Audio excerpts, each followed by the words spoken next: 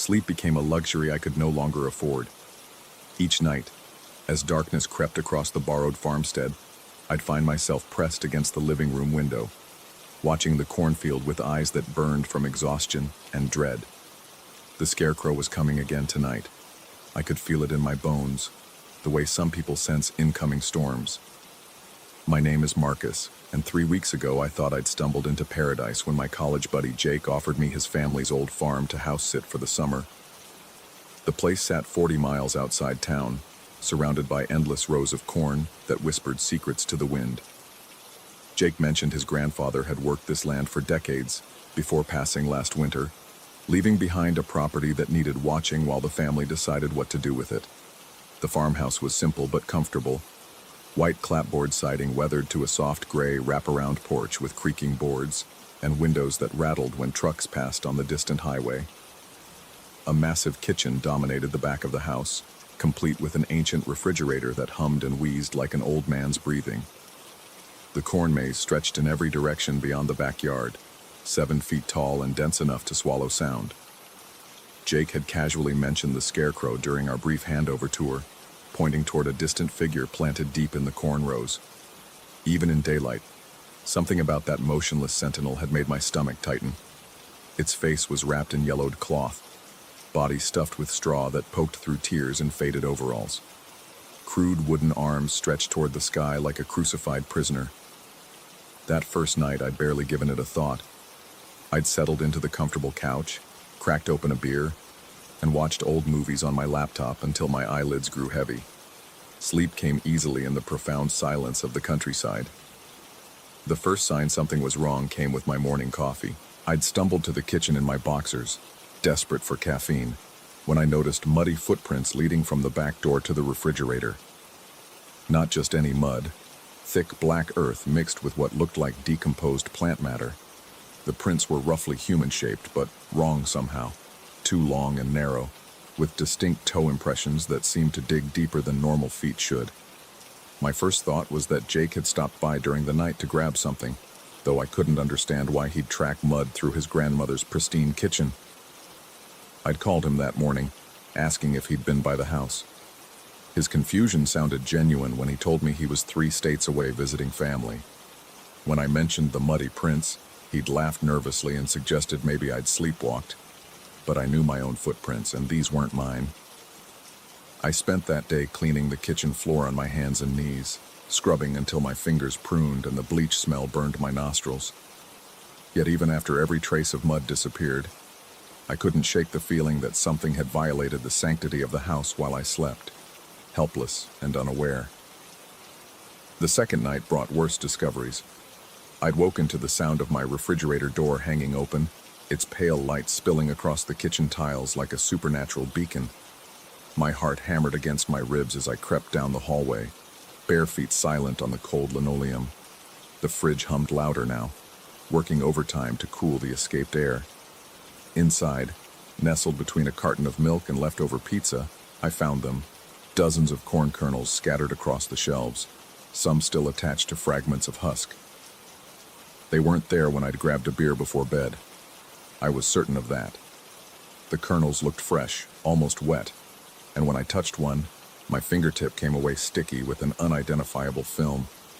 Sleep proved impossible after that. I'd paced the house until dawn, checking and rechecking every door and window. All remained locked from the inside. No broken glass, no scratched wood around the locks, no sign of forced entry. Yet someone, or something, had been inside my temporary sanctuary. The corn kernels continued appearing nightly, sometimes in the fridge, sometimes scattered across the kitchen counter like offerings left by an unseen visitor. I started staying awake, positioning myself where I could watch both the kitchen and the cornfield through the back windows. That's when I first saw it move. The scarecrow stood in the same spot where Jake had pointed it out, roughly 100 yards from the house. In daylight, it appeared motionless, just another piece of farm equipment designed to frighten birds. But as darkness fell on my 4th night there, I watched its silhouette shift against the star-filled sky. The movement was subtle at first, a slight turn of the head, an adjustment of posture that could have been tricks of shadow and moonlight. I pressed my face against the cool glass, breath fogging the window as I strained to see clearly. My pulse thundered in my ears, drowning out the gentle rustling of corn leaves. Then it stepped forward. The motion was unmistakably deliberate, impossibly fluid for something that should have been an inanimate collection of straw and fabric. One moment it stood rooted among the corn stalks. The next it had moved 3 feet closer to the house. My throat constricted, trapping my breath like a physical object lodged in my windpipe. I fumbled for the heavy flashlight Jake had left on the kitchen counter, hands trembling so violently I nearly dropped it twice. The beam cut through the darkness, illuminating swaying corn but nothing else. The scarecrow had vanished. My legs gave out, sending me sliding down the kitchen wall until I sat on the floor, flashlight clutched against my chest. The rational part of my mind insisted I'd imagined the whole thing. Stress, isolation, and too little sleep combining to create hallucinations. But my body knew better. Every nerve ending screamed that something predatory lurked just beyond the light, watching and waiting. I didn't sleep that night, or the next. Instead, I maintained a vigil by the window, flashlight at the ready, eyes burning from the strain of peering into darkness. The scarecrow remained motionless during these observations, but each morning brought fresh evidence of nocturnal visitation. Muddy footprints, scattered corn kernels, and increasingly, something far more disturbing. Seeds had begun sprouting throughout the house. I first noticed them on the 6th morning, tiny green shoots pushing through cracks in the kitchen tile grout. By afternoon, more had appeared near the baseboards in the living room. The next day brought a cluster growing from beneath the bathroom threshold. They looked like corn seedlings in their earliest stage, pale and fragile, but undeniably alive. The sight of plants growing inside the house triggered a primal revulsion that made my skin crawl. This wasn't just trespassing or vandalism. This was colonization. Something was transforming the farmhouse into an extension of the cornfield, blurring the boundaries between cultivated land and human habitation. I spent entire days pulling up the seedlings, only to find twice as many the following morning. They grew with supernatural speed, some reaching 2 inches overnight despite having no soil or adequate light. When I tried to block potential entry points with caulk and steel wool, new sprouts simply appeared elsewhere, as if the entire house had become fertile ground for whatever force was orchestrating this invasion. Sleep deprivation was taking its toll. My hands shook constantly now, and my vision blurred around the edges. Simple tasks like making coffee or checking my phone required enormous concentration. I'd started talking to myself, having conversations with an empty house just to hear human voices, even if they were my own. But I couldn't leave. Not yet. Something kept me anchored to that place, a morbid fascination with whatever was happening. I needed to understand what wanted something from me, what message it was trying to convey through scattered corn and impossible plant growth. The revelation came on the 10th night, when I finally caught the scarecrow in motion.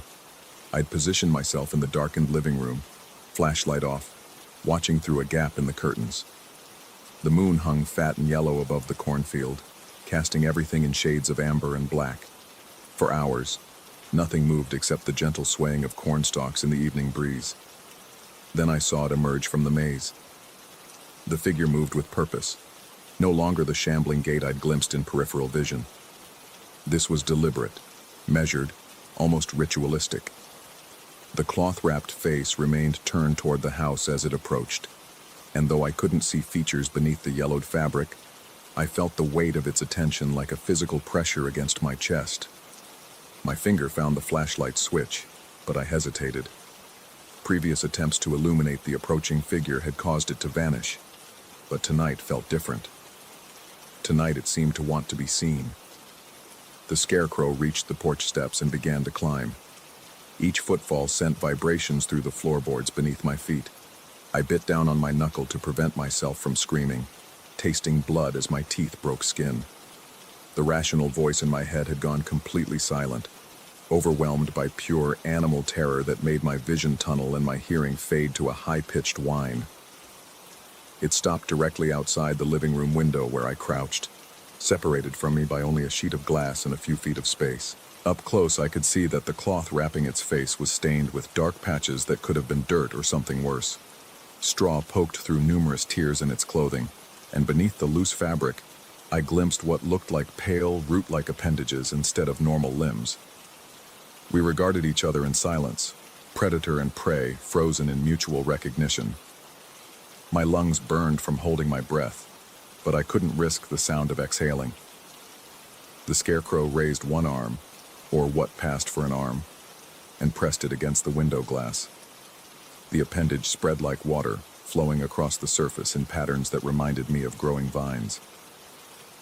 Then it spoke, though its words came not through the glass but from everywhere at once, vibrating through the floorboards and walls, as if the entire house had become a resonating chamber.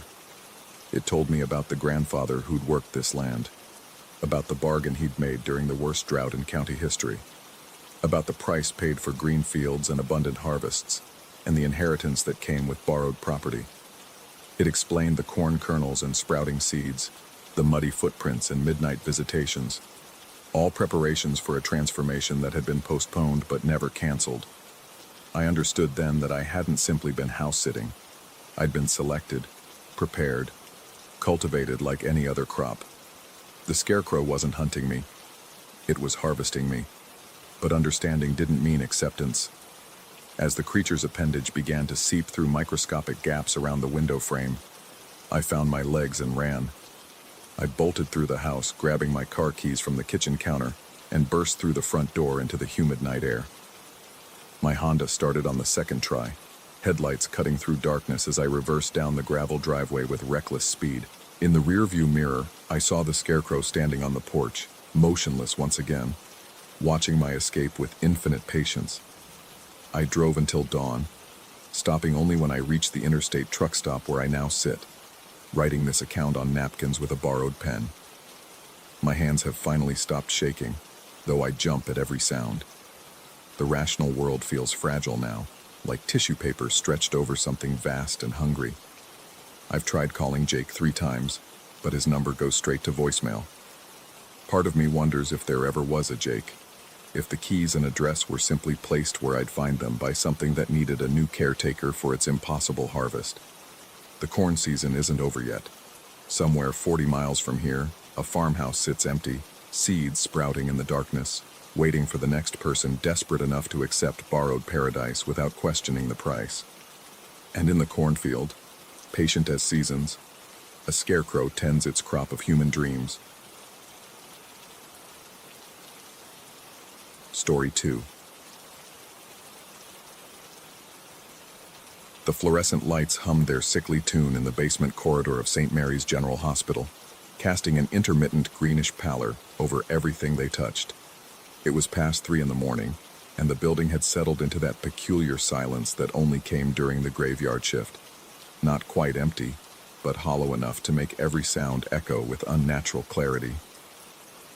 I had been working night shifts in the laundry department for 6 months now, ever since my divorce left me needing the extra pay differential.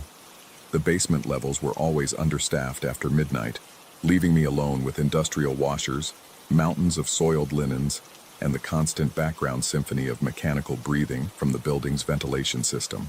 Most nights, I could lose myself in the routine, letting muscle memory guide my hands while my mind wandered elsewhere. But tonight felt different. Tonight, the shadows seemed deeper, and the familiar sounds carried an edge that made the hair on my arms stand at attention.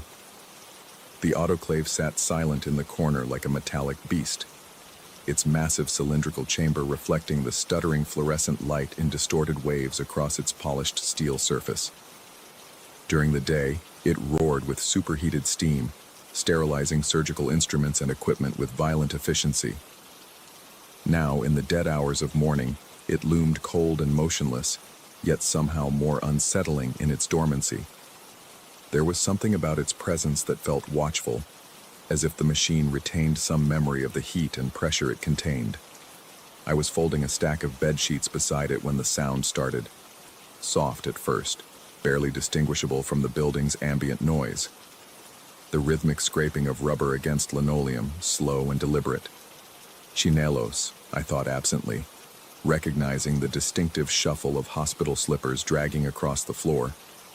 Someone walking the halls above me, probably a patient unable to sleep, pacing the corridors as so many did during these restless hours.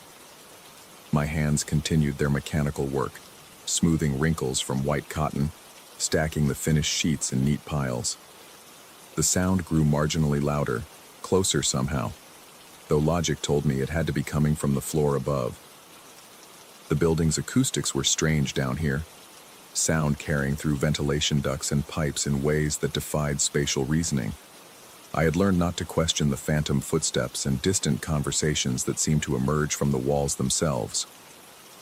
But then the rhythm changed.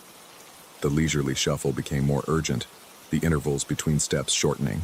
Someone was walking faster now, their slippers slapping against the floor with increasing tempo. My hands slowed in their folding, unconsciously matching the accelerating cadence above. The sound was getting clearer, more defined, and with growing unease, I realized it wasn't coming from upstairs at all.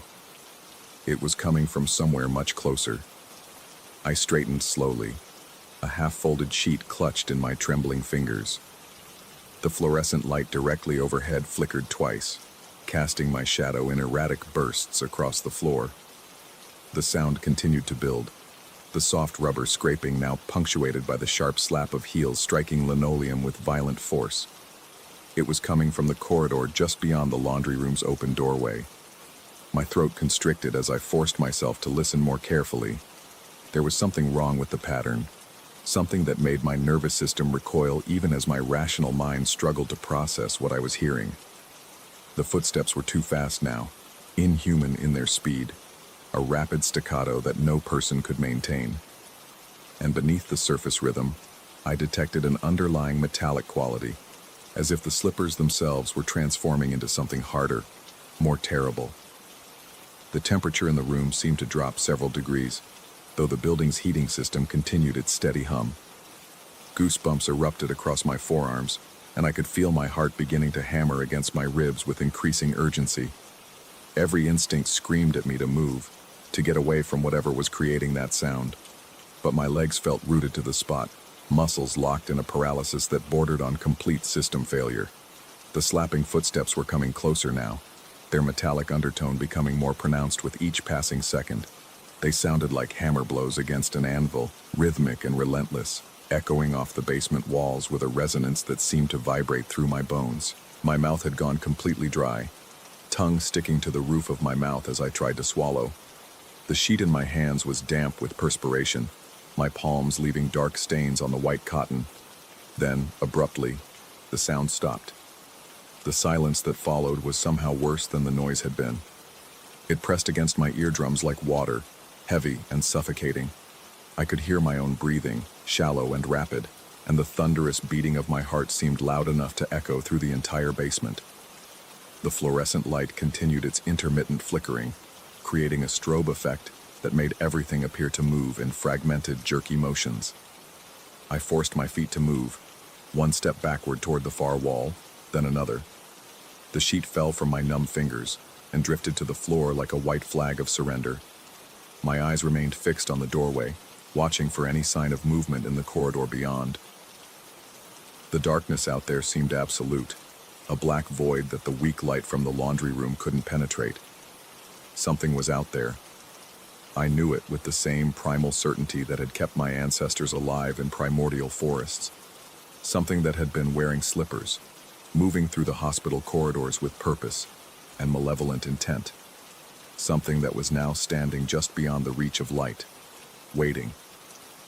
My back pressed against the wall next to the autoclave, the cold steel surface shocking against my skin even through my uniform shirt.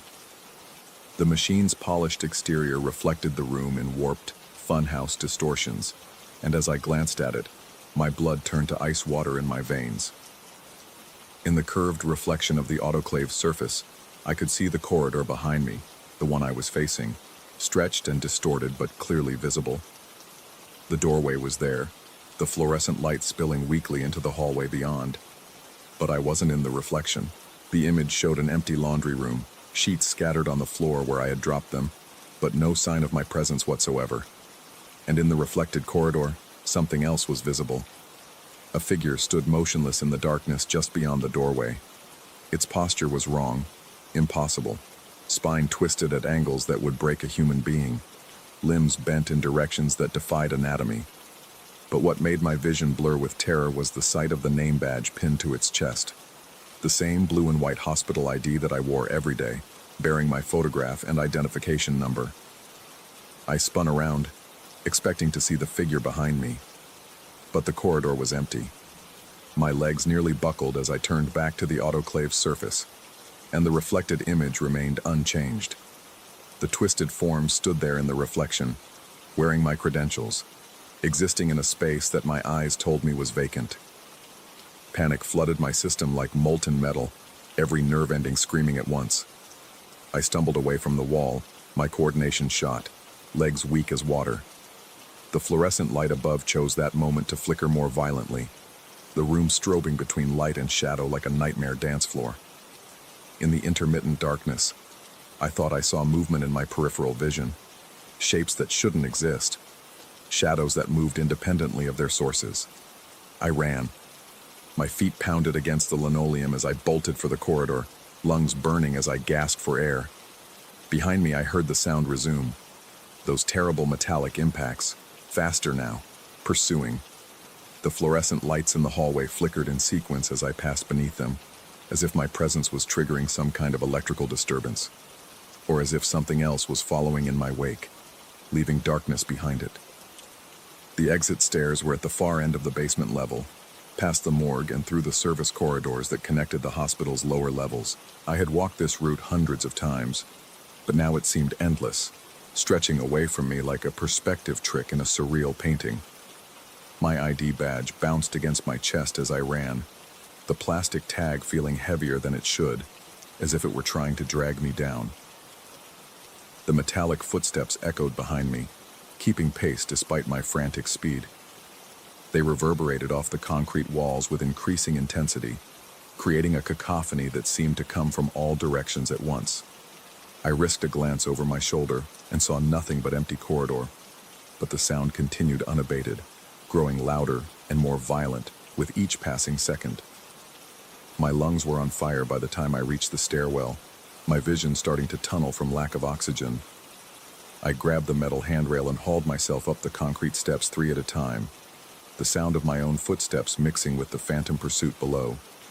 The stairwell's emergency lighting cast harsh shadows on the walls, and I could see my own silhouette stretching and contracting as I climbed. At the main floor landing, I fumbled with my key card, hands shaking so violently I could barely swipe it through the reader. The electronic lock beeped twice before finally disengaging, and I burst through the door into the hospital's main corridor. The familiar sounds of the night shift, distant monitors beeping, the soft murmur of nurses' stations, the gentle hum of elevators, washed over me like a blessing. I collapsed against the wall, gasping for breath, my entire body trembling with exhaustion and terror. The normal sounds of the hospital, sounds I had always found somewhat eerie during night shifts, now seemed like a symphony of comfort and sanity. Other people were nearby, living people going about their necessary work, and their presence alone was enough to begin calming my shattered nervous system. But as my breathing started to return to normal, I became aware of something that made my blood pressure spike once again. My ID badge was missing. The lanyard was still around my neck, but the plastic card that bore my photograph and identification was gone. I must have lost it during my frantic escape, though I couldn't remember feeling it tear away. The implications hit me like a physical blow. If something else was wearing my badge, something with my identification, what would happen when security reviewed the cameras? What would they see? A figure moving through the basement levels carrying credentials that proved it belonged there, even if that figure wasn't quite human in its proportions or movements. I spent the rest of my shift on the main floors, helping with patient transport and other duties that kept me around other staff members. I told my supervisor that I had lost my badge and needed a replacement, explaining that the clip must have broken during my work in the laundry. He grumbled about the replacement fee but didn't question the story. But I never went back to the basement levels, not even when explicitly ordered to do so. I found excuses, traded assignments with other workers, even took disciplinary action rather than return to those subterranean corridors. Because sometimes, Late at night, when the hospital was at its quietest, I would hear the sound drifting up through the ventilation system, the rhythmic metallic impact of something that had once been footsteps, now transformed into a percussion of malevolence that echoed through the building's bones. And I knew that somewhere in those basement corridors, something was still walking, something that wore my face on its credentials, moving through spaces where the living weren't meant to go, serving a purpose I couldn't comprehend but desperately feared I might one day understand. The hospital administration eventually found my original badge during a maintenance inspection of the basement levels. It was discovered pinned to the wall next to the autoclave, at exactly eye level, as if someone had carefully placed it there for display. The plastic was warped and melted around the edges, as though it had been exposed to intense heat, but my photograph was still clearly visible. When they returned it to me, I noticed something that made my hands shake all over again. In the photograph, my eyes seemed to be looking in a slightly different direction than I remembered, and there was an expression on my face that I had never seen in a mirror. A look of recognition, as if I had been seeing something terrible at the moment the picture was taken. I kept the badge, but I never wore it again. Some nights, when sleep eluded me and the world felt particularly thin around the edges, I would take it out and study my own face in that plastic rectangle, wondering what my reflection had witnessed in those basement corridors and whether some part of me was still down there, walking eternally through the darkness in footsteps that had transformed into something that no longer belonged to the world of the living.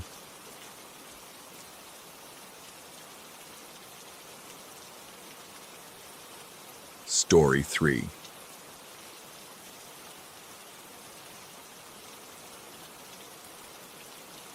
Some places on Earth shouldn't exist. The Black Rock Plateau was one of them, a geological impossibility that defied every textbook I'd ever studied, every principle I'd learned in 20 years of fieldwork. 300 feet of pure obsidian rising from the Nevada desert like a monument to something ancient and wrong. I'd been camped on its summit for 3 days, documenting rock formations that had no business being there. The obsidian showed no signs of volcanic activity, no ash layers, no pyroclastic flows. It simply existed, as if someone had carved it from the Earth's nightmares and left it to bake under the desert sun. The silence up there was absolute. No wind, no insects, no distant highway hum. Just the sound of my own breathing, and the scratch of pencil against paper as I filled my field notebook with measurements that made no sense. That's why the voices hit me like a physical blow. I was hunched over my equipment at 2:47 a.m., adjusting the spectrometer for another mineral analysis, when the first whisper drifted up from the void below. My name. Not Dr. Harrison, not Professor, not even the shortened Jake that everyone used. My full given name, the one buried on birth certificates and forgotten tax forms, the one I'd trained myself never to use. Researcher, oh researcher. The voice was female, melodic, carrying an accent I couldn't place.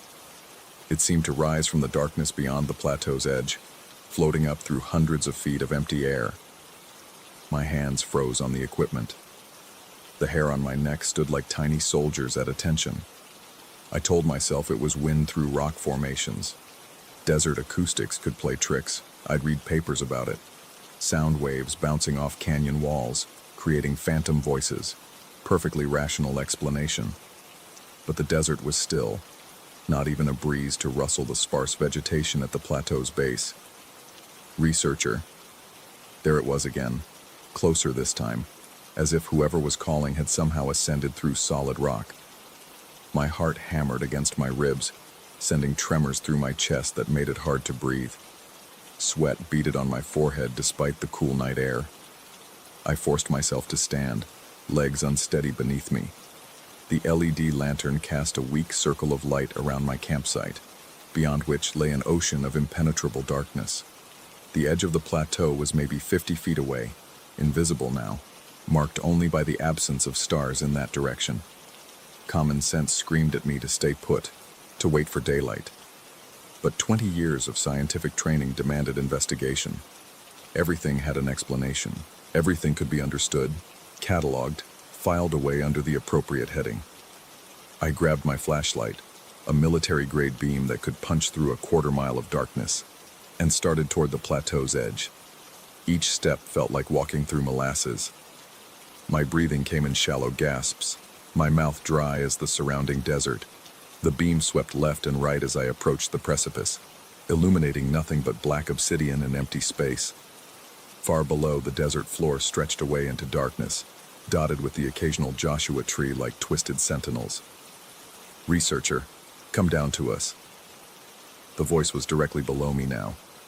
I leaned forward, flashlight beam probing the cliff face. The obsidian was smooth as glass, offering no handholds, no ledges where someone could hide. Yet the voice was unmistakably rising from somewhere down there. My hands shook as I adjusted the flashlight's focus, trying to penetrate deeper into the darkness. The beam caught something, a discoloration in the rock face about 30 feet down. Not natural weathering.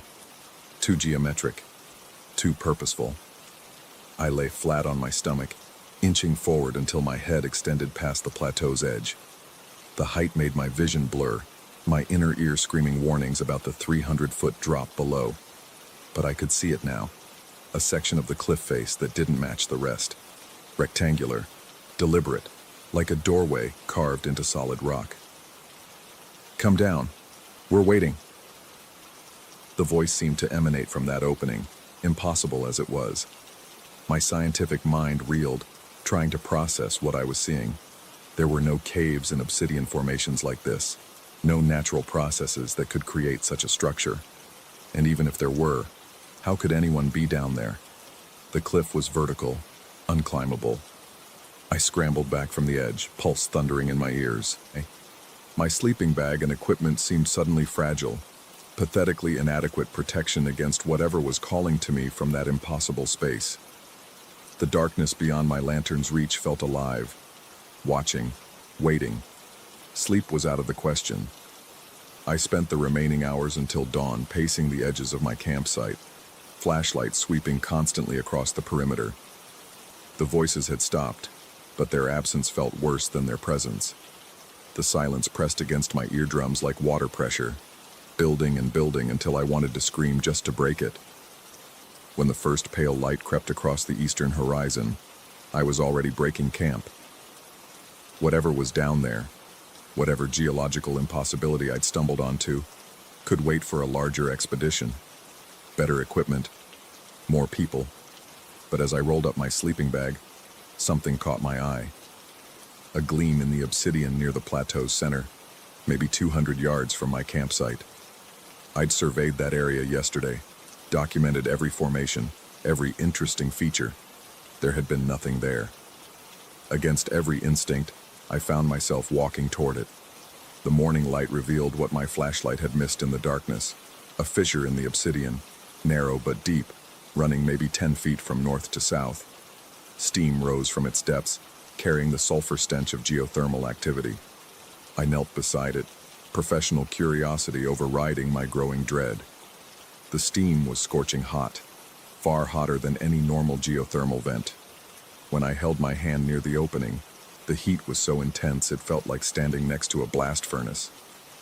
And there was something else. A sound from deep within the fissure, not the bubble and hiss of boiling water, but something rhythmic.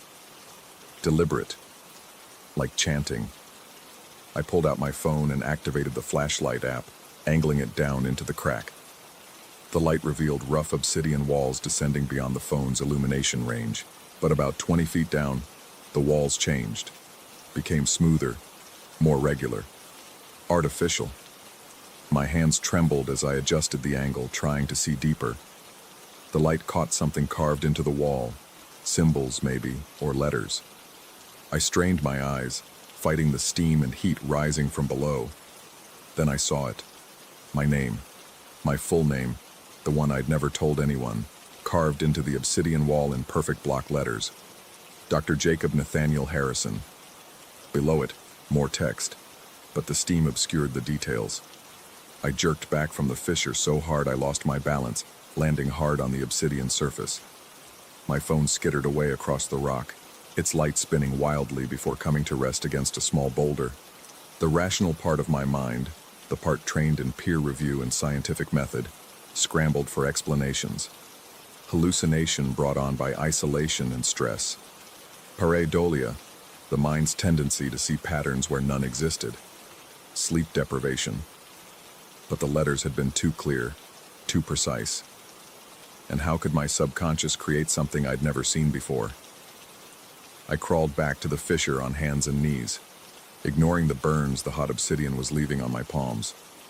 The steam had intensified, rising in thick columns that made my eyes water. But I could still see the carving, could still make out my name etched into impossible stone. The chanting from below had grown louder, more distinct. Multiple voices now, all female, all calling in that same melodic tone I'd heard in the darkness.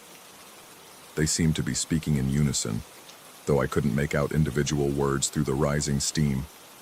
As I watched, horrified and fascinated, water began to seep from the carved letters. Not the clear condensation you'd expect from steam, but something darker, thicker. It ran down the fissure walls in slow rivulets, carrying with it the metallic tang of old blood. The liquid was boiling hot.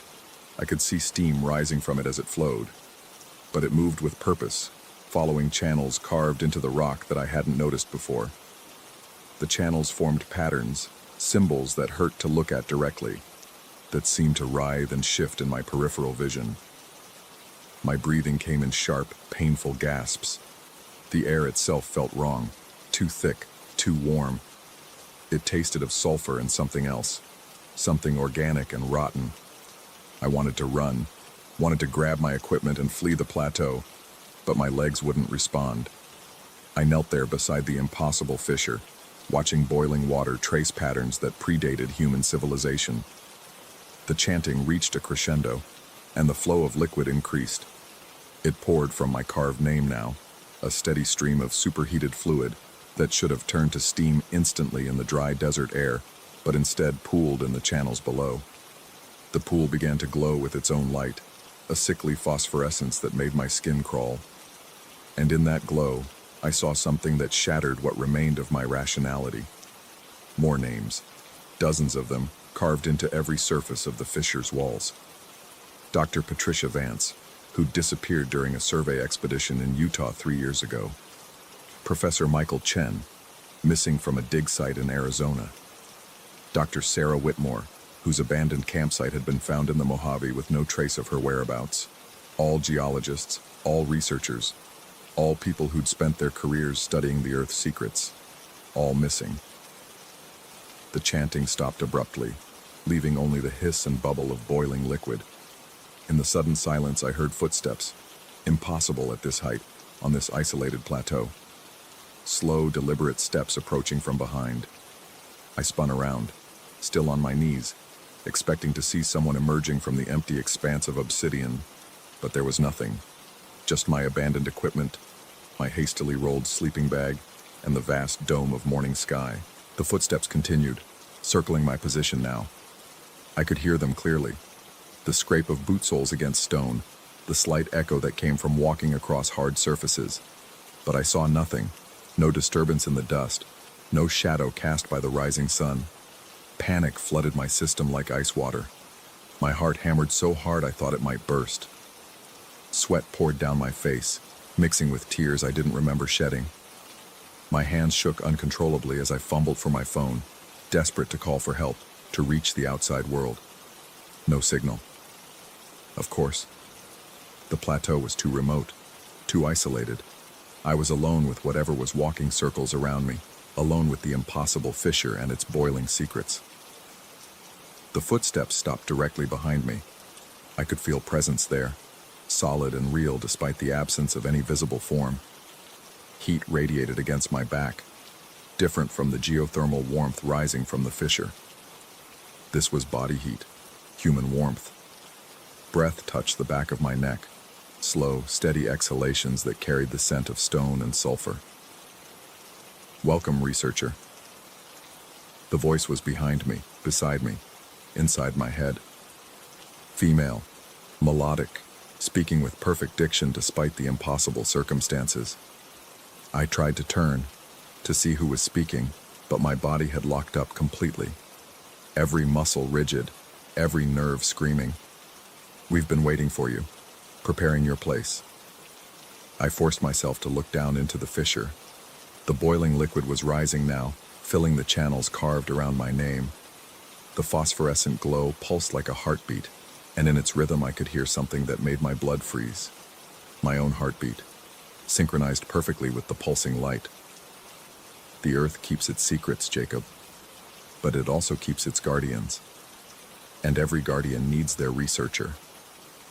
Understanding crashed over me like a physical blow.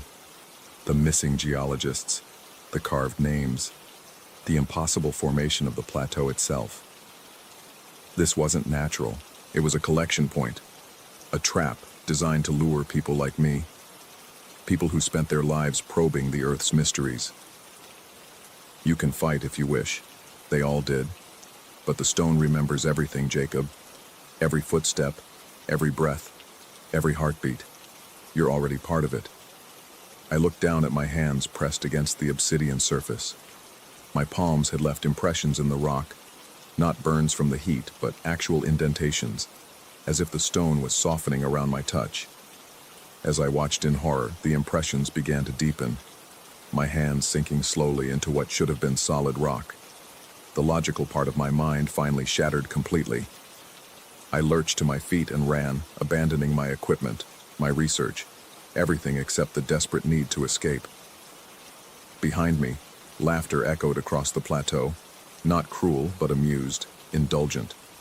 I reached the edge where I'd anchored my climbing rope and rappelled down the cliff face without checking my equipment, without ensuring proper safety protocols. The desert floor rushed up to meet me, and I hit the ground running, stumbling through sagebrush and over rock formations. My truck was parked 2 miles away. I made it in 20 minutes, my lungs burning, my legs screaming with exhaustion. The keys slipped from my shaking hands 3 times before I managed to start the engine. As I drove away, I made the mistake of looking back in the rearview mirror. The plateau rose behind me like a black finger pointing at the sky, and on its summit, I could see figures moving, small and distant, but unmistakably human. They stood at the edge, watching my retreat. One of them raised a hand and waved. I drive fast through the desert, radio crackling with static, cell phone dead weight in my pocket. The miles between me and the plateau grow, but the distance feels meaningless. In my mind I can still hear the chanting, still see my name carved into impossible stone, and somewhere in the depths of my terror, a new understanding takes root. The earth does keep its secrets, but it also marks those who try too hard to uncover them. I've been marked now, and I know with the certainty of stone and sulfur that someday I'll return to the plateau, not by choice but by compulsion, drawn back like iron filings to a magnet, because the stone remembers everything, and it never lets go. Story 4.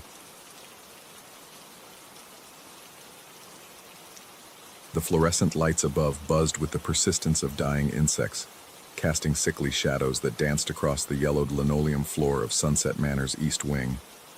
The smell hit you first, a cocktail of disinfectant, stale urine, and something else, something that reminded me of wet earth after heavy rain.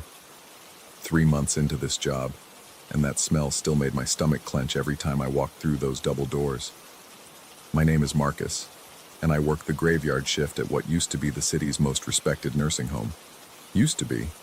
Now it's where families dump the relatives they can't handle anymore, the ones whose minds have wandered too far into territories that make normal people uncomfortable. The pay is decent enough for someone with my background, which isn't much, and the night shift means fewer supervisors breathing down my neck. But there are things about this place that the day staff doesn't see, things that only emerge when the sun goes down and the building settles into its nocturnal rhythm. The first night I noticed something was wrong. I'd been making my rounds through the east wing around 2 in the morning. Most residents were deep in medicated sleep, but Mrs. Adelia Santos, room 247, was sitting upright in her bed, her eyes wide open and fixed on the ceiling. Her lips moved constantly, producing sounds that definitely weren't English, Spanish, or Portuguese, despite her Brazilian heritage according to her file. I'd paused outside her door, clipboard in hand, listening to the strange syllables that seemed to roll off her tongue like water over stones. The sounds had a rhythm to them, almost musical, but there was something fundamentally wrong about the melody. It reminded me of those recordings of whale songs played backwards, beautiful yet deeply unsettling. When I'd checked on her the next morning before my shift ended, she was sleeping peacefully, no trace of the nighttime agitation. I'd mentioned it to the day nurse, Sandra, who just shrugged and told me that many dementia patients have disrupted sleep cycles. The medication sometimes caused vivid dreams or hallucinations, but it happened again the next night, and the next. By the end of my first week, I'd started timing Mrs. Adelia's episodes. They began precisely at 1:47 a.m. and lasted exactly 43 minutes. During those periods, she would sit upright, her frail body rigid as a board, and speak in that impossible language. Her voice, normally weak and raspy from age, became strong and clear during these sessions, carrying through the thin walls with an authority that made other residents stir uneasily in their sleep. I started avoiding her room during those times, telling myself it was to respect her privacy. But the truth was simpler and more shameful. The sound of her voice made my skin crawl. There was something primal in my brain that recognized danger in those foreign syllables, even though I couldn't understand why. The building itself seemed to respond to Mrs. Adelia's midnight rituals. During her episodes, the old radiators would begin clanking with unusual intensity, despite the mild October weather. The fluorescent lights would flicker more aggressively, and I'd often hear what sounded like footsteps in the empty corridors, though I was the only staff member on duty. One night, about 3 weeks into the job, I was completing my medication rounds when I heard Mrs. Adelia's voice begin its nightly chant. But this time, something was different. The usual rhythmic quality was gone, replaced by what sounded like urgency, almost desperation. Her voice rose and fell in patterns that made my teeth ache, and I found myself walking toward her room before I'd consciously decided to do so. The hallway leading to room 247 felt longer than usual, stretching ahead of me like a tunnel. The overhead lights flickered more violently with each step I took, creating a strobe effect that made the peeling paint on the walls seem to writhe and shift. My heartbeat thundered in my ears, and I could feel sweat beginning to form along my hairline despite the building's perpetual chill. When I reached her doorway, I stopped. Mrs. Adelia was no longer sitting upright. She was standing beside her bed, her back to me, facing the window that looked out onto the facility's overgrown garden. Her hospital gown hung loose on her skeletal frame, and her white hair, usually pinned back neatly, hung in wild strands around her shoulders. The sounds coming from her throat had changed again. They were lower now, more guttural, and they seemed to be coming from somewhere deeper than her vocal cords should have allowed. The air in the room felt thick, almost viscous, and breathing became an effort that required conscious thought. I should have backed away. Every instinct I possessed was screaming at me to retreat, to return to the nurse's station and wait for morning. Instead, I stepped into the room. The moment my foot crossed the threshold, Mrs. Adelia's voice stopped. The sudden silence was more terrifying than the chanting had been.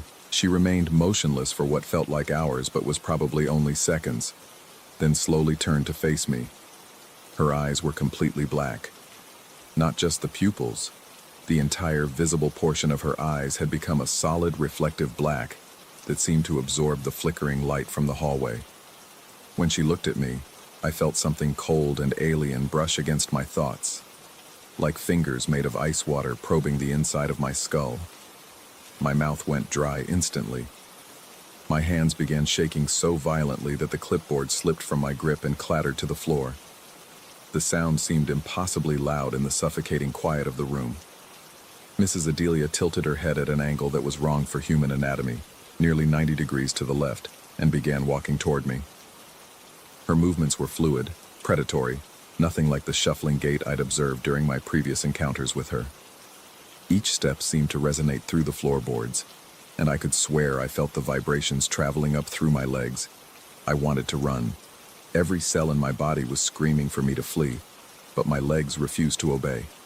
I stood frozen as she approached, watching those impossible black eyes grow larger as the distance between us diminished.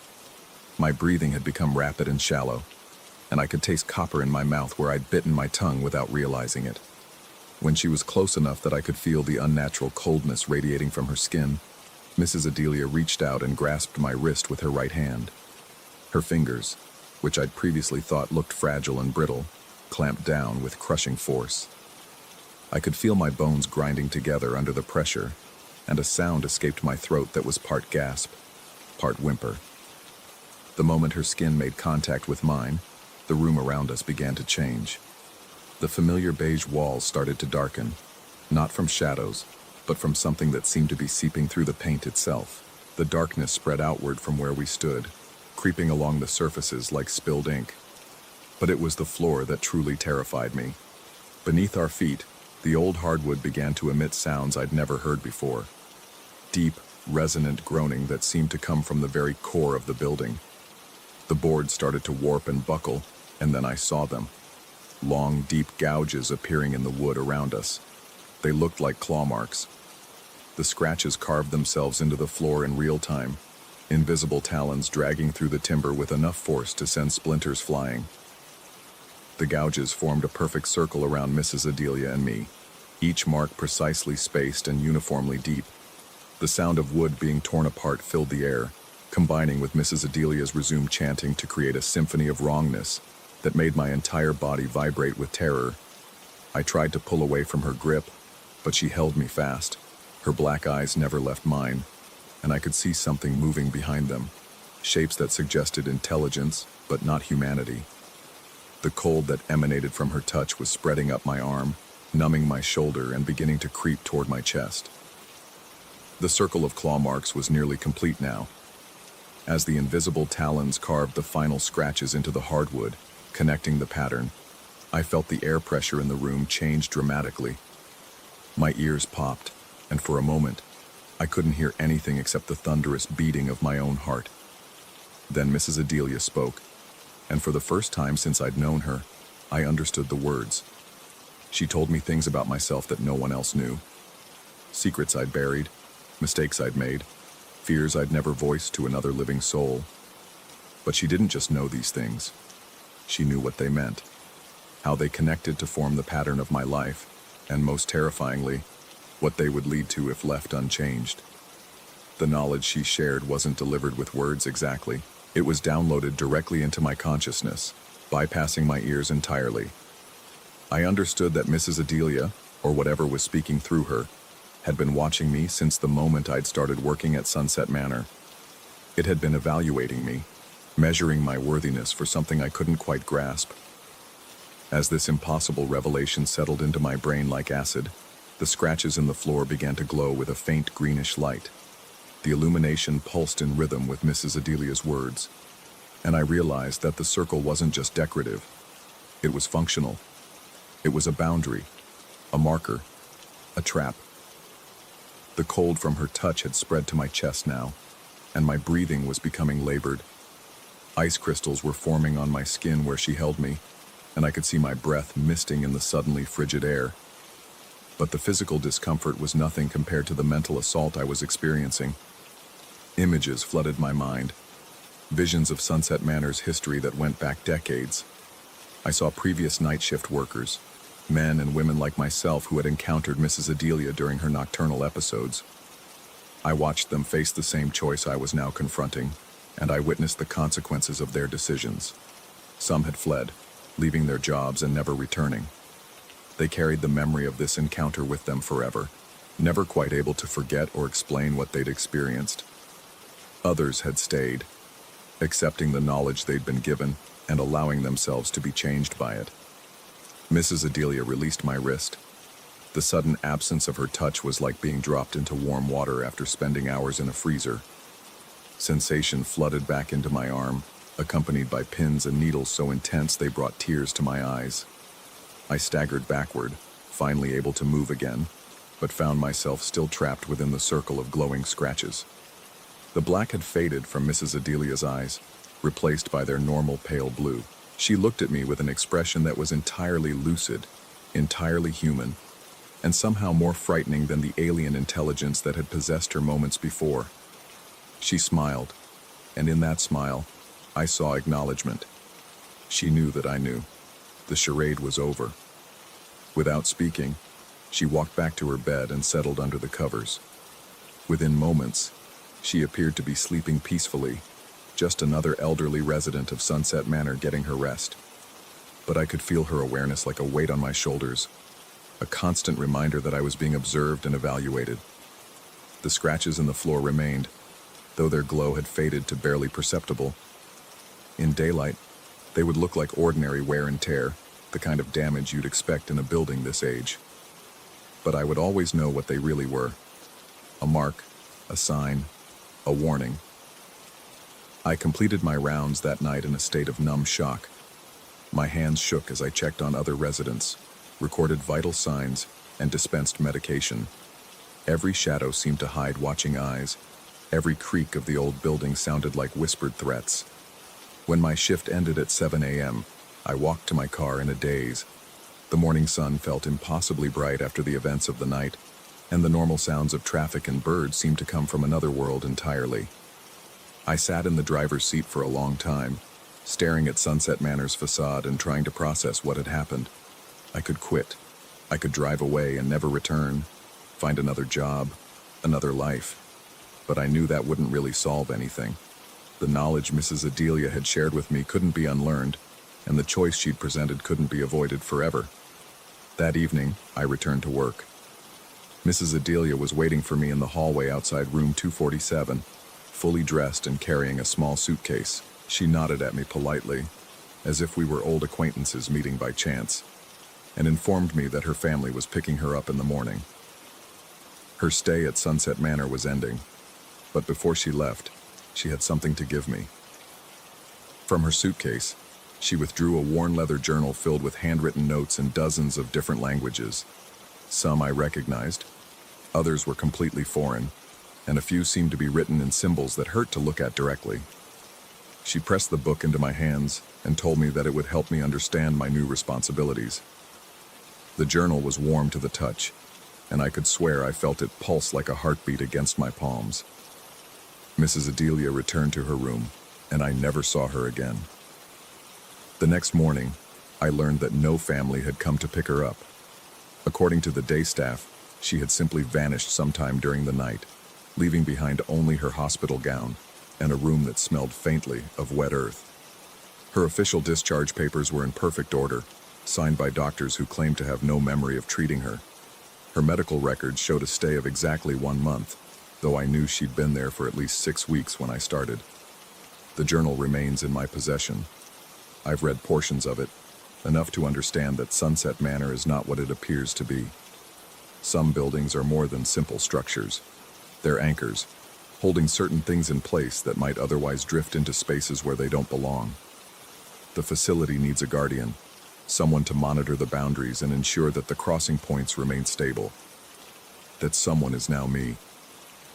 I still work the night shift, making my rounds and checking on residents. But my real job begins at 1:47 a.m., when the walls grow thin and other things begin to stir. The journal has taught me what to watch for, what to allow, and what must be stopped before it fully manifests.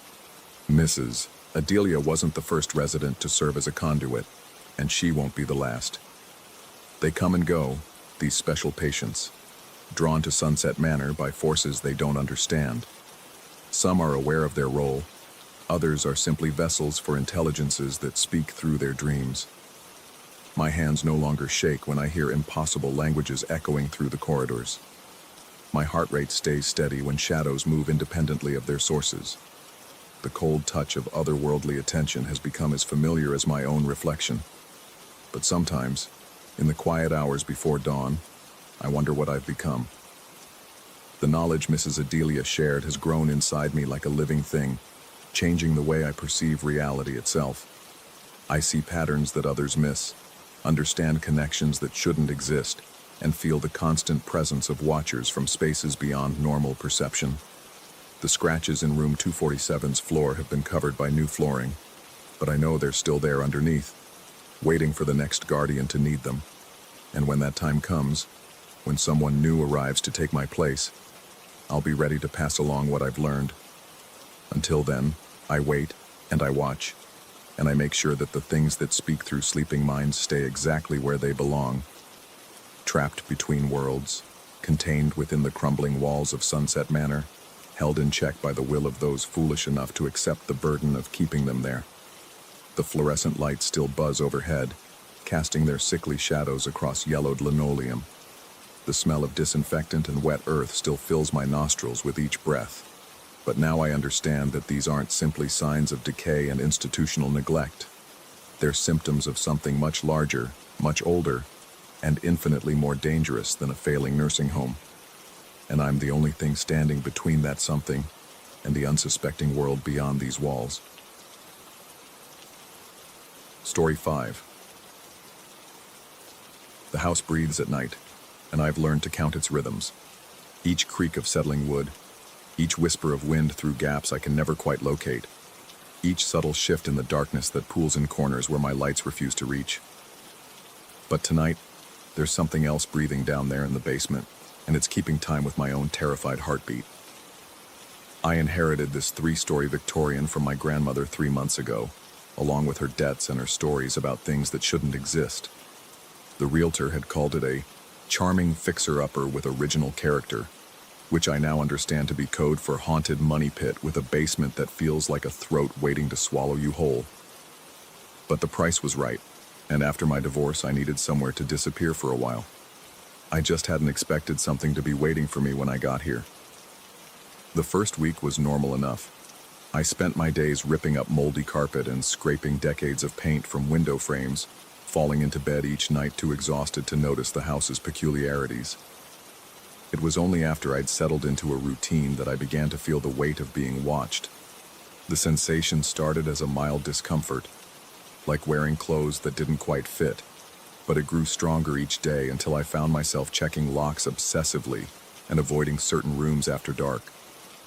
The basement had been the worst from the beginning. It stretched the full length of the house, divided into several rooms by crude wooden partitions that looked like they'd been added as afterthoughts. The ceiling was low enough that I had to duck in places, and the concrete floor was stained with substances I preferred not to identify. The single bulb that hung from a frayed cord cast harsh shadows that seemed to move independently of any light source, and the air down there always tasted metallic, like sucking on old pennies. My grandmother had used it for storage, filling it with boxes of photographs, old furniture, and the accumulated detritus of 8 decades of life. I'd been meaning to sort through it all, but something about the space made my skin crawl. Every time I descended those creaking wooden stairs, my body would tense with primitive alarm, my breathing would shallow, and my hands would develop a fine tremor that I couldn't quite control. It was as if some ancient part of my brain recognized danger that my conscious mind couldn't process. After 2 weeks of increasing unease, I'd finally broken down and installed a security system. Nothing fancy, just motion sensors connected to an app on my phone, with a small camera in each major room. I told myself it was practical, a way to monitor the house when I was at work. But truthfully, I needed proof that I wasn't losing my mind. The feeling of being observed had become so intense that I'd started talking to myself just to break the oppressive silence. And I'd caught myself checking over my shoulder so frequently that my neck had developed a permanent ache. The first sensor to trigger had been in the living room on a Tuesday night. My phone had buzzed at 2:17 a.m., jolting me from uneasy sleep with its harsh notification tone.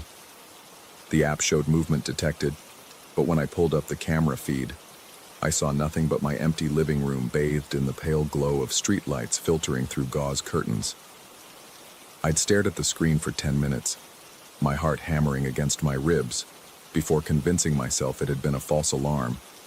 Maybe a mouse, or the house settling, or the sensor's sensitivity set too high. The second trigger had come from the kitchen the following night, again in the early morning hours when sleep was lightest and shadows held the most power. This time I'd crept downstairs with a baseball bat clutched in sweating palms, every board groaning under my feet like a betrayal. But the kitchen had been empty, everything exactly as I'd left it.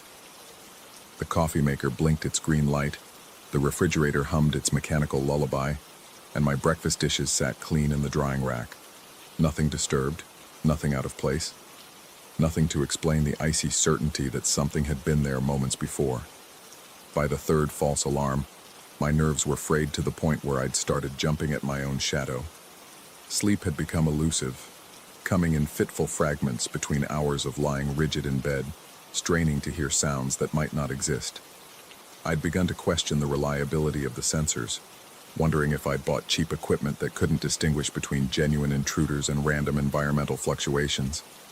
But then came the first basement alarm. The notification had pierced the 3 a.m. silence like a digital scream, and I'd bolted upright with such violence that I'd nearly fallen out of bed. My phone screen blazed in the darkness, showing movement detected in the basement storage room. My hands were shaking so badly I could barely navigate to the camera feed, my heart rate spiking to a pace that made my vision blur at the edges. The basement camera showed only darkness, not the normal darkness of a room without lights, but an absolute black void that seemed to absorb the camera's infrared illumination. I could see the concrete floor near the stairs, the bottom edges of some storage boxes, but beyond that, nothing. Just an impenetrable wall of shadow that the camera couldn't penetrate. And then I heard it through the phone speaker, a sound that made every muscle in my body lock tight with primal terror. Breathing, deep, deliberate respirations that came with mechanical regularity, each exhale lasting exactly 3 seconds, each inhale taking 2. The sound was too clear, too close to the microphone, as if whatever was breathing was standing directly next to the camera. I'd listened for what felt like hours, but was probably only minutes. My own breath held until my lungs burned, afraid that any sound I made might alert whatever was down there to my presence upstairs. The breathing continued without variation, neither speeding up nor slowing down, as steady and inevitable as a metronome. When it finally stopped, the silence that followed was somehow worse than the sound itself. Sleep had been impossible after that. I'd spent the rest of the night sitting in my bedroom with the baseball bat across my knees, checking the camera feed every few minutes.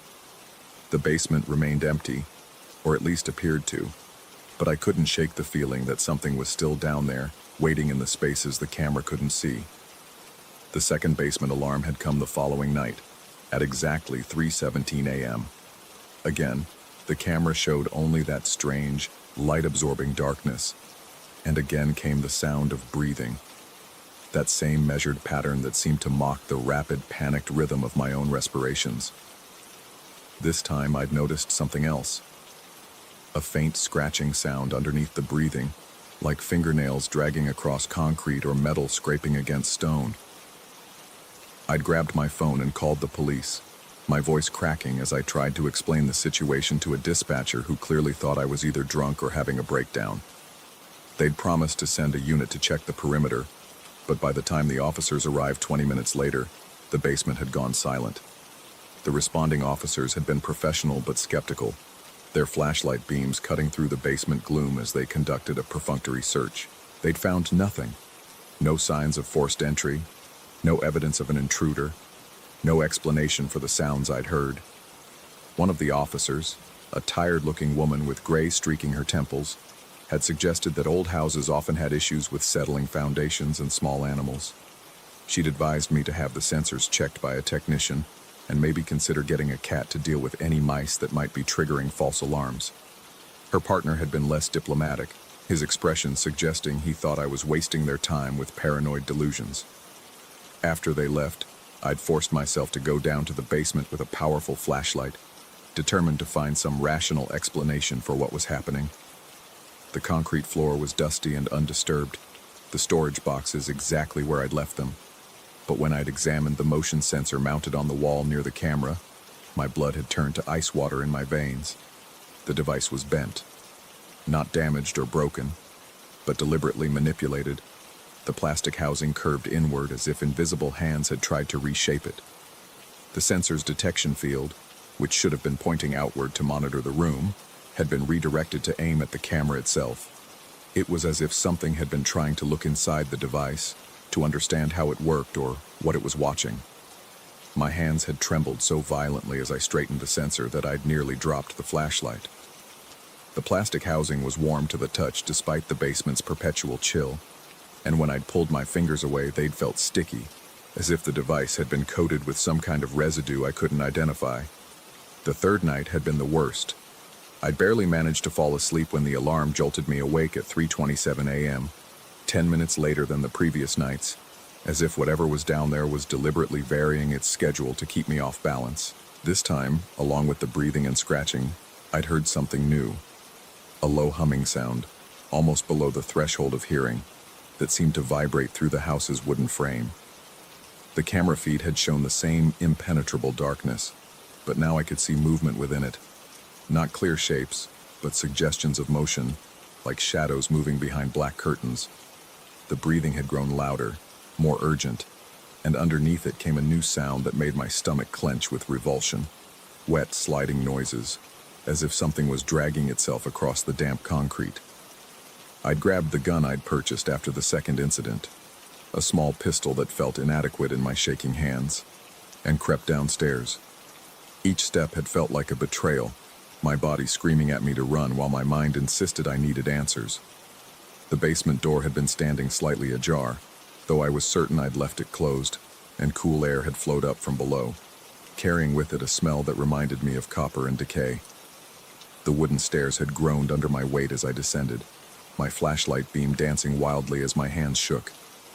The basement had appeared empty, just storage boxes and shadows, but the motion sensor had been bent again, this time almost double, as if something had been trying to fold it in half.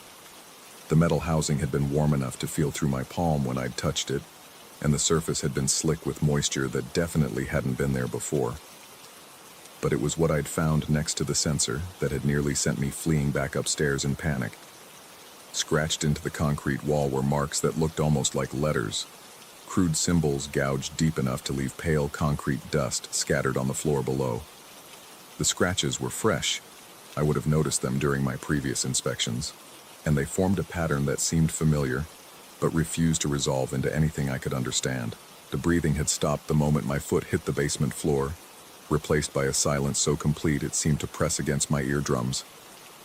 But I'd felt watched, observed with an intensity that made my skin crawl and my scalp prickle with electric awareness. Something had been down there with me, something that was now perfectly still, perfectly quiet, waiting to see what I would do. I'd spent less than 5 minutes in the basement that third night, but it had felt like hours. Every shadow had seemed to pulse with potential movement. Every sound of the old house settling had made me spin toward empty corners with my gun raised. When I'd finally retreated upstairs, I'd locked the basement door and shoved a chair under the handle, as if thin wood and cheap hardware could keep out whatever was claiming territory in the space below. The fourth night, I'd made a decision that I knew was either brilliant or completely insane. I was going to stay awake and wait. I'd positioned myself in the kitchen with a clear view of the basement door, my gun within easy reach, and my phone set to record everything. If something was living in my basement, if some intruder had found a way in that I couldn't detect, I was going to catch them in the act. The hours had crawled by with agonizing slowness. I'd drunk enough coffee to make my hands shake independently of fear, and I'd checked the basement camera feed so many times that my phone's battery had begun to drain. But as 3 a.m. approached, my nerves had stretched to their breaking point. The house had seemed to grow more oppressive with each passing minute, the shadows deeper, the silence more pregnant with unspoken threats. At 3:37 a.m., the alarm had sounded. This time I'd been ready. I'd switched to the camera feed immediately, my heart pounding, but my mind sharp with caffeine and adrenaline. The basement had appeared empty as always, shrouded in that same light-swallowing darkness. But I'd been watching when the breathing started, and this time, I'd seen something that made my blood freeze in my veins. The darkness had been moving. Not the random shifts of shadow and light that I'd noticed before, but deliberate, purposeful movement, as if the absence of light itself was alive and aware. The breathing had started soft, but had grown louder with each cycle, and underneath it came new sounds. Wet, organic noises that spoke of things that shouldn't exist, dragging themselves across concrete. But it was when I'd seen the sensor begin to bend that I'd known I was dealing with something beyond my understanding.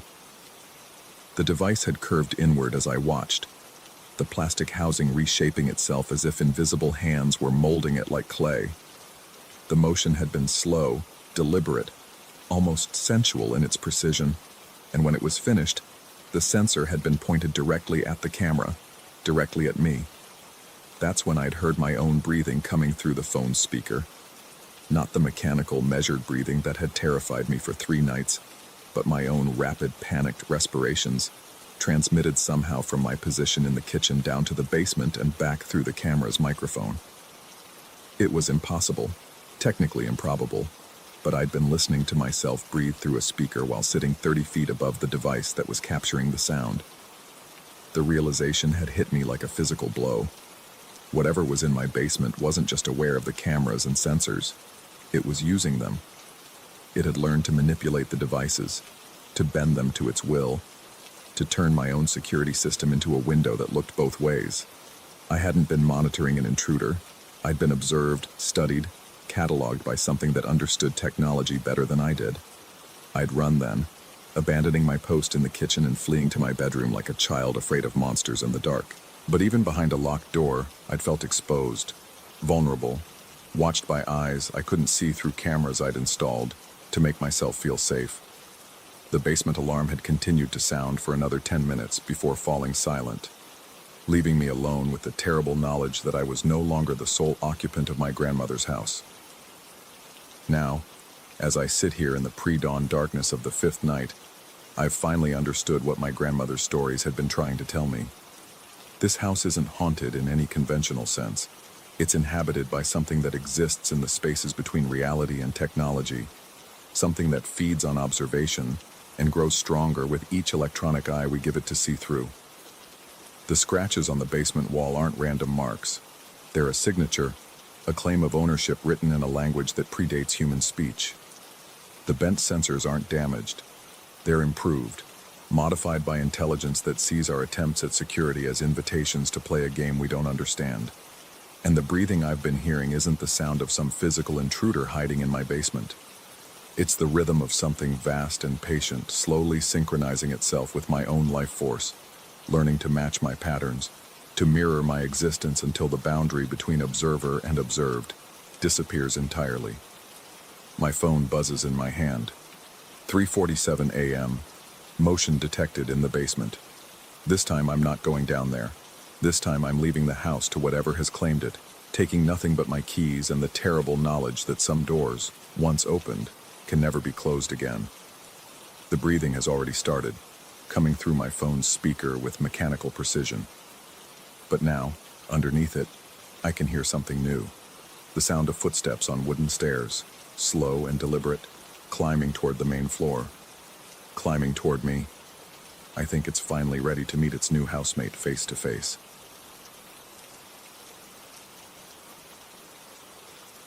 Story 6. The headlights cut through the darkness like twin knives, illuminating nothing but endless asphalt and the skeletal remains of trees that lined the forgotten highway. Something was wrong with this road. Had been wrong since I'd turned onto it 3 hours ago, though it should have taken me home in 40 minutes. The day had started normal enough. 6 hours on Lake Morrison with my tackle box and a cooler full of beer, catching nothing but sunburn and the kind of peace that only comes from sitting in silence while the world spins without you. The bass weren't biting, but I didn't care. After the week I'd had, the promotion that went to someone else, Sarah's lawyer calling about the divorce papers, my father's diagnosis, I needed the emptiness. Now, driving home in my rusted pickup, that emptiness felt different, heavier, like it was pressing down on my chest, making each breath a conscious effort. The radio had been playing classic rock when I first got on Highway 49, some Eagles tune that reminded me of better times. But somewhere around mile marker 23, it had dissolved into static, a harsh white noise that seemed to pulse with my heartbeat. I'd tried every station, spinning the dial until my fingers were slick with sweat, but found nothing except that relentless hiss. I reached for the power button, but my hand froze midway. Something about the silence felt worse than the static. At least the noise meant the radio was working, that electricity still flowed through the truck's ancient veins. Silence might mean something had died. The GPS screen glowed sickly green in the darkness, its arrow spinning in lazy circles like a compass near a magnet.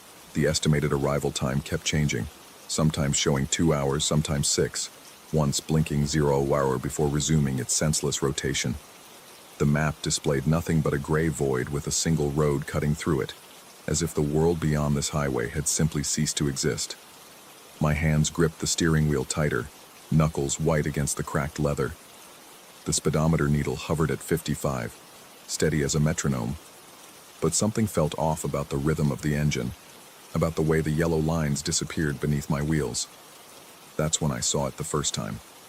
The broken post stood maybe 20 feet off the right shoulder, tilted at a 45-degree angle like it was bowing to something unseen. What remained of a stop sign clung to its top. The red octagon twisted and faded, its message illegible in the darkness. Fragments of reflective tape caught my headlights, winking like dead eyes. I'd noticed it peripherally, the way you notice roadkill or abandoned furniture, just another piece of rural decay. But as I rounded the next curve, my foot eased off the accelerator. There it was again. Same post, same angle, same rusted stop sign hanging like a broken wing. My stomach clenched, acid rising in my throat. I must have taken a wrong turn somewhere, doubled back without realizing it. These backwoods roads all looked the same in the dark. Endless ribbons of cracked asphalt threading through forests that seemed to breathe in the shadows. But I hadn't turned. I'd been driving straight for the last hour, following the GPS's mindless spinning arrow because it was the only movement in this static world. The road curved again, a gentle bend to the left that my headlights swept across like searchlights hunting for survivors. Trees lined both sides, their branches forming a tunnel of darkness overhead. No streetlights, no house lights, no sign of human habitation, except this ribbon of asphalt and the broken post that now appeared for the third time. My pulse hammered against my temples. The air in the cab felt thick, oppressive, like breathing through wet wool. I rolled down the window, desperate for fresh air, but what rushed in carried no relief, just the smell of decay and something else, something organic and wrong. The speedometer still read 55, but the world outside seemed to be moving slower, like I was driving through syrup. The yellow lines beneath my wheels pulsed in rhythm with my heartbeat, hypnotic and nauseating. Fourth time, fifth, sixth. Each appearance of the broken post sent fresh waves of panic through my nervous system. My shirt clung to my back, soaked with cold sweat. My mouth felt like I'd been chewing cotton, tongue thick and useless. The steering wheel grew slippery in my palms, and I had to wipe them repeatedly on my jeans. I tried to rationalize it. Maybe there were multiple broken posts along this route, abandoned road maintenance, rural decay spreading like cancer through forgotten corners of the state. Maybe my exhaustion was making me paranoid, seeing patterns where none existed. But I knew that post, knew the exact angle of its lean, the specific pattern of rust that bloomed across its surface like some terrible flower. Knew the way the twisted stop sign caught my headlights, throwing back fragments of red that looked like blood in the darkness. On the 7th pass, I pulled over.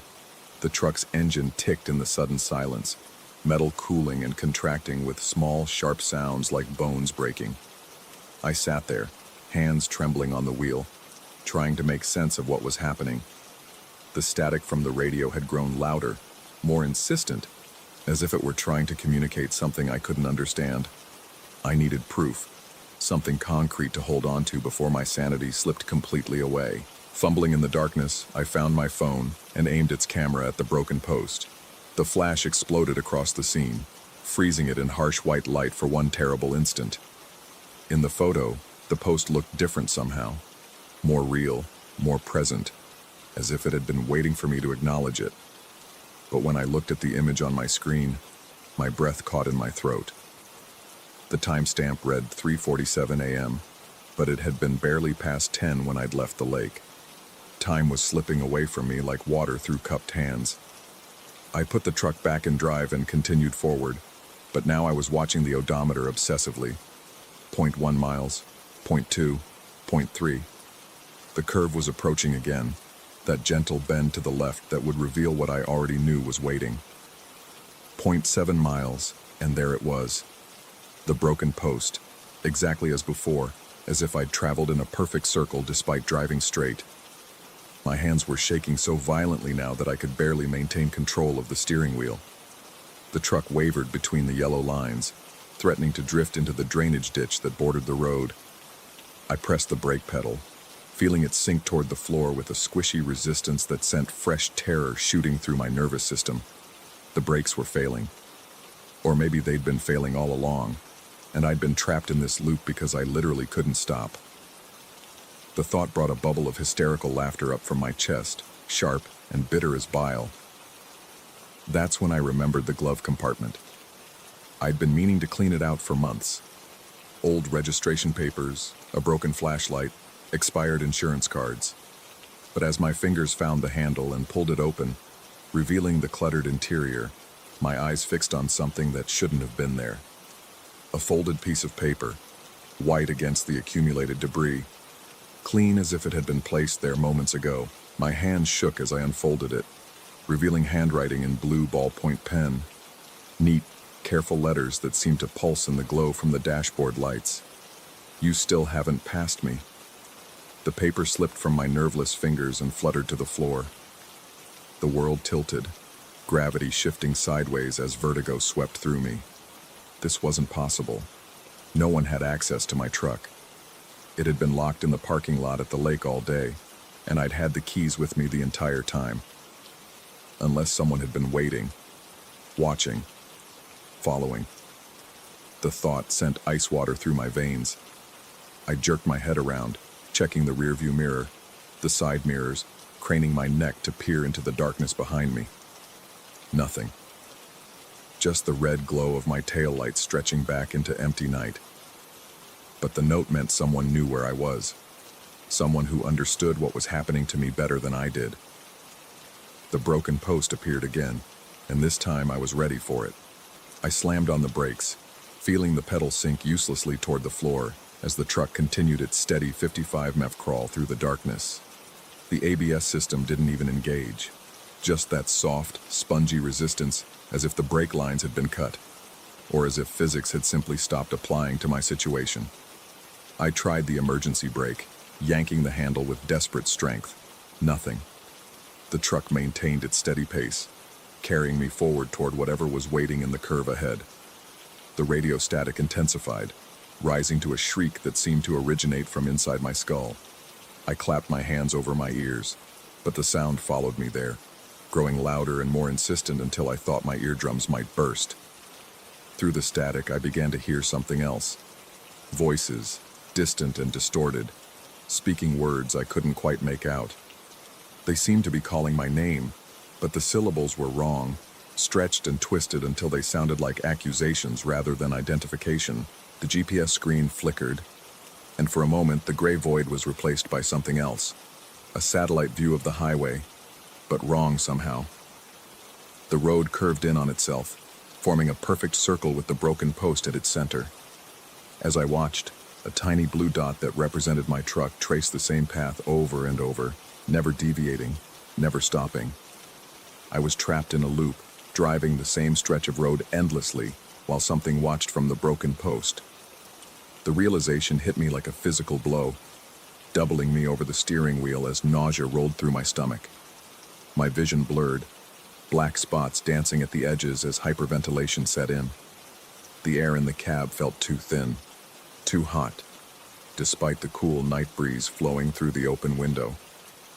I forced myself to breathe slowly, deeply, fighting the panic that threatened to consume what remained of my rational mind.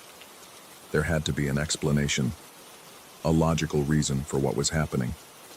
But as the broken post appeared for what must have been the 20th time, I knew that logic had abandoned me completely. The note was still there on the floor, a white rectangle of accusation in the darkness.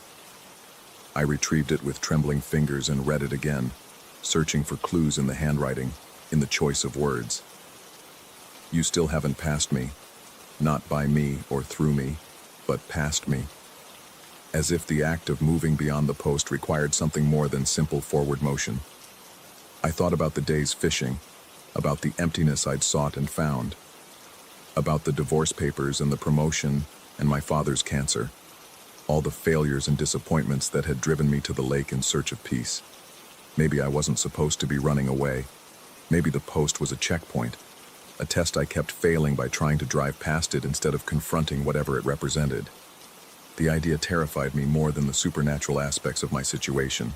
I'd spent my entire adult life running from difficult conversations, uncomfortable truths, responsibilities I didn't want to face. The pattern had cost me my marriage, my career advancement, and now possibly my relationship with my dying father. The broken post appeared again, and this time I didn't try to brake. Instead, I pulled over directly beside it. The truck shuddered to a stop, engine finally falling silent. The sudden absence of mechanical noise was deafening, leaving only the static from the radio and the sound of my own ragged breathing. Up close, the post looked even more wrong than it had from the road. The metal was corroded in patterns that seemed deliberately artistic, forming shapes that hurt to look at directly. The stop sign hanging from its top wasn't just faded, it was covered in text that hadn't been there before, words written in the same neat handwriting as the note in my glove compartment. I couldn't read them from inside the truck, but I knew I needed to get closer. Needed to face whatever message was waiting for me. My hand hesitated on the door handle. Once I stepped outside, there would be no pretending this was just fatigue or stress or some kind of hallucination.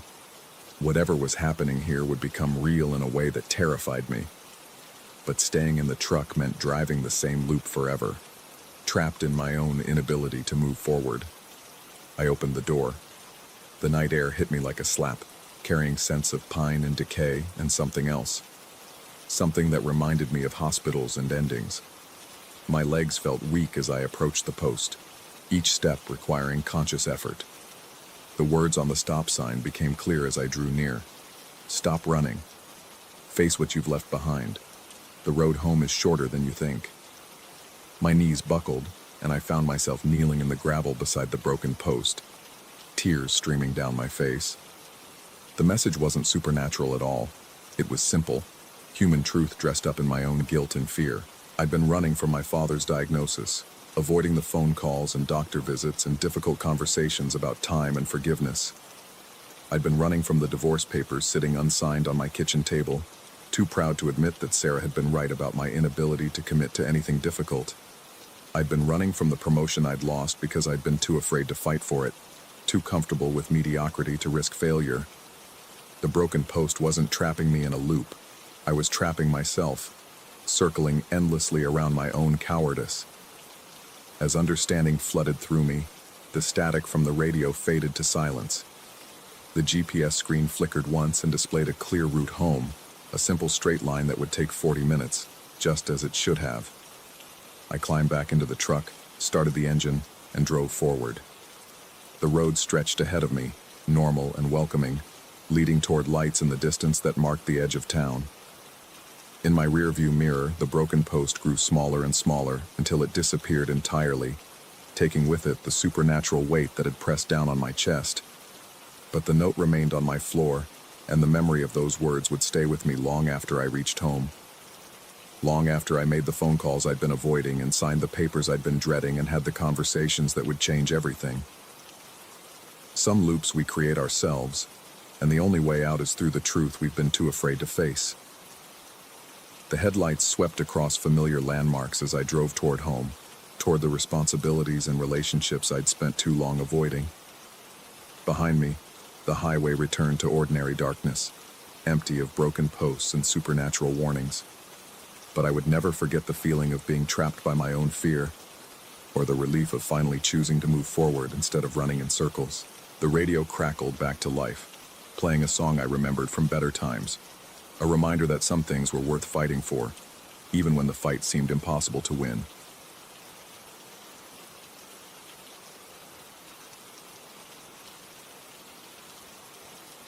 Story 7.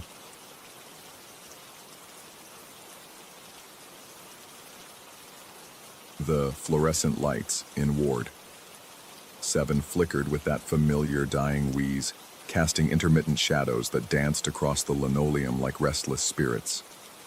The night shift at Millbrook Psychiatric Facility had always been a descent into an unsettling quiet, but tonight felt different, heavier, as if the very air had thickened with something unspoken. I adjusted my collar against the perpetual chill that seemed to seep from the walls themselves, my footsteps echoing down the corridor with metronomic precision. 23 years I'd been making these rounds, checking on the patients who couldn't sleep, ensuring the locked doors remained locked, maintaining the fragile barrier between order and chaos. 23 years, and I'd never felt the building watching me back.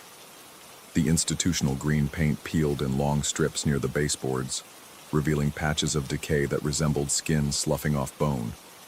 My flashlight beam swept across each doorway, illuminating the small observation windows that glowed like vacant eyes. Room 714 housed Mrs. Patterson, who whispered to invisible companions until dawn. Room 716 contained Marcus Webb, who hadn't spoken since his admission 3 months ago, but spent his nights arranging and rearranging his bed sheets into precise geometric patterns. Then there was Room 718, the isolation room. Dr. Chen had transferred the new patient there yesterday afternoon, a middle-aged man named Vincent Delacroix, who'd been found wandering downtown in a catatonic state. No identification, no family, no past that anyone could verify.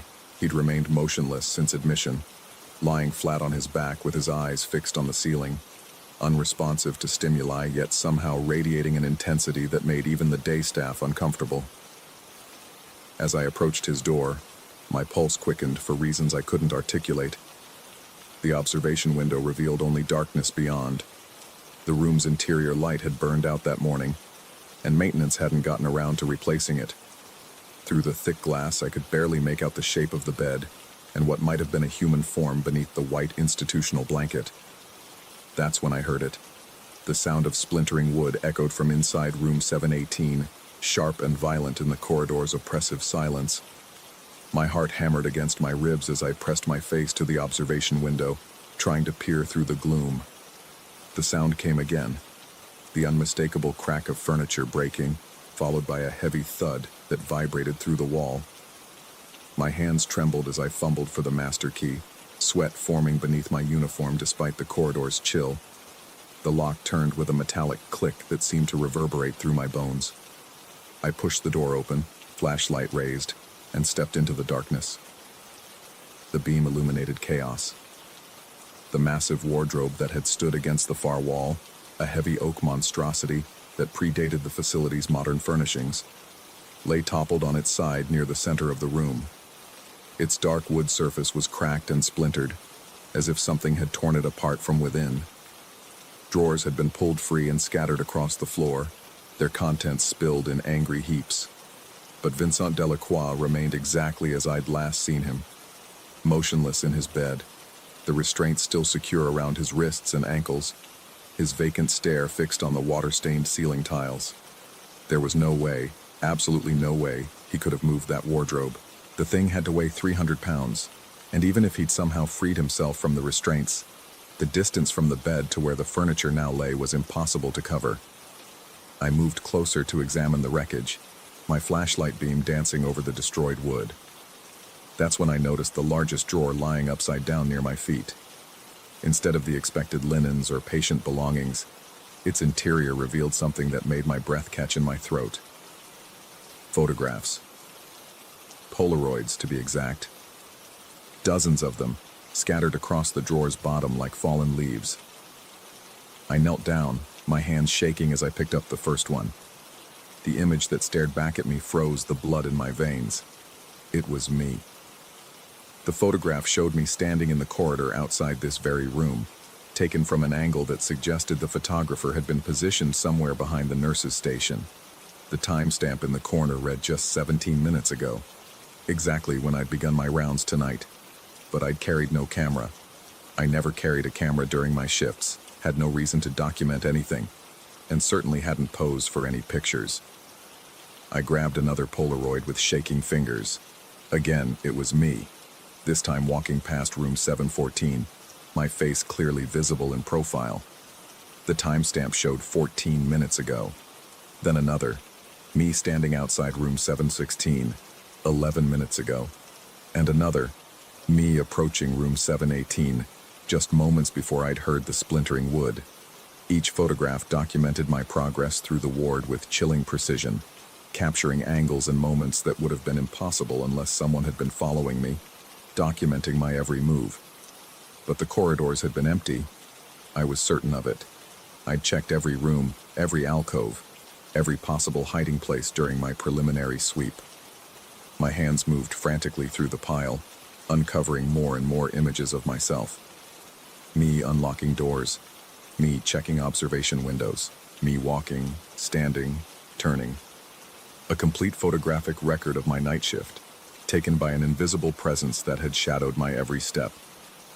The room suddenly felt smaller, the walls pressing inward as claustrophobia wrapped around my chest like steel bands. My breathing became shallow and rapid, each inhalation burning my lungs.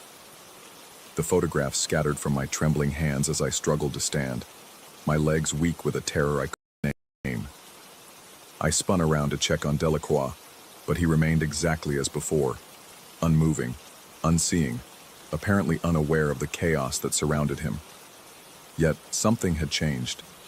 His eyes, previously fixed on the ceiling, had shifted.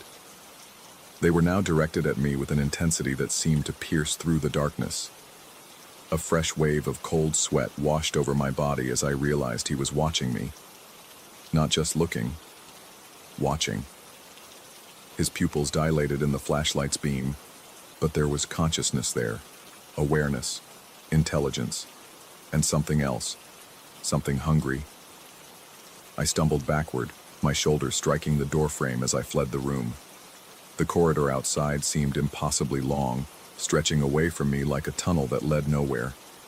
My radio crackled with static as I fumbled for the call button, but when I tried to speak, my voice came out as a hoarse whisper. The words I managed to form didn't make sense even to me. I reported the damaged furniture, mentioned that Delacroix appeared stable, but said nothing about the photographs. How could I? Who would believe such an impossible story?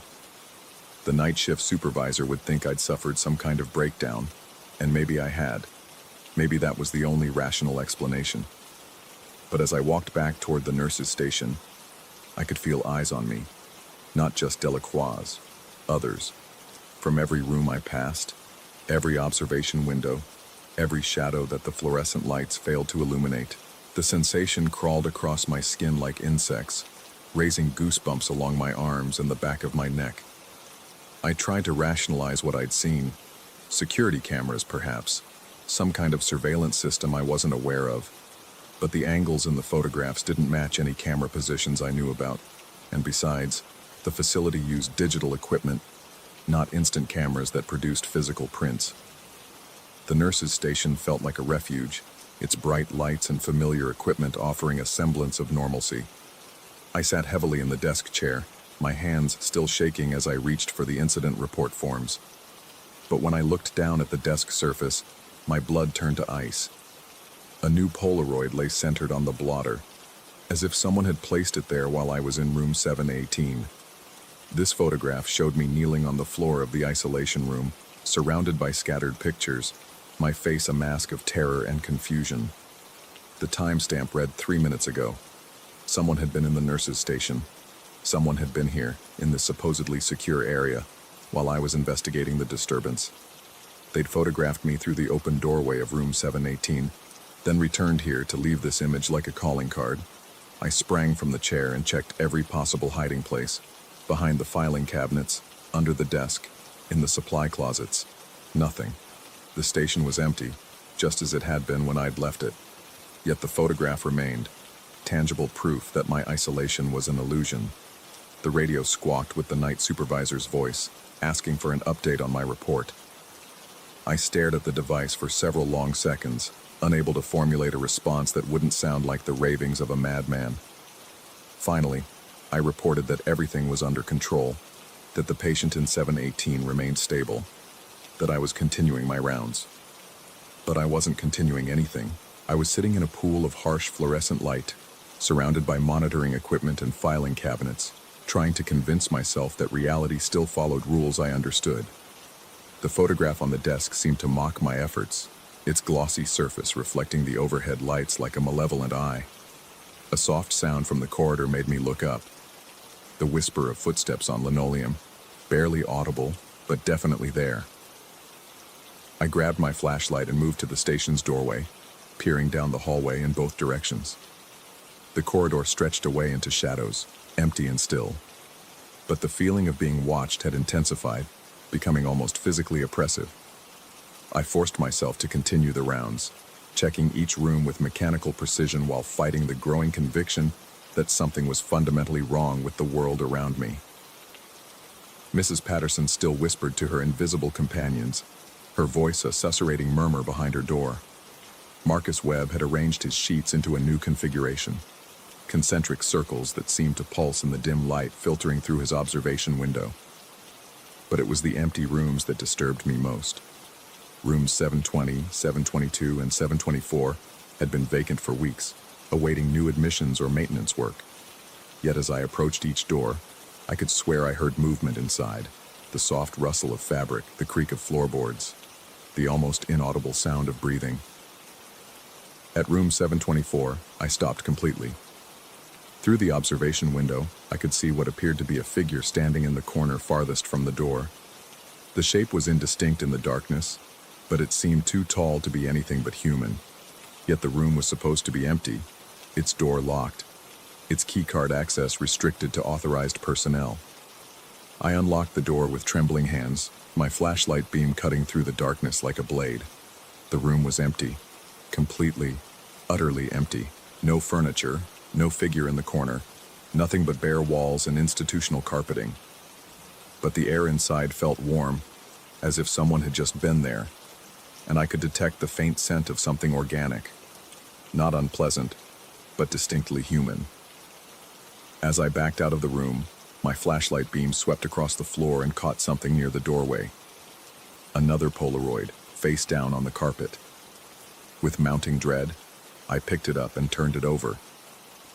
The image showed me standing in this exact spot, looking through the observation window of room 724. But the photograph had been taken from inside the room, from the corner where I'd thought I'd seen a figure. The timestamp indicated it had been captured just moments ago, while I was standing outside the door. This was impossible. There was no one in that room. I just searched it thoroughly, examined every corner, every possible hiding place. Yet someone had been there, someone with a camera, someone who documented my investigation, and then vanished without a trace. My hands were shaking so violently now that I could barely hold the photograph. The corridor around me seemed to shift and waver, as if the very architecture was becoming unstable. The fluorescent lights flickered more rapidly, creating a strobe effect that made the shadows dance and writhe like living things. I had to get back to the nurse's station, had to call for backup, had to report what was happening, even if it destroyed my career. But as I turned to walk back down the corridor, I realized that the hallway had changed. The doors were in the wrong places. Room numbers that should have read 718, 720, 722 now showed 717, 719, 721. The whole sequence had shifted by one, as if reality itself was slipping out of alignment. Panic rose in my throat like bile as I tried to make sense of what I was seeing. 23 years of walking these corridors, and now they were rearranging themselves around me like pieces of a puzzle being randomly shuffled. The institutional green walls seemed darker, the ceiling lower, the air thicker and harder to breathe. I ran toward what should have been the nurse's station, my footsteps echoing strangely in the altered space. But when I reached the end of the corridor, I found myself facing a wall where the station should have been. The hallway simply terminated in blank institutional green paint, as if the building had been truncated, cut off mid-design. Behind me, the sound of footsteps had returned, multiple sets now, all moving in perfect synchronization. I turned, flashlight raised, but the beam revealed only empty corridor stretching back the way I'd come. Yet the footsteps continued, growing closer, accompanied now by the soft clicking of what sounded like camera shutters. The realization hit me with crystalline clarity. I was the subject of some impossible documentation project, being photographed and recorded by presences I couldn't see or understand. Every move I made was being captured, cataloged, studied. I was a specimen in an experiment whose parameters I couldn't begin to comprehend. The corridor began to stretch and distort around me, walls flowing like liquid while maintaining their institutional appearance. Room doors multiplied and divided, creating impossible geometries that hurt to look at. The fluorescent lights strobed faster, creating a seizure-inducing pattern that made it difficult to distinguish between shadow and substance. Through it all, the clicking of camera shutters continued, surrounding me now like mechanical rainfall. I stumbled forward, my hands pressed against my ears, trying to block out the sound that seemed to come from everywhere and nowhere. My flashlight beam cut wild arcs through the air as I spun around, searching for something solid, something real, something that made sense. That's when I saw him. Vincent Delacroix stood at the far end of the corridor, no longer restrained, no longer motionless. He was holding an old-fashioned instant camera, the kind that ejected Polaroid pictures with a mechanical whir. As I watched in frozen horror, he raised the camera to his eye and took another photograph. The flash illuminated his face for just an instant, revealing features that were somehow both his and not his, familiar yet wrong, as if viewed through distorting glass. But it wasn't just him. Other figures emerged from the rooms along the corridor, each carrying their own camera, each moving with that same mechanical precision. I recognized some of them. Former patients, discharged staff members, people who shouldn't have been here. They formed a gauntlet along the hallway, documenting my terror with cold, methodical efficiency. The walls around me began to pulse with a life of their own, expanding and contracting like the chambers of some vast heart. The very air shimmered with heat distortion, making it difficult to focus on any single detail. My vision blurred as sweat poured into my eyes, but I couldn't wipe it away. My hands were frozen at my sides, paralyzed by a terror so complete it had transcended ordinary fear and become something else entirely. Then, as suddenly as it had begun, everything stopped. The corridor snapped back to its normal configuration. The fluorescent lights steadied their glow. The camera-wielding figures vanished like smoke. I found myself standing alone in the familiar hallway of Ward 7, my flashlight beam illuminating nothing more threatening than institutional green walls and numbered doors. But when I looked down at my feet, I saw them. Dozens of Polaroid photographs scattered across the linoleum like evidence of a crime that had never been committed. Each one showed me in various stages of my journey through the impossible corridor, my face a study in escalating terror, my body language revealing the complete dissolution of my professional composure. I gathered the photographs with numb fingers, stuffing them into my jacket pockets without looking at them too closely. The nurse's station had returned to its proper location, the radio crackling with routine communications from other parts of the facility. Everything was normal, routine, exactly as it should be, except for the knowledge that I was being watched, cataloged, documented by something that existed in the spaces between reality and nightmare. As I sat at the desk to complete my shift report, I could feel invisible eyes tracking my every movement, unseen cameras recording my attempts to maintain the illusion of normalcy. The photographs in my pocket seemed to burn against my chest, physical proof of an experience that logic insisted couldn't have happened. But when I finally worked up the courage to look at them again, they showed nothing but empty corridors and mundane institutional spaces. No terror, no impossible geometries, no camera-wielding figures. Just me, walking through Ward 7 on a routine night shift, alone and unobserved. But I knew better now. I understood that surveillance could exist beyond the mechanical, that documentation could transcend the physical. Somewhere in the walls, in the shadows, in the spaces between seconds, something was always watching, always recording, always waiting for the next opportunity to remind me that reality was far more fragile than I'd ever imagined. The rest of my shift passed without incident, but I never stopped feeling those invisible eyes upon me. Even now, writing this report, I can sense them cataloging my every word, preserving this moment for some unknowable purpose. And sometimes, in the corner of my vision, I catch the faintest glimmer of a camera flash. Story 8.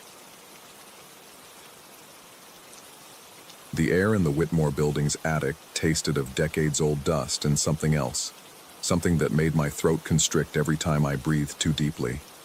It was the kind of staleness that seemed to coat your lungs, thick and oppressive, like the building itself was exhaling its accumulated years of secrets with each labored breath I took. I'd been working up there for 3 weeks now, cataloging the endless boxes of municipal records that had been accumulating since the 1920s. The city had finally decided to digitize everything, and I was the unlucky contractor who'd bid lowest on the job. Most nights I worked alone until dawn, when the building's daytime security guard would arrive, and I could finally escape the suffocating atmosphere that seemed to press down harder with each passing hour. The fluorescent lights flickered constantly, casting erratic shadows that made the towering stacks of cardboard boxes appear to shift and sway. I'd mentioned the faulty wiring to the building supervisor, but he'd just shrugged and told me the electrical system was older than both of us combined. The work had to be done at night anyway. The building's main floors were occupied by various city departments during business hours, and they couldn't afford the disruption of me hauling boxes up and down the narrow stairwell. By the second week, I'd noticed the small things. The way certain boxes felt colder than others, even though they'd been sitting in the same area for hours. How the temperature would drop suddenly in random spots, making me pull my jacket tighter around my shoulders. The building's heating system was probably just as ancient as everything else, I reasoned, though the cold spots never seemed to align with any logical pattern of air circulation. The scratching sounds started during my 3rd week. Faint at first, like mice scurrying behind the walls, but too rhythmic, too deliberate. They came in sets of 3, always from the northeastern corner where the oldest records were stored. I'd investigated several times, moving boxes and checking for any signs of rodent activity, but found nothing except dust and the lingering smell of old paper that had begun to take on an almost sweet, cloying quality that made my stomach turn. My sleep schedule had become completely inverted. I'd arrive at the building around 10 p.m., when the last of the evening cleaning crew finished their rounds and work until sunrise. The security guard, a heavy-set man named Carl who spoke mostly in grunts, would unlock the building for me and disappear to his basement office, where he spent the night watching grainy security monitors and drinking coffee that smelled like it had been brewing since the Carter administration. The silence during those hours was absolute in a way that felt unnatural for a building located in the downtown core. No traffic noise penetrated the thick walls. No sounds from neighboring buildings. Even my own movement seemed muffled, as if the air itself was absorbing every sound before it could properly propagate. The only consistent noise was the humming of the failing fluorescent lights and the occasional groan of the building settling, though those groans often sounded too purposeful, too much like something large shifting its weight in the darkness. I'd developed a routine to maintain my sanity. Every hour I'd take a 5-minute break, stepping out onto the small balcony that overlooked the alley behind the building. The fresh air helped clear the dust from my lungs and gave me a chance to remind myself that there was still a world outside those oppressive walls. But even those breaks had started to feel wrong. I'd catch myself glancing over my shoulder as I stood outside, as if something was watching me from within the attic, waiting for me to return.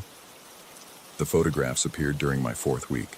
I'd been working through a box of personnel files from the 1940s when I found them, a manila envelope containing a dozen black and white photographs that had no business being in municipal employment records. They showed the interior of the attic, but from a different era. The same exposed beams, the same small windows, but empty of the filing cabinets and cardboard boxes that now filled every available space. In several of the photographs, a woman stood near the northeastern corner, partially obscured by shadows. She wore a dark dress typical of the 1940s, and her face was turned away from the camera in every shot. Something about her posture suggested she wasn't posing for the photographs. Rather, she appeared to be caught in motion, as if the photographer had been trying to document something else entirely, and she'd simply been present in the frame. The photographs made my hands shake as I examined them more closely. The woman's dress seemed to ripple in the still images, creating an illusion of movement that hurt my eyes to focus on. I told myself it was just the poor quality of the film, the way old photographs sometimes created strange artifacts, but my rational mind was fighting against something deeper, something that recognized a wrongness in those images that went beyond mere technical imperfection. I should have left the photographs in the box and continued with my work. Instead, I spread them across my makeshift work table, studying each one under the harsh fluorescent light. The woman appeared in 7 of the 12 photographs, always in the same general area, always with her face turned away. In the final photograph of the sequence, she was gone entirely, but the shadows in the corner seemed darker, more substantial, as if her absence had somehow given them weight. That night, the scratching sounds became more insistent. Sets of 3, then silence, then sets of 3 again. But now they seemed to be responding to my movements. When I walked toward the northeastern corner to investigate, the sounds would stop entirely. When I returned to my work table, they would resume within minutes. By 2 a.m., my nerves were frayed enough that I was jumping at every creak of the building, every flicker of the overhead lights. I tried to focus on my work, methodically documenting each file and preparing the documents for scanning, but my attention kept drifting to those photographs. I'd catch myself staring at them, searching for details I might have missed, trying to make sense of why they'd been mixed in with employment records. The woman's posture was becoming familiar in a way that made my skin crawl, something about the angle of her shoulders, the way her head was tilted, as if she was listening for something. At 3:05 a.m., the temperature dropped so suddenly that my breath became visible. I looked up from the 1952 tax assessment records I'd been cataloging, watching my exhalation form small clouds in the air that had been comfortably warm just moments before. The fluorescent lights flickered more rapidly, creating a stroboscopic effect that made the shadows dance wildly across the walls. My heart rate picked up, that primal recognition of danger that bypassed rational thought and went straight to the nervous system. The scratching sounds had stopped completely. The silence that replaced them was somehow worse, a dead, empty quiet that seemed to press against my eardrums. I stood slowly, my chair creaking in the sudden cold, and pulled my jacket tighter around my shoulders. The temperature continued to drop, and I could feel goosebumps rising along my arms despite the layers of clothing.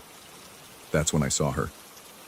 At exactly 3:07 a.m., according to the digital clock on my phone, she emerged from the northeastern corner where the oldest records were stored. Not walking, emerging, as if the shadows themselves had given birth to her translucent form. She wore the same dark dress from the photographs, and her face remained turned away as she moved with purpose toward the center of the attic. My throat constricted, making it impossible to breathe properly. My heart hammered against my ribs so violently that I was certain it would burst. Every rational thought fled my mind, replaced by pure animal terror that made my legs weak and my hands shake uncontrollably. She was there, solid enough to disturb the dust on the floor as she moved, but transparent enough that I could see the filing cabinets behind her through her body. I watched, frozen in place, as she approached the first of 2 locked doors that led to storage areas I'd never been able to access. The building supervisor had told me those rooms contained structural equipment and were off limits. She reached the door and simply continued forward, passing through the solid wood as if it were made of air. The sight of her translucent form disappearing into the door made my stomach lurch, and I tasted bile at the back of my throat. Seconds later, she emerged from the second locked door, having traversed the sealed storage space between them. She paused there, finally turning her head in my direction, though her face remained obscured by shadows that seemed to cling to her features like a living thing.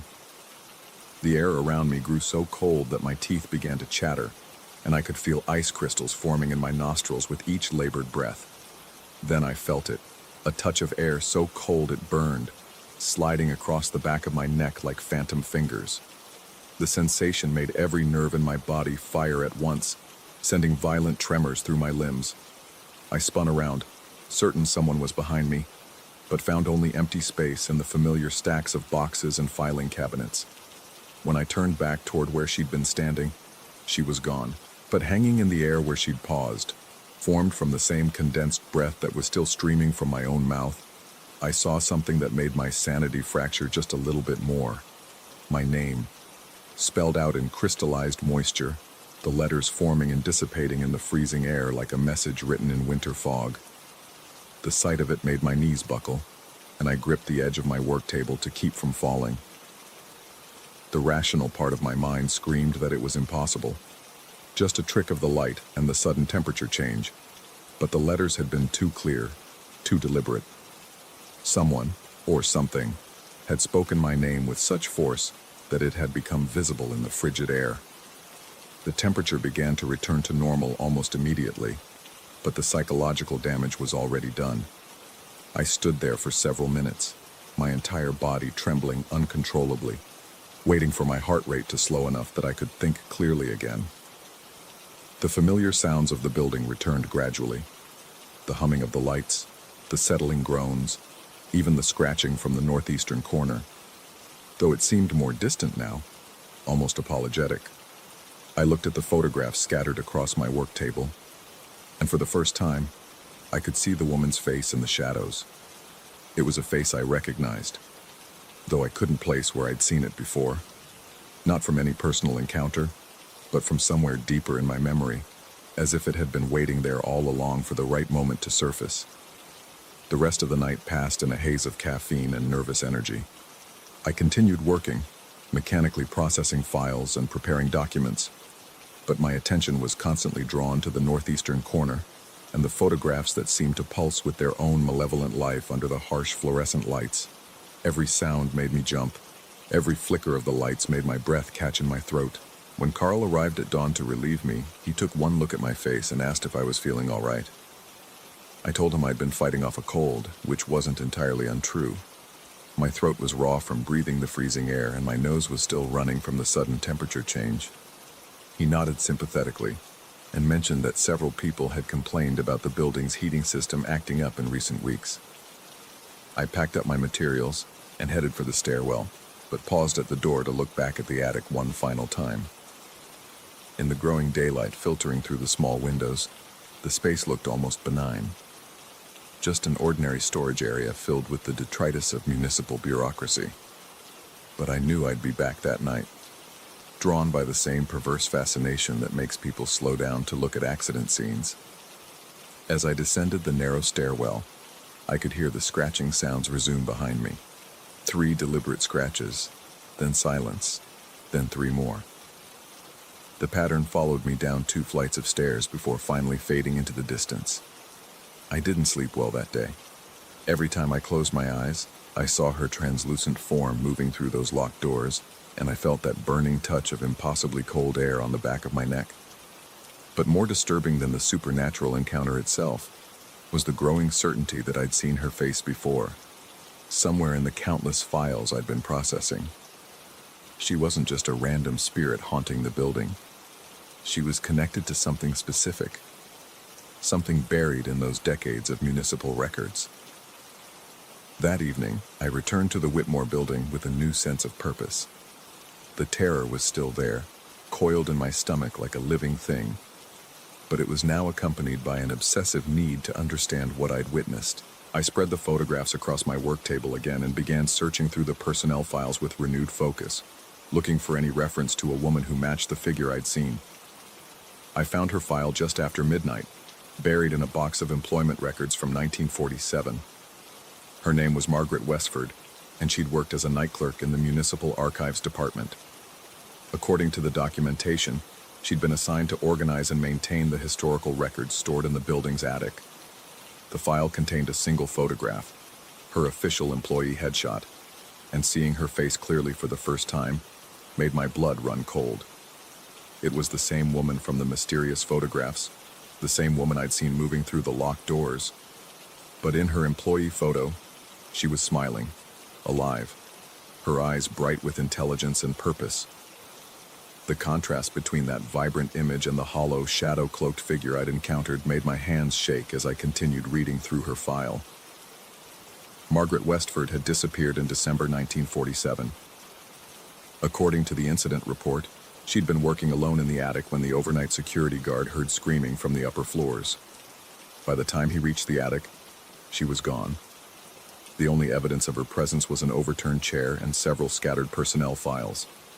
The investigation concluded that she'd suffered some kind of mental breakdown and fled the building, though her body was never found and she was never seen again. But I knew better now. She hadn't fled the building. She'd never left at all. The scratching sounds that night were more insistent than ever, and I finally understood what they were.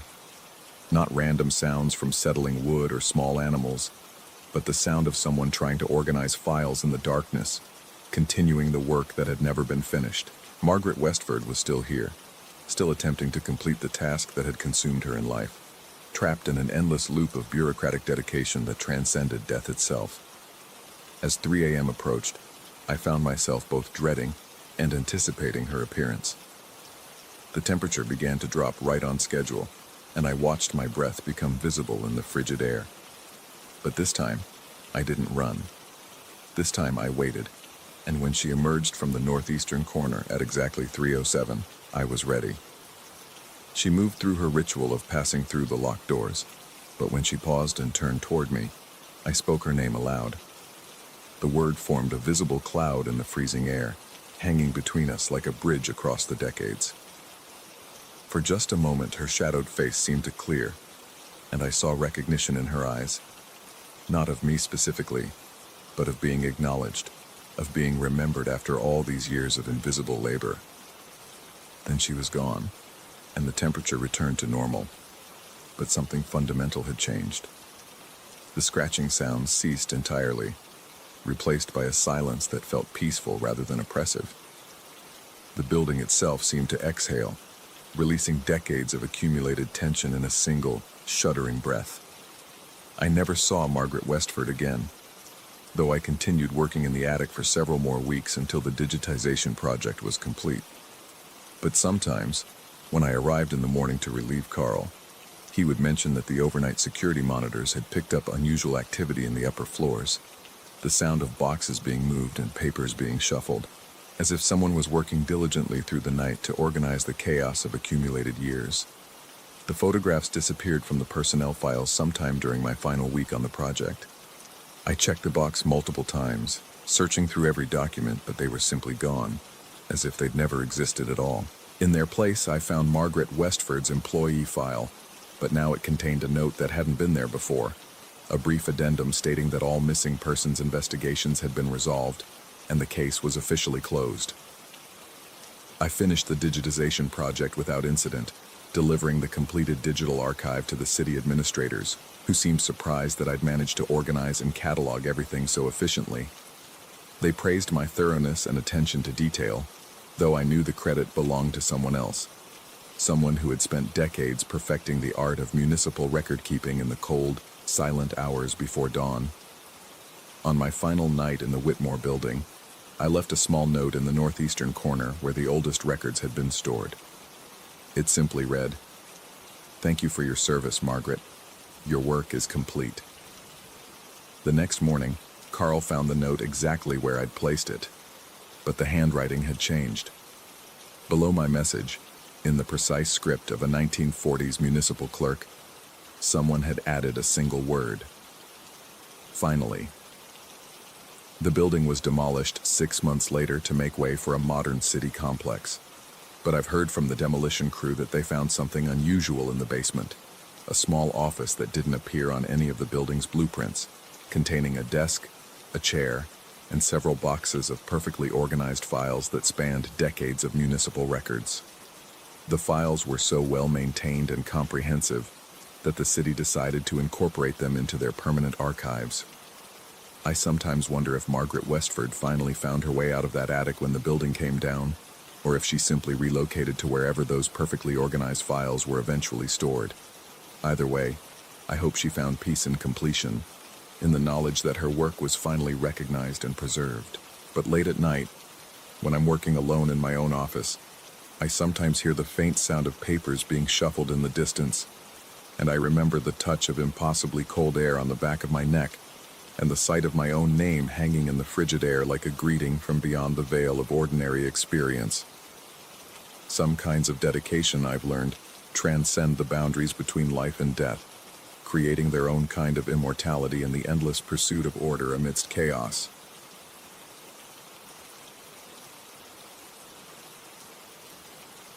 Story 9.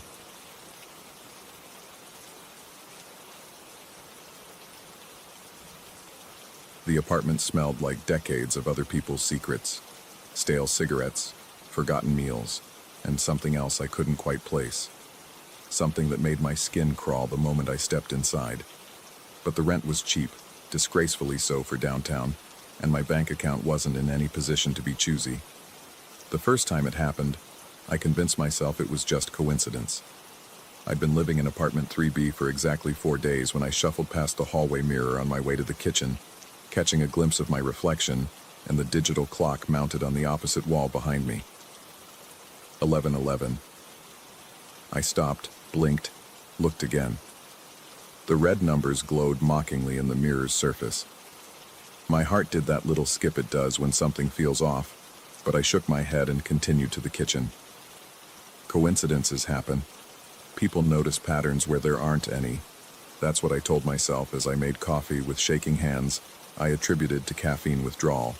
But it happened again the next morning, 7:07, and that evening, 10:10. By the end of the first week, my stomach had developed a permanent knot. Every time I walked past that mirror, which was unavoidable given the apartment's narrow layout, those damn numbers stared back at me in perfect symmetry. The digital clock seemed to mock me from its reflection, always showing doubles when I happened to glance at it. I started timing my movements, trying to catch it off guard. I'd sprint past the mirror at random times, whip around suddenly, even tried crawling past it on my hands and knees like some kind of lunatic. But somehow, every single time my eyes met that glass surface, the clock displayed matching digits. 3:33, 6:06, 12:12. Sleep became elusive. I'd lie in bed, staring at the ceiling, my mind racing through rational explanations. Maybe the clock was broken. Maybe I was subconsciously timing my movements. Maybe the stress of the move, the new job, the financial pressure was making me paranoid. But my body knew better. My heart hammered against my ribcage whenever I approached the hallway. Sweat would bead on my forehead despite the apartment's perpetual chill. My mouth went dry, and I'd find myself holding my breath as I passed the mirror, as if the act of breathing might somehow make things worse. 2 weeks in, I decided to cover the mirror. It seemed like the logical solution. If I couldn't see the reflection, maybe the phenomenon would stop. I draped an old bedsheet over the ornate frame, tucking the corners behind the mirror's edges. The white cotton hung there like a surrender flag, and for the first time since moving in, I felt my shoulders relax. The relief lasted exactly 6 hours. I was carrying a load of laundry to the bedroom when I heard it. A soft rustling, like fabric sliding against wood. I turned toward the hallway, and my blood turned to ice. The sheet had fallen to the floor in a crumpled heap, and the mirror's surface gleamed in the dim overhead light. But that wasn't the worst part. The worst part was what I saw in the reflection. There were 3 of me.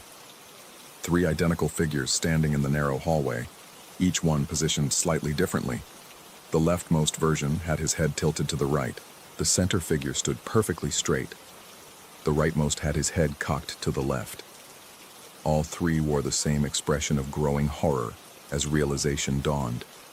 My throat constricted, choking off the scream that tried to escape. I stood frozen, laundry basket clutched against my chest like a shield, watching my 3 reflections watch me back. The silence stretched between us, heavy and suffocating. Then the leftmost figure blinked. 2 seconds later, the center figure blinked. Another 2 seconds, and the rightmost version followed suit. Meanwhile, I hadn't blinked at all. My eyes burned with the effort of keeping them open, tears starting to form at the corners. But I couldn't look away. The pattern continued. Left, center, right, each blink coming exactly 2 seconds after the previous one, while I stood paralyzed in the hallway. My hands began to shake violently. The laundry basket slipped from my grip, dirty clothes scattering across the floor. The sound of fabric hitting hardwood seemed to break whatever spell held me. and I stumbled backward until my back hit the wall opposite the mirror. From this new angle, I could only see one reflection, my own, looking pale and terrified and blessedly singular. But I could feel the other two versions of myself still there, just out of view, continuing their delayed blinking in perfect sequence. I spent the night in the living room, as far from the hallway as possible. Every creak of the old building made me jump. Every shadow seemed to move independently. The digital clock on the microwave became my enemy, its numbers changing with mechanical precision while I watched from the couch, afraid to look away for too long. Sleep came in fractured pieces, filled with dreams of infinite reflection stretching into darkness, each one slightly out of sync with the others. I'd wake with my heart pounding, sweat soaking through my t-shirt, the taste of copper in my mouth from biting my tongue. The next morning, I called in sick to work. My voice came out as a croak when I spoke to my supervisor, who asked if I needed to see a doctor. I almost laughed at the absurdity. What would I tell a doctor? That my reflection was multiplying? That time itself seemed to be playing games with me? I spent the day researching the apartment building's history, scouring online records and city archives for any clues about what might be happening. The building was old, constructed in 1892, and had served various purposes over the decades. Boarding house, low-income housing, even a brief stint as artist studios in the 1960s. But I found nothing about mirrors, nothing about supernatural phenomena, nothing that might explain why my reflection had decided to rebel against the laws of physics. As evening approached, my anxiety reached a fever pitch. My hands trembled as I made dinner, dropping utensils and spilling water. Every peripheral movement made me whip my head around, convinced I'd seen something that shouldn't be there. The apartment felt smaller somehow, the walls pressing in like the building itself was trying to squeeze me out. But I had to pass the mirror eventually.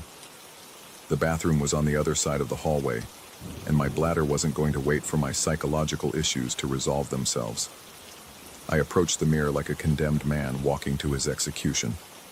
Each step felt leaden, my legs heavy with dread. The overhead light flickered, casting dancing shadows that made everything seem to move. My reflection appeared gradually as I entered the mirror's field of view, and for a moment, everything seemed normal. Then I saw the clock. 8:08. And I saw all three versions of myself again. This time, they weren't just blinking out of sequence. The leftmost figure was smiling, a slow, knowing grin that spread across his face while I stood there with my mouth hanging open in terror. The center figure remained neutral, watching with the detached interest of a scientist observing an experiment. The rightmost version was frowning, his brow furrowed as if he was trying to solve a puzzle. I raised my right hand, testing. Only the center figure mimicked the movement. The other two continued their independent expressions, existing in their own pocket of reality that somehow shared space with mine. My pulse hammered in my ears, so loud I was sure the neighbors could hear it through the thin walls. The air in the hallway felt thick, like breathing through wet cotton. I wanted to run, to flee the apartment and never come back, but my legs felt rooted to the floor. The smiling version of myself began to mouth words. I couldn't hear anything, but I could read his lips clearly. "You're not supposed to be here." Terror flooded my system like ice water in my veins. My vision blurred at the edges, and for a moment I thought I might pass out. But I forced myself to stay conscious, to keep watching, because some primal part of my brain insisted that looking away would be even worse. The frowning figure was mouthing something too. "Neither are we." And the center figure, my apparently normal reflection, spoke in perfect synchronization with my own voice. But here we all are. I hadn't intended to speak. The words came out of my mouth without my permission, my vocal cords moving independently while my mind screamed in confusion.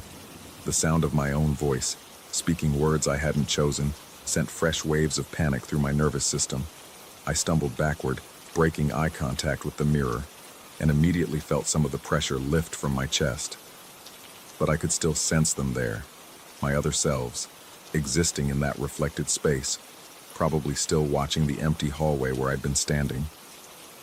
That night, I packed everything I could fit into 2 suitcases. I was done trying to rationalize what was happening, done pretending there might be a logical explanation.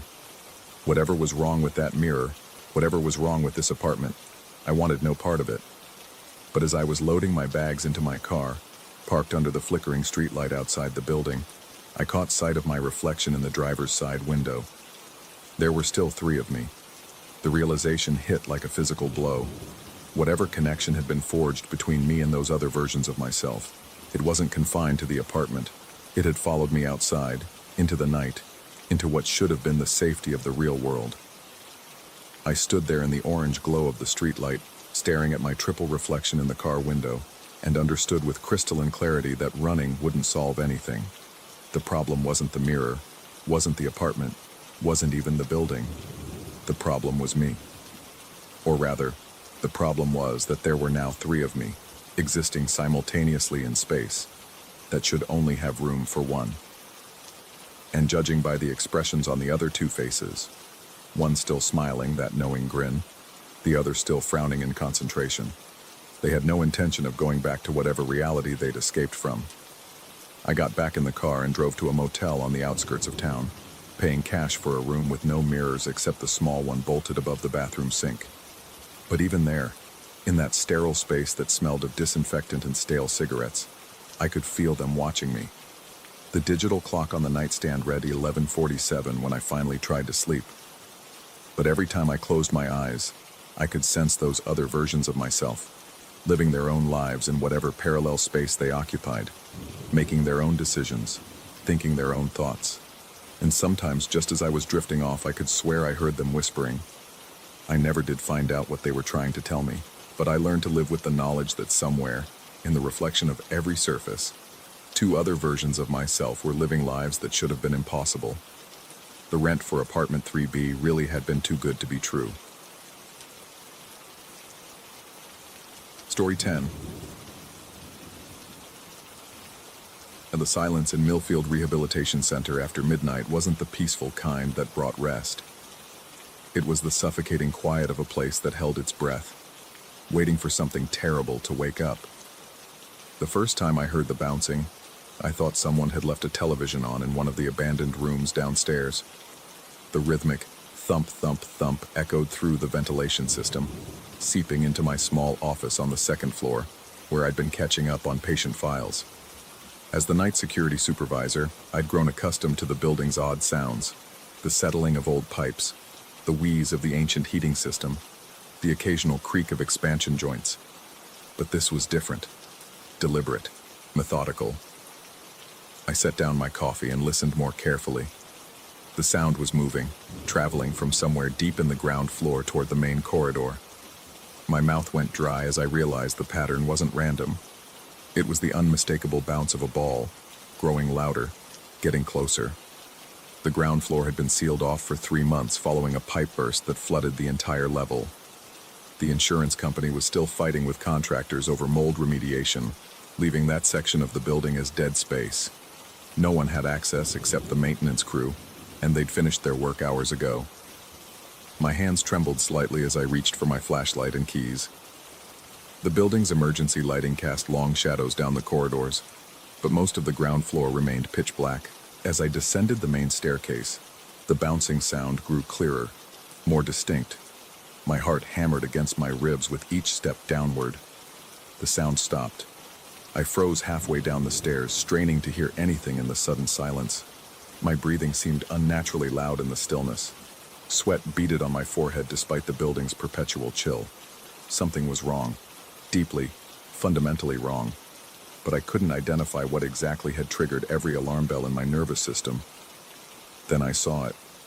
A red rubber ball sat at the bottom of the stairs, perfectly still, as if it had been waiting for me.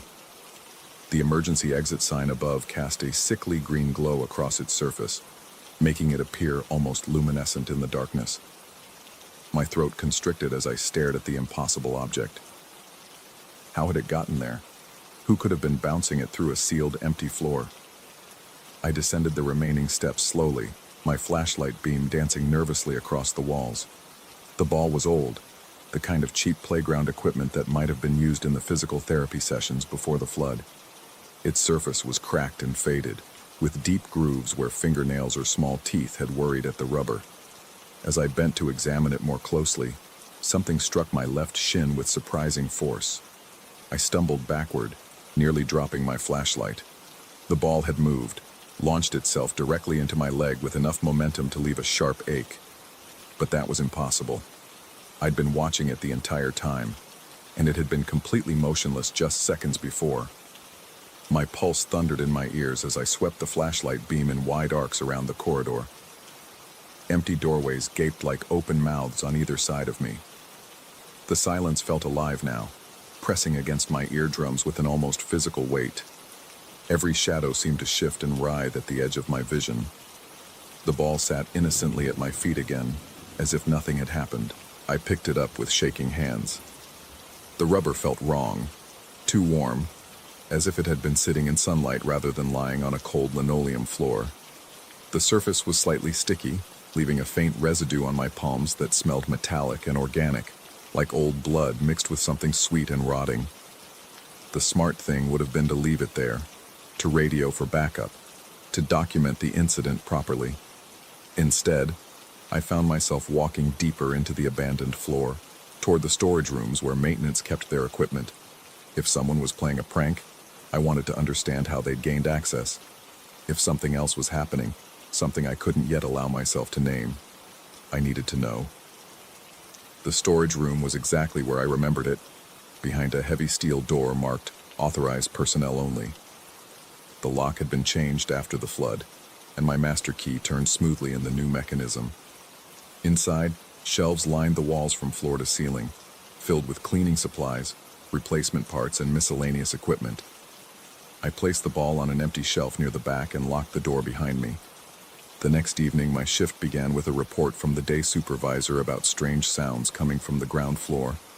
Maintenance had checked the sealed areas and found nothing unusual, but 3 different staff members had complained about hearing rhythmic bouncing noises around midnight. I didn't mention my own encounter. How could I explain that I'd somehow gained access to a restricted area to chase after a ball that had seemingly attacked me? Instead, I assured them I'd investigate thoroughly during my rounds. At 12:17 a.m., the bouncing started again. This time I was ready. I'd positioned myself in the main lobby with a clear view of the stairwell, determined to catch whoever was responsible for the disturbance. But as the sound grew closer, my confidence evaporated. No footsteps accompanied the bouncing. No voices or whispered laughter suggested human involvement. Just that steady, mechanical rhythm of rubber meeting floor, moving with purpose through the darkness below. The ball appeared at the top of the stairs as if it had rolled itself there. It paused for a moment, and I could swear it was somehow looking at me despite having no visible features beyond its cracked red surface. Then it began rolling directly toward where I stood. My legs felt like concrete as I watched it approach. Every rational part of my mind screamed that balls don't move on their own, that someone had to be controlling it through hidden strings or electronic devices. But my primitive brain, the part that had kept our ancestors alive in caves and forests, recognized something predatory in its movement. It struck my shin again, in exactly the same spot as the night before. The impact was harder this time, leaving a bruise I could feel forming immediately beneath my pants.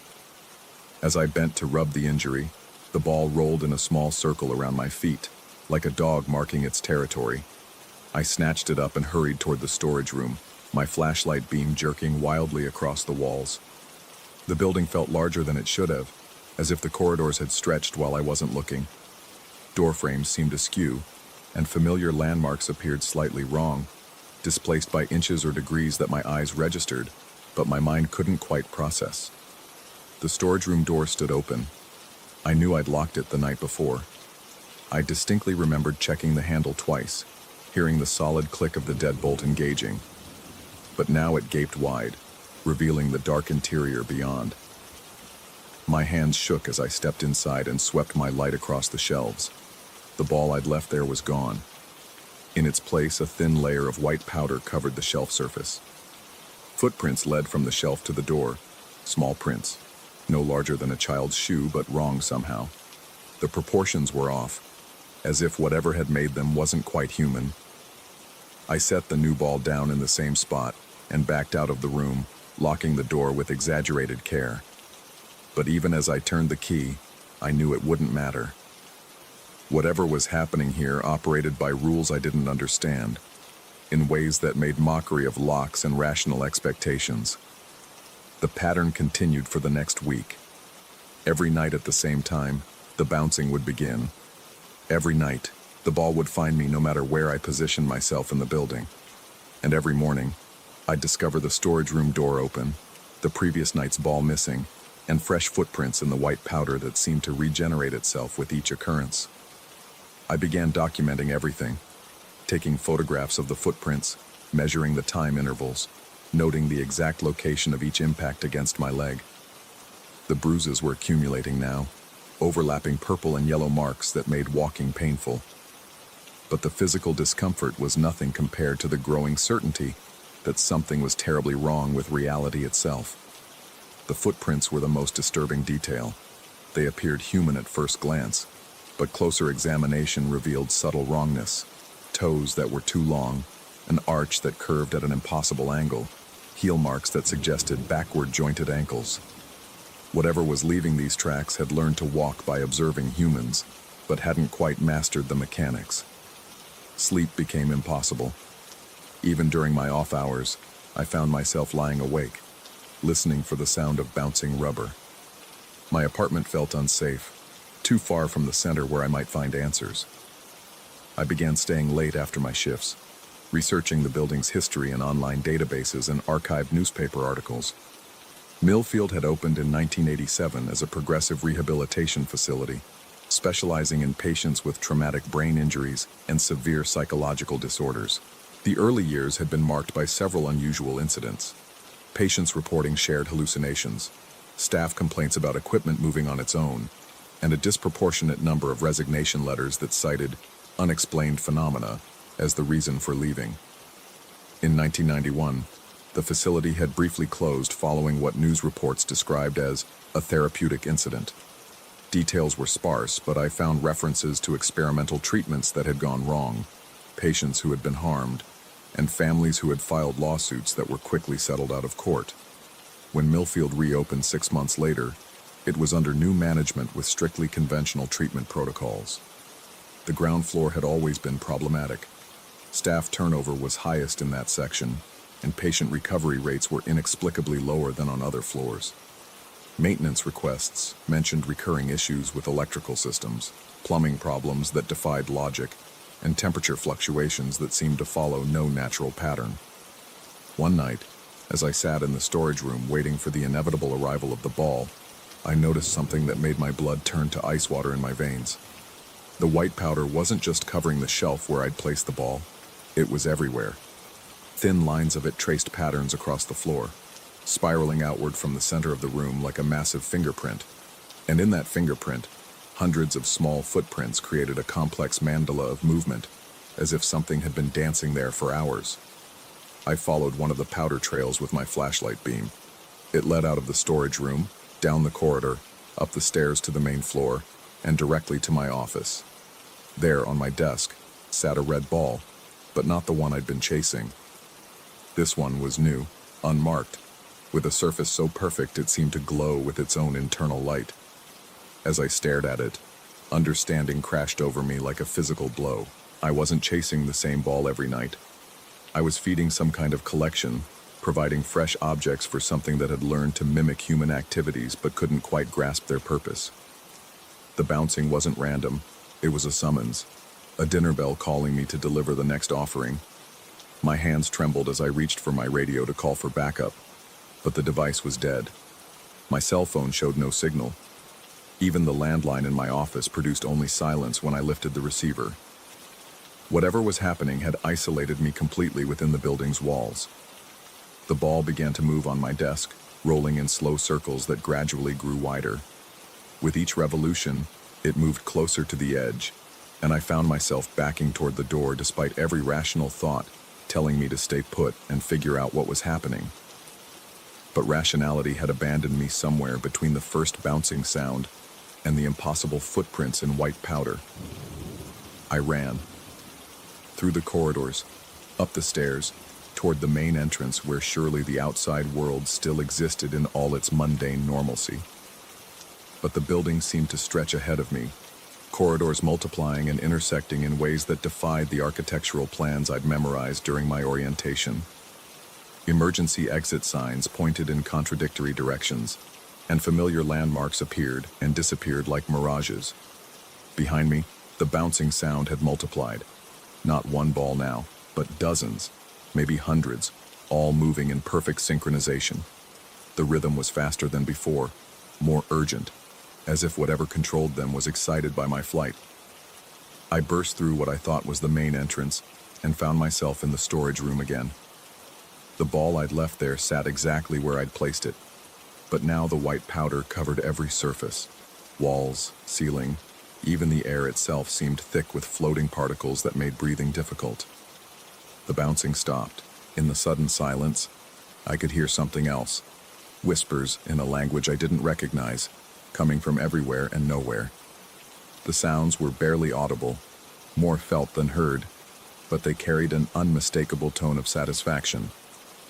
Whatever had been hunting me through the building's twisted geometry had finally cornered its prey. I closed my eyes and forced myself to think clearly. The building was real.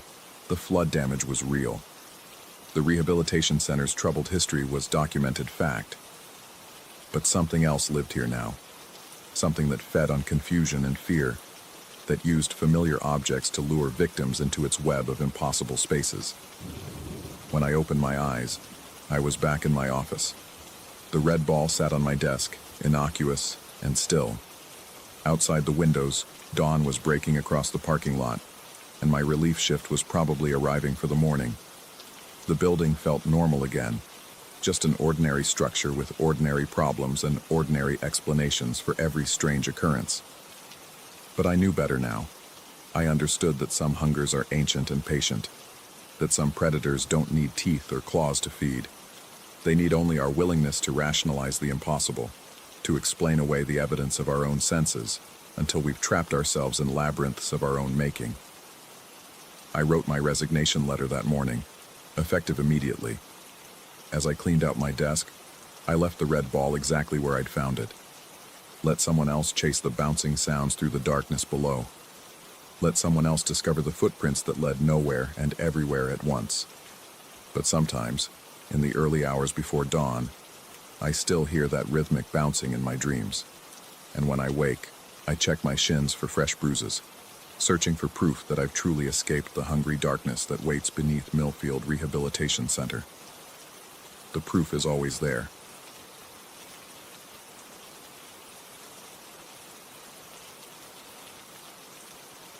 Story 11. Something was wrong with the house from the moment I signed the papers, though I couldn't place exactly what. Maybe it was the way the realtor's smile never quite reached her eyes, or how she hurried through the final walkthrough, her heels clicking against the hardwood floors with an urgency that seemed almost desperate. The previous owners had left in a rush, she explained, taking only what they could carry. Personal emergency, she said, though she wouldn't elaborate when I pressed for details. I should have trusted that first instinct. The moving truck pulled away on a Tuesday afternoon, leaving me alone with boxes stacked like cardboard monuments throughout the empty rooms. The house felt larger than it had during my visits, the shadows deeper, the silence more complete. I told myself it was normal. New houses always felt different until you made them home. But as I wandered through the rooms that evening, unpacking essentials, that nagging sensation of wrongness clung to me like smoke. It wasn't until I reached the master bedroom that I discovered the first real problem. The bed frame was gone. I stood in the doorway, staring at the space where it should have been. The movers had delivered the mattress as requested, but instead of resting on the metal frame I'd specifically asked them to set up, it lay directly on what appeared to be loose wooden planks, rough, unfinished boards that looked like they'd been hastily arranged across the floor in a rectangle barely larger than the mattress itself. My heart rate picked up slightly as I knelt beside the makeshift platform. The boards were different sizes, some wider than others, none of them properly secured. They shifted under my weight when I pressed down, creaking ominously. Between the gaps, I could see only darkness, Not the subfloor I expected, but what seemed like empty space. I called the moving company immediately. The dispatcher informed me that my bed frame had been damaged during transport and was being repaired. They could deliver it next week, she said, her voice flat and disinterested. When I mentioned the strange wooden arrangement, she claimed to have no knowledge of it. The previous owners must have left it, she suggested, though that made no sense at all. That night, I slept on the living room couch. The following day brought a parade of service calls, internet installation, utility connections, the mundane rituals of establishing residence. Each technician who entered the bedroom made some comment about the unusual flooring arrangement. The cable guy asked if I was renovating. The electrician wondered aloud why anyone would remove a subfloor without replacement. Their questions echoed my own growing unease, but none could offer explanations. By the second evening, exhaustion overrode caution. The couch had left my back aching, and the bedroom's king-size mattress beckoned despite its precarious foundation. I tested the boards again, pressing firmly on each one. They held my weight, though they groaned and shifted with every movement. Deciding it was safe enough for a night or two, I gathered my pillows and prepared for bed. The bedroom felt different at night. Colder, despite the rest of the house maintaining a comfortable temperature. The darkness seemed thicker here, less penetrable. I attributed it to unfamiliarity and stress, but as I lay down, my body remained tense, every sense heightened. The mattress felt unstable beneath me, tilting slightly with each small movement. The boards underneath created a strange resonance, amplifying every creak and settling sound the house made. Sleep came fitfully, broken by dreams of falling through floors into endless darkness. I woke the next morning feeling worse than when I'd gone to bed. My neck ached from unconsciously tensing throughout the night, and my sheets were damp with perspiration despite the room's chill. The boards had shifted during the night. I could see gaps between them that hadn't been there before, dark spaces that seemed to swallow the morning light filtering through the blinds. Work provided a welcome distraction, but by afternoon, dread had settled in my stomach like a physical weight. The thought of another night on that unstable platform filled me with anxiety I couldn't rationally explain. I considered sleeping on the couch again, but my back couldn't handle another night of that torture. Instead, I spent the evening researching the house's history online. The records were sparse and frustratingly incomplete. Built in 1987, the house had changed hands 6 times in 38 years, an unusually high turnover rate for a property in such good condition. Most sales occurred after very short ownership periods, some lasting less than a year. The listing descriptions remained consistently vague about the reasons for sale, using phrases like motivated seller and price to move.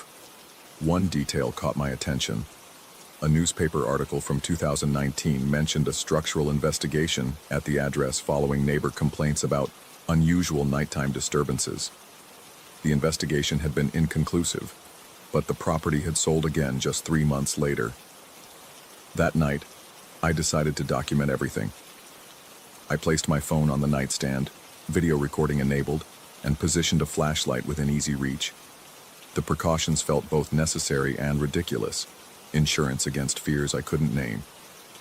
The mattress settled onto the boards with more movement than I remembered from the previous nights. Each board seemed looser, more willing to shift under my weight. As I lay down, I could feel them redistributing beneath me, creating an uneven surface that made finding a comfortable position nearly impossible. The first few hours passed without incident. I dozed intermittently, waking periodically to check the time. Around midnight, I noticed the temperature in the room had dropped further. My breath wasn't quite visible, but the chill penetrated the blankets, settling into my bones. The heating system couldn't be malfunctioning. The rest of the house remained comfortably warm. At 2:47 a.m., I woke to absolute silence. Not the normal quiet of a house at night, but something deeper, as if all sound had been sucked from the room.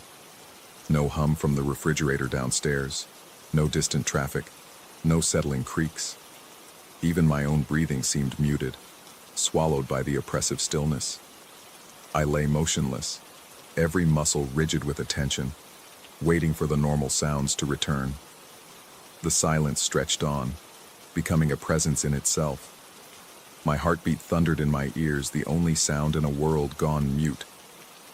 Then I felt it. The first pull was so subtle I almost convinced myself I'd imagined it. A slight downward tug at the foot of the mattress, as if someone had gently grasped the boards beneath and given them the smallest experimental pull. The mattress shifted maybe an inch, but in the profound silence the movement felt seismic. My mouth went instantly dry. Every nerve in my body fired at once, flooding my system with adrenaline.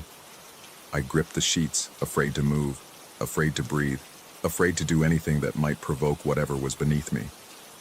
30 seconds passed. A minute. Just as I began to convince myself it had been my imagination, it happened again. This time, there was no mistaking it. Something beneath the floorboards pulled sharply at the wooden platform, causing the entire arrangement to shift toward the foot of the bed. The mattress tilted noticeably, and I had to brace myself to keep from sliding. The boards creaked and groaned, but underneath that sound was something else. A hollow rushing noise, like wind through a vast empty space. Terror crawled up my spine with icy fingers. This wasn't settling or structural issues. This was deliberate, intentional. Something was down there, and it knew I was here. I fumbled for my phone, hands shaking so violently I could barely operate the screen. The video was still recording, though in the darkness it would capture nothing. With trembling fingers, I switched on the flashlight app and aimed it toward the foot of the bed. The light revealed the gap between the mattress and the wall had widened significantly. Several boards hung at impossible angles, suspended by nothing visible, as if they were anchored to something below rather than resting on a foundation. The spaces between them had grown into genuine holes, not gaps between floorboards, but actual voids that seemed to extend far deeper than the space between floors should allow. A third pull came without warning, violent enough to jar my teeth. The mattress lurched toward the foot of the bed, and I slid with it, my feet hanging over the edge into emptiness. Cold air rushed up from below, carrying a smell like damp earth and decay. But it was the sound that broke my nerve. A low, hungry groaning that seemed to come from somewhere impossibly far below, as if the house sat atop a cavern that stretched down into the earth's core. I scrambled backward, clawing my way toward the headboard as another pull threatened to drag me into whatever waited beneath. The wooden platform disintegrated further with each tug, boards snapping and falling into darkness with echoes that took far too long to fade. The mattress began to sag in the middle, its edges still supported but its center sinking into a growing void. Panic overrode rational thought. I rolled off the side of the bed, landing hard on the solid floor of the bedroom. From this vantage point, I could see the full scope of what was happening. The entire center section of the room's floor had simply vanished, leaving behind a pit of absolute darkness. The mattress hung suspended over this void, held up only by its edges where they still contacted the remaining boards around the room's perimeter. Something moved in the darkness below. I didn't wait to see what it was.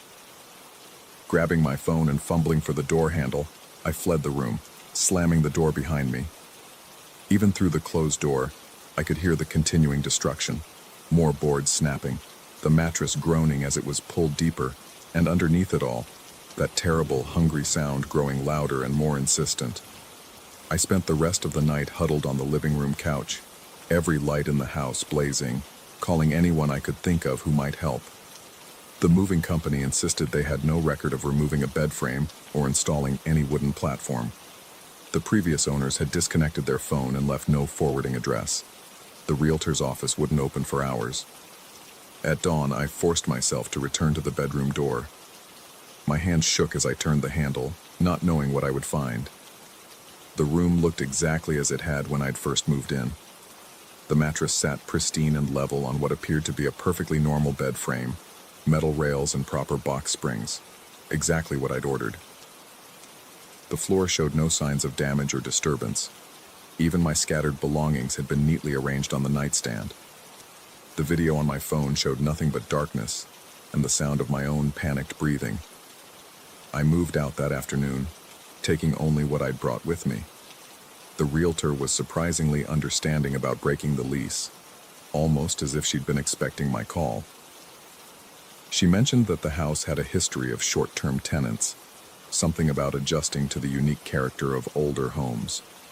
But I know what I experienced, and sometimes, in the quiet hours before dawn, I still wake with the sensation of falling, my heart racing with the memory of that hungry darkness pulling me down into whatever waited beneath. The house went back on the market within a week. The listing mentioned recent improvements to the master bedroom flooring, and I'm sure the next tenant will find everything in perfect order when they move in, at least until 3 a.m.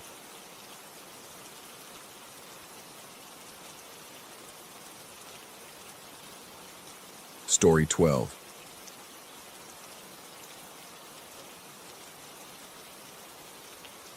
Some places hold memories like stagnant water holds disease, dark, festering, and impossible to cleanse. The old gymnasium behind Jefferson High had always been one of those places for me, even before I understood why my skin crawled every time I walked past its crumbling brick walls. 23 years later, standing in the parking lot with my new security guard uniform scratching against my neck, I realized nothing had changed.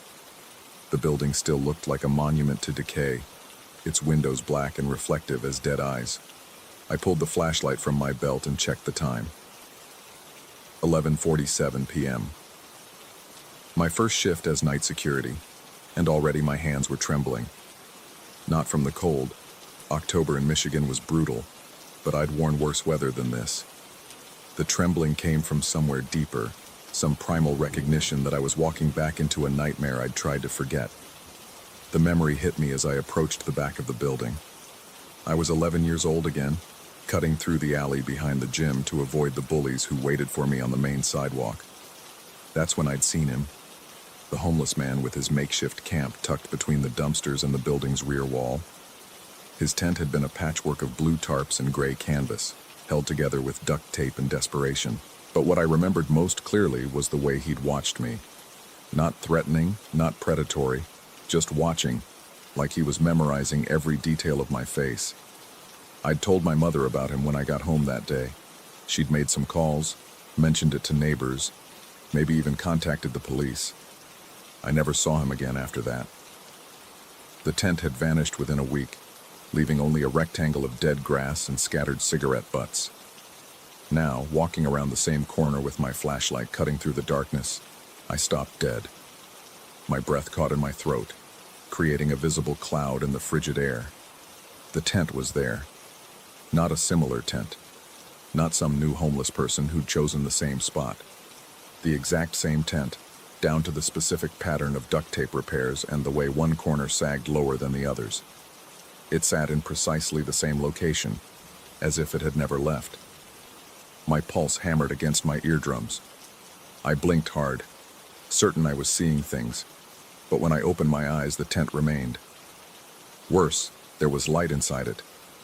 A soft, warm glow that seemed impossible given the tent's obvious age and the complete absence of any power source nearby. I should have called it in immediately.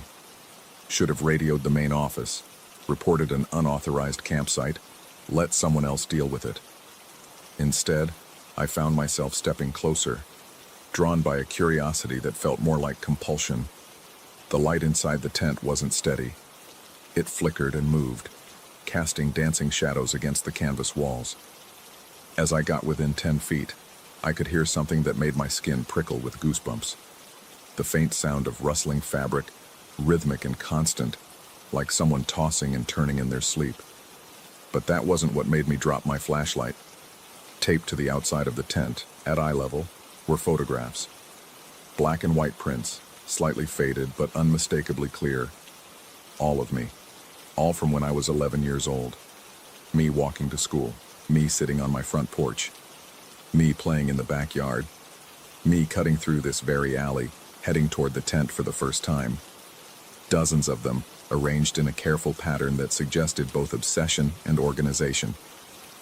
I picked up my flashlight with shaking hands, the beam dancing wildly as I tried to steady myself. The photographs were impossible. Even if the homeless man had taken them back then, how were they here now? How was any of this here now? The rustling inside the tent continued, but now I could discern a pattern to it. It wasn't random movement. It was deliberate, purposeful. like someone was arranging things, preparing. I backed away, my breathing coming in short, sharp gasps that burned my lungs in the cold air. Every rational part of my brain screamed at me to leave, to radio for backup, to get as far away from this place as possible. But my feet seemed rooted to the cracked asphalt, and my eyes couldn't stop staring at those photographs. In one of them, I was looking directly at the camera. I remembered that moment now, the strange sensation of being watched, the way I'd turned and seen the tent but nothing else. He'd been photographing me even then, even during that first encounter. A new sound emerged from inside the tent. Soft scratching, like a pencil on paper, or like fingernails on fabric. The light inside grew brighter, and I could see a silhouette moving against the canvas walls. A human shape, but wrong somehow. Too tall, too angular, moving in ways that didn't match the rustling sounds. My radio crackled to life, making me jump so violently I nearly dropped the flashlight again. The dispatcher's voice was tinny and distant, asking for my first hourly check-in. I fumbled for the radio, my fingers numb with cold and fear. I tried to respond normally, to sound professional and calm, but my voice came out as a hoarse whisper. The dispatcher asked me to repeat myself. I cleared my throat and tried again, managing to confirm that all was normal at the gymnasium. But as I spoke, the movement inside the tent stopped completely. The scratching ceased. Even the rustling fell silent. It was as if whoever or whatever was inside had heard my voice and was now listening. I signed off quickly and clipped the radio back to my belt. The silence stretched on, broken only by the distant hum of traffic and the whistling of wind through the gaps in the building's siding. I waited, watching the tent, my breath forming increasingly rapid clouds in the frigid air. Then the light inside went out. Complete darkness. The tent became just another shadow among shadows, barely visible even with my flashlight trained on it. But I could still see the photographs, their white surfaces reflecting my beam like accusatory eyes. I forced myself to take a step backward, then another. My legs felt like lead, and every instinct I had was screaming conflicting messages. Run, stay, investigate, hide.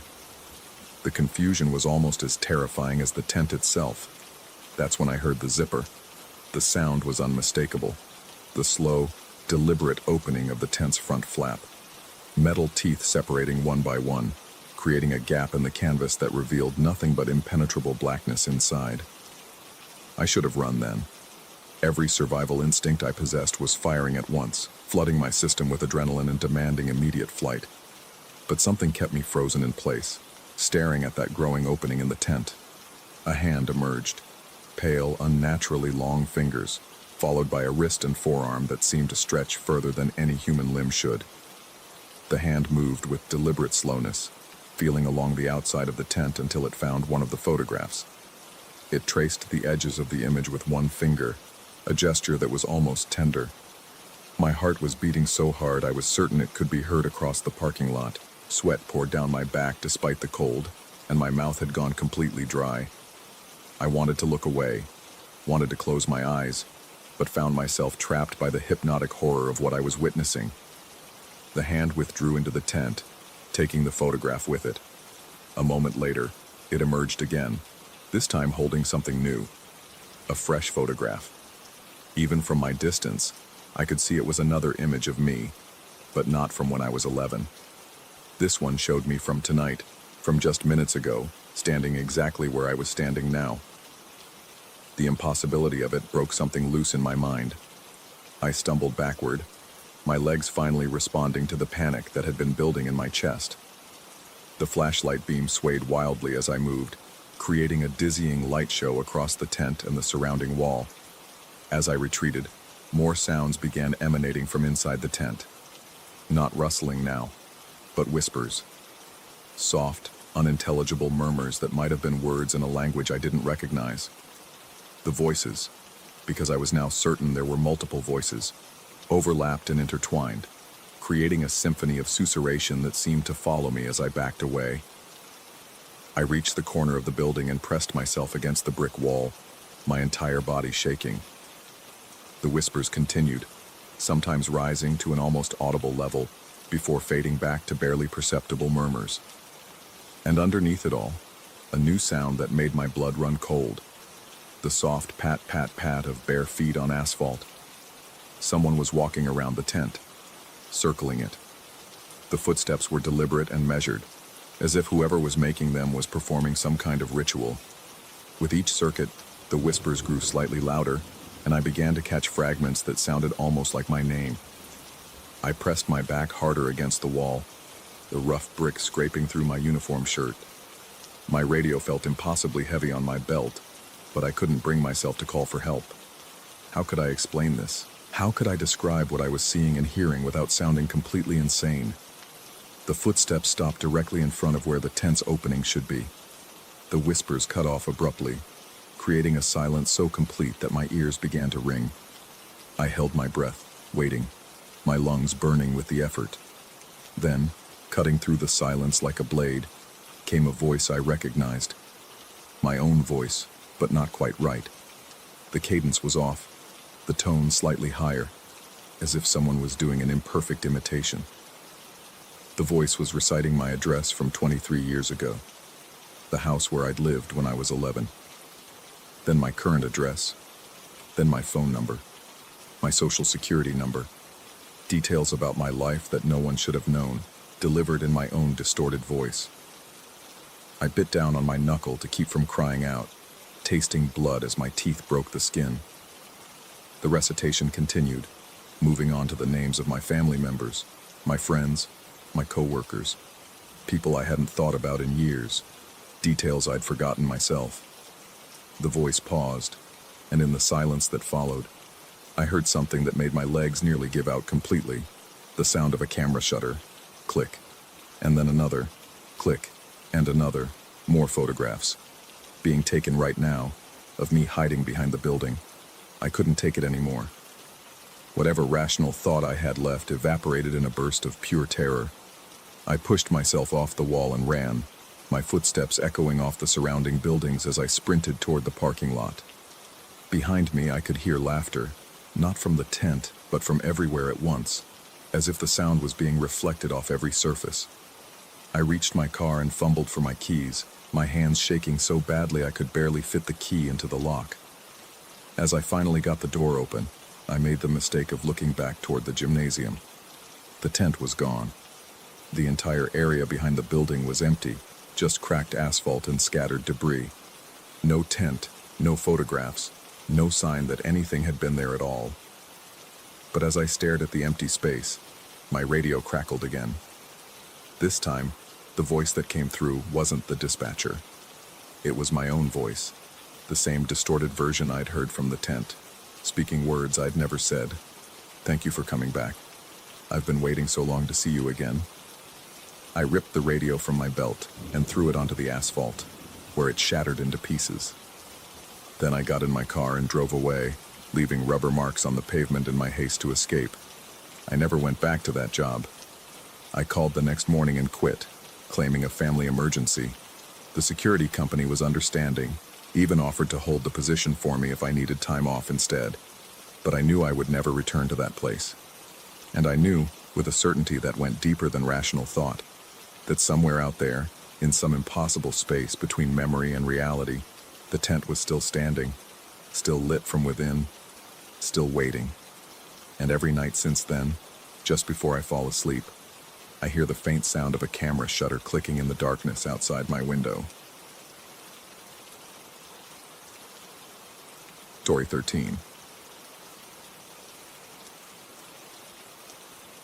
The fluorescent lights above my desk flickered with that particular kind of persistence that meant they were dying, casting intermittent shadows across the scattered blueprints and coffee-stained papers that had become my prison for the past 14 hours.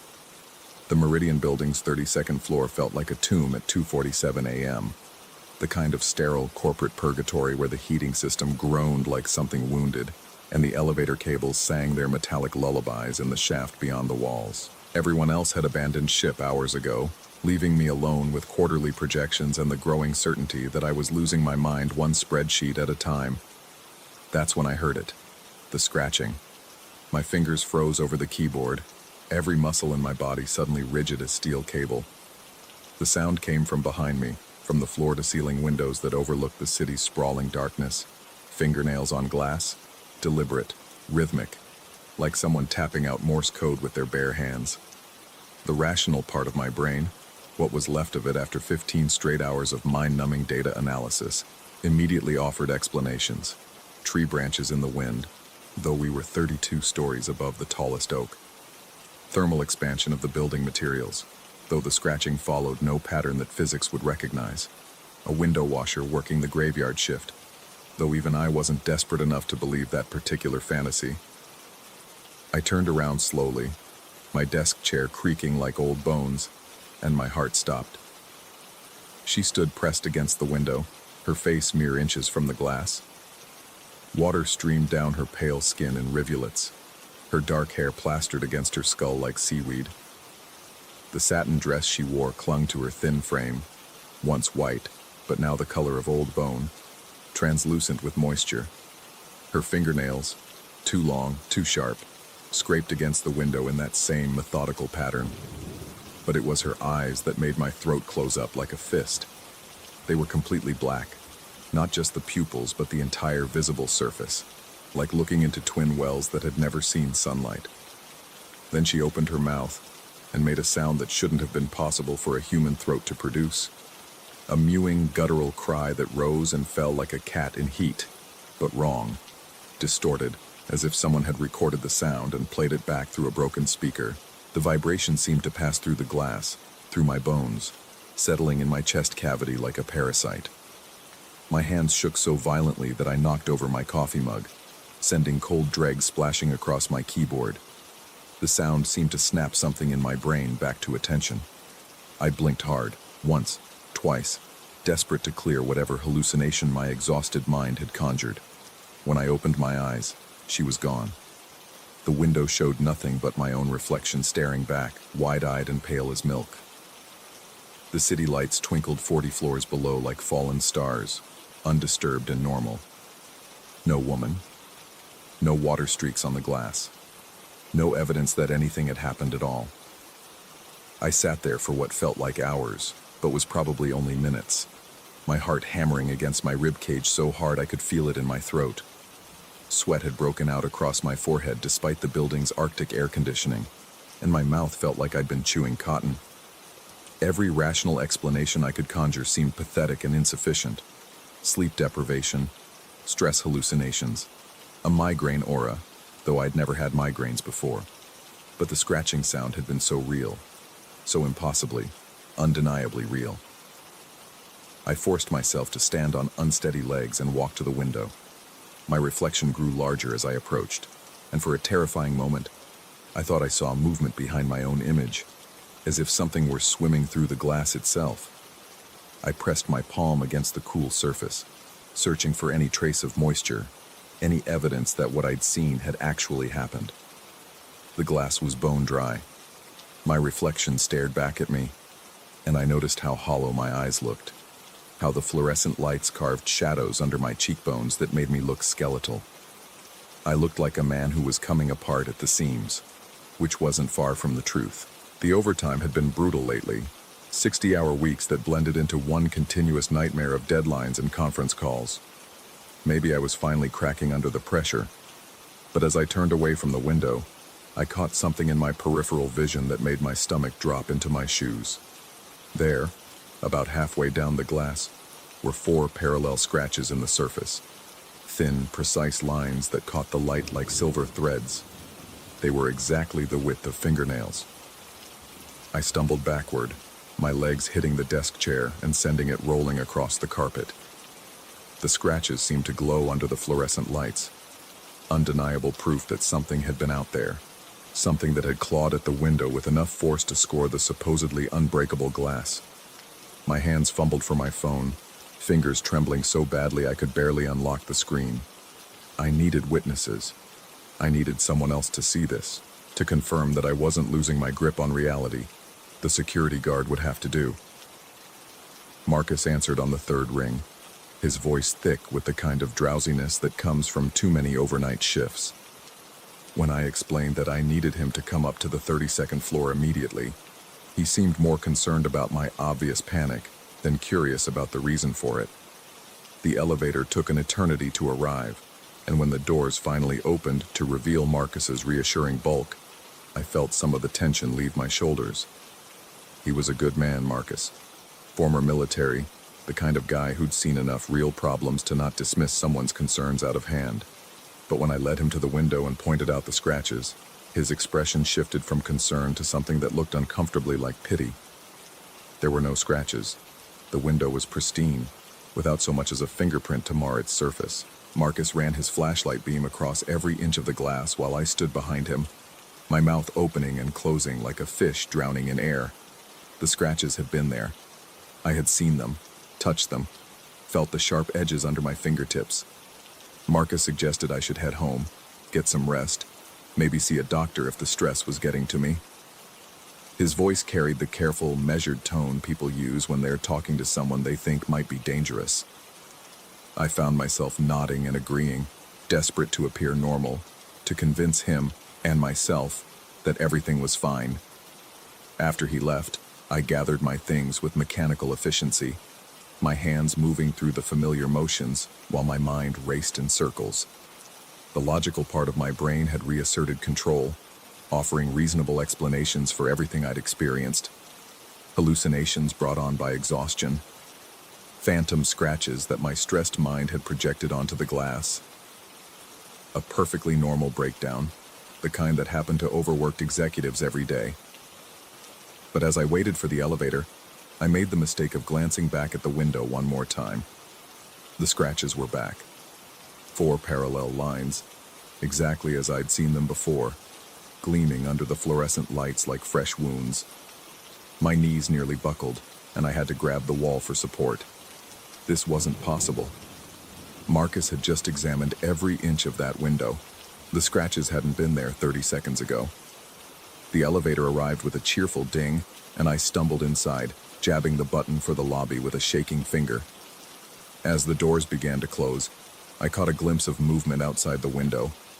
A pale shape pressed against the glass, fingers splayed wide, leaving new scratches with each desperate scrape. The mewing sound followed me down 32 floors. I didn't sleep that night. Every time I closed my eyes, I saw her face pressed against the window. Those black holes where her eyes should have been, water streaming down her cheeks like tears. I called in sick the next day, then the day after that. My supervisor left increasingly irritated voicemails that I deleted without listening to completely. By the 3rd day, I convinced myself I'd imagined the whole thing. Stress-induced psychosis was a real phenomenon, documented and treatable. I made an appointment with my doctor, who prescribed sleeping pills and suggested a vacation. I felt better already, more grounded, ready to face the world again. That night, I returned to the office. The building felt different in the dark, less like a modern corporate monument and more like something older and more primitive. The security desk was unmanned. Marcus had called in sick, according to the temp who'd replaced him, and the elevators seemed to take longer than usual to respond to my summons.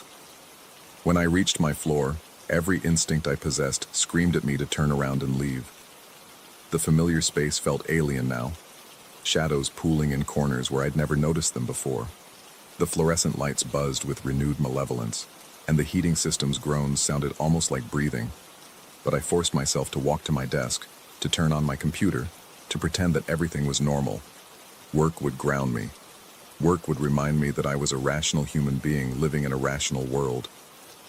I managed almost 2 hours before I heard the scratching again. This time, I didn't turn around immediately.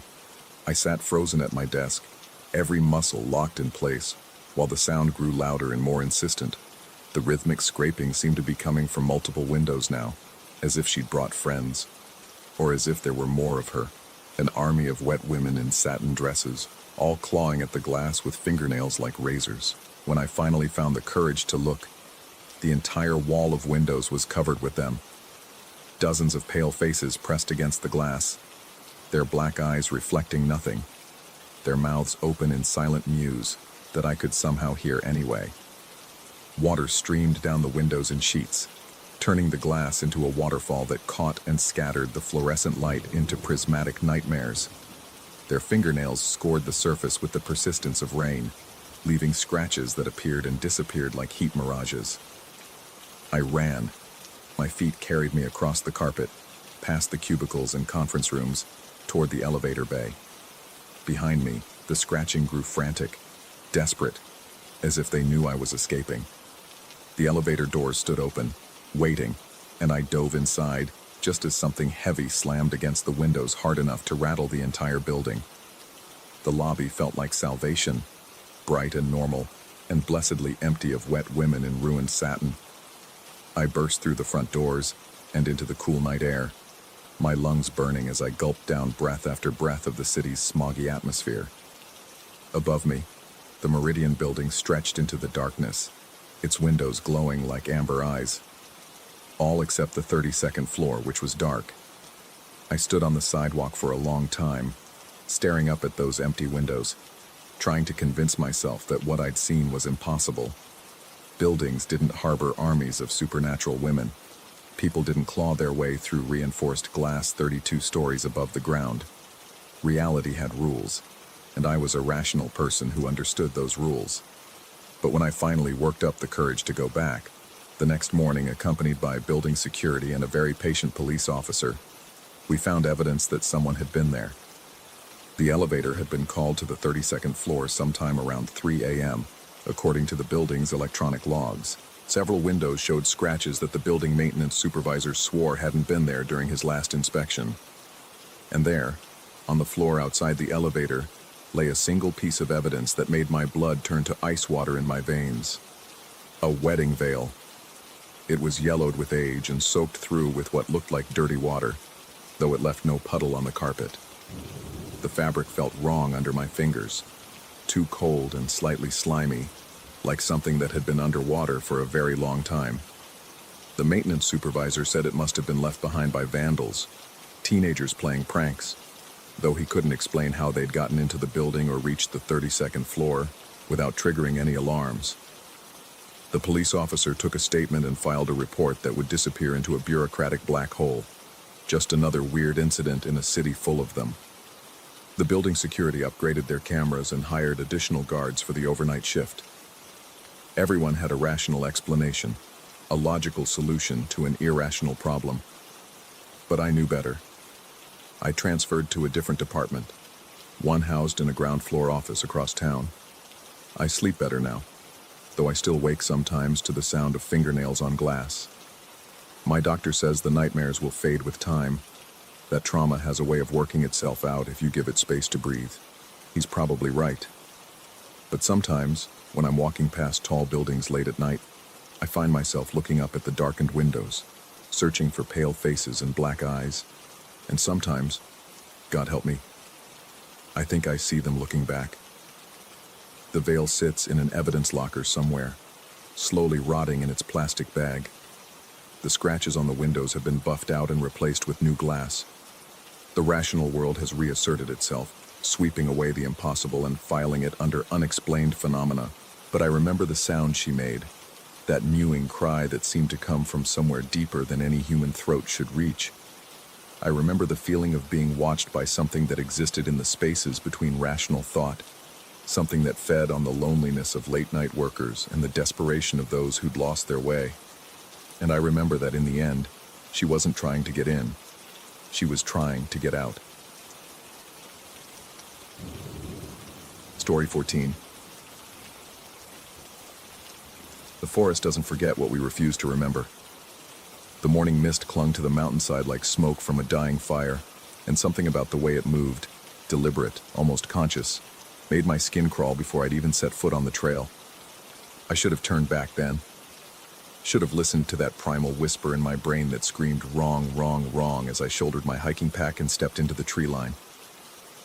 But I didn't listen. I never do. My name is Marcus Reed, and I've been documenting abandoned industrial sites across the Pacific Northwest for the better part of 5 years. Ghost towns, defunct mining operations, forgotten lumber camps, places where progress went to die and nature slowly reclaimed what humanity had carved away.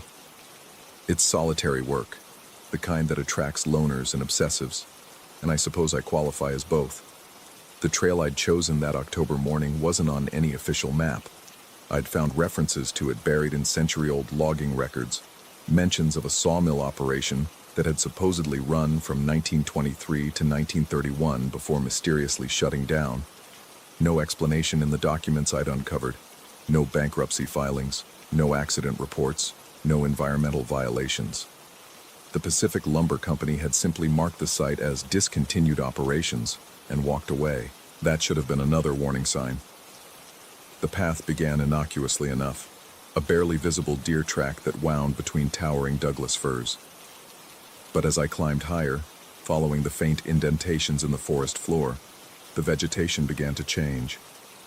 The underbrush grew sparse, then disappeared entirely. The trees, though massive, seemed somehow wrong, too straight, too evenly spaced, as if they'd been planted rather than grown wild. My breathing grew labored as the trail steepened, not just from exertion, but from an inexplicable tightness in my chest. The air felt thicker here, pregnant with moisture, and something else I couldn't identify, something that made my nose itch and my eyes water. After 2 hours of climbing, I heard it, the distant sound of running water, but it wasn't the cheerful babble of a mountain stream. This was deeper, more rhythmic, like machinery grinding in slow motion.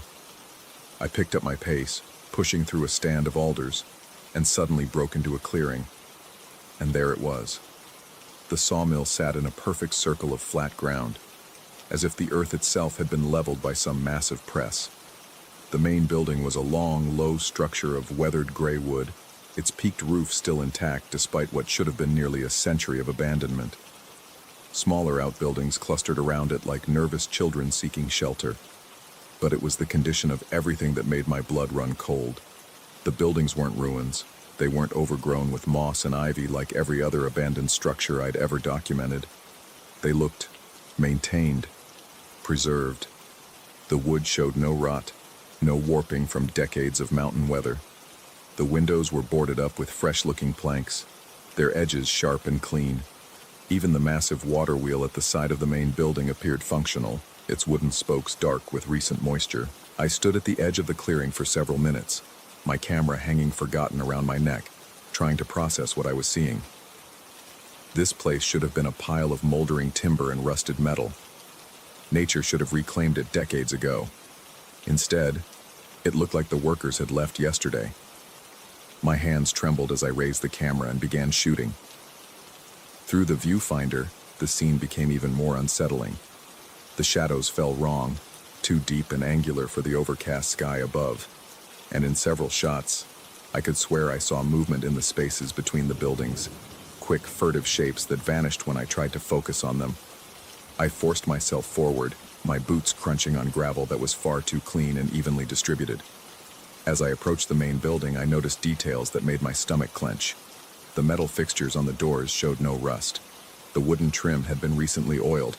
Someone, or something, was keeping this place in perfect condition. The sound of running water grew louder as I circled the building, and I discovered its source. A stream ran directly beneath the structure, channeled through a series of wooden sluices that looked like they'd been constructed yesterday. The water was dark, almost black, and moved with an odd, viscous quality that reminded me uncomfortably of blood. I found a door on the north side of the building, its heavy timber construction unmarked by weather or age. A new padlock secured it, the brass gleaming in the filtered sunlight.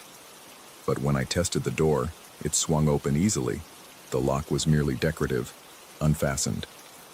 The hinges moved without so much as a whisper. Inside, my worst fears were confirmed. The sawmill was operational, not just preserved, but actively maintained.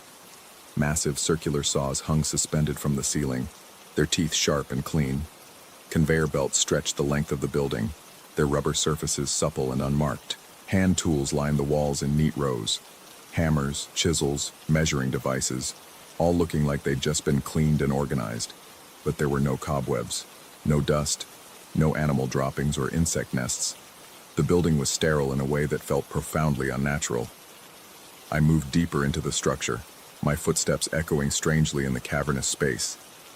The smell hit me then, not the musty odor of abandonment I'd expected, but something clean and sharp. Pine sap, mixed with machine oil, and underneath it all, a metallic tang that made my mouth go dry. At the far end of the building, I found the office. Unlike the main floor, this space felt lived in. A desk sat in the center, its surface covered with papers that looked fresh despite their yellowed edges. I approached cautiously, my heart hammering against my ribs. The documents were work orders, timesheets, productivity reports, all dated from 1931. The handwriting was clear and precise, as if the ink had dried minutes ago rather than decades. But it was the final entry that made my blood freeze. October 15th, 1931. Final shift completed. All personnel accounted for. Site preparation for transition complete. Awaiting next phase. Today was October 15th. My hands shook as I photographed the documents, the camera's autofocus struggling in the dim light. Each click of the shutter seemed to echo longer than it should, bouncing off the walls and returning changed, distorted. I had to get out. I backed away from the desk, my breathing rapid and shallow. The walls seemed to press closer with each step, and the shadows in the corners moved independent of any light source. The sound of running water beneath the building had changed, becoming more mechanical, more purposeful. I ran. I crashed through the door and sprinted across the clearing, not caring about the equipment I'd dropped or the photos I'd failed to take. Behind me, I could hear the building settling, creaking in ways that sounded almost like whispers. The water wheel began to turn, slowly at first, then with increasing speed. I didn't stop running until I reached my truck, 3 miles down the mountain. My hands shook so violently I could barely get the key in the ignition. The engine turned over on the 4th try, and I drove down the winding mountain road faster than was safe, my eyes constantly checking the rearview mirror for something I couldn't name but deeply feared. At home that night, I couldn't shake the feeling that I'd stumbled into something far beyond an abandoned sawmill. I'd built my career on documenting places where the past lingered, but this was different. This felt active, purposeful, as if the site existed in some temporal bubble where 1931 had never ended. I spent hours researching the Pacific Lumber Company, digging deeper into records I'd only skimmed before. What I found made my unease crystallize into genuine terror. The company had operated 17 sawmills across Oregon and Washington. 16 had closed due to economic pressures, accidents, or resource depletion. The 17th had simply vanished from all records after October 15, 1931. No closure documents, no final inventory, no disposition of assets. The mill had existed one day and been forgotten the next, as if some bureaucratic hand had reached into history and erased it. But I had been there. I had photographs. Except when I reviewed my camera's memory card, half the images were corrupted. Static-filled frames showed glimpses of the clearing, but the buildings appeared blurred, indistinct, as if they existed only partially in our reality. The photos of the interior were completely black, despite the adequate lighting I remembered. Only one image had captured anything useful, the final entry in the logbook. But even that photo showed signs of digital decay, the text fragmenting at the edges as if the information itself resisted documentation. I needed to go back, not because I wanted to, but because I had to understand what I'd encountered. The rational part of my mind insisted there had to be an explanation, some historical society maintaining the site perhaps, or a private collector with too much money and time. But my gut knew better. 3 days later, I returned to the mountain. This time I brought a GPS unit, determined to mark the exact coordinates of the sawmill. I also carried a small video camera, hoping motion capture might succeed where still photography had failed. The hike up the mountain felt different this time. The trail seemed longer, more convoluted, as if the path itself was reluctant to lead me back to the clearing. I stopped frequently to check my GPS, making sure I hadn't taken a wrong turn, but the device showed I was following the same route I'd taken 3 days earlier. When I finally broke through the tree line where the clearing should have been, my legs nearly gave out. There was nothing there. No sawmill, no outbuildings, no artificially leveled ground. Instead, I found myself standing in a natural meadow covered with young grass. the kind that springs up in areas recently disturbed by fire or logging. Wildflowers dotted the green expanse, swaying gently in a breeze that carried only the clean scents of pine and earth. I walked the entire area, my GPS confirming these were the exact coordinates I'd recorded from my previous visit. But there was no sign that any structure had ever existed here. No foundation stones, no rusted metal, no depression in the earth where buildings had stood. The stream was still there, but it ran clear and cheerful, nothing like the dark, viscous flow I remembered. I spent 4 hours searching, expanding my radius, checking and rechecking my coordinates. The GPS insisted this was the right place, but my eyes saw only pristine wilderness. As the sun began to set, I found myself kneeling in the center of the meadow, my hands pressed against the soft earth. The grass felt real enough, cool and slightly damp, but underneath it, I could swear I felt something else. A faint vibration, rhythmic and mechanical, like machinery running far below. When I pressed my ear to the ground, I heard it clearly. The sound of saws cutting through timber, the splash of the water wheel, the distant murmur of voices calling instructions to one another. The sawmill was still there, operating in some parallel space just beneath the surface of reality. And somewhere in that impossible place, workers were completing their final shift, over and over again, trapped in an endless October afternoon in 1931. I drove home that night with my hands gripping the steering wheel so tightly my knuckles went white. In my rearview mirror, the mountain looked different, darker, more angular, as if its very shape had shifted while I wasn't watching. At home, I tried to research the meadow, looking for any historical record of what might have stood there before. But every search led to dead ends, broken links, or documents that appeared to exist one moment and vanish the next. It was only when I was reviewing my corrupted photos one more time that I noticed something that made my blood run cold.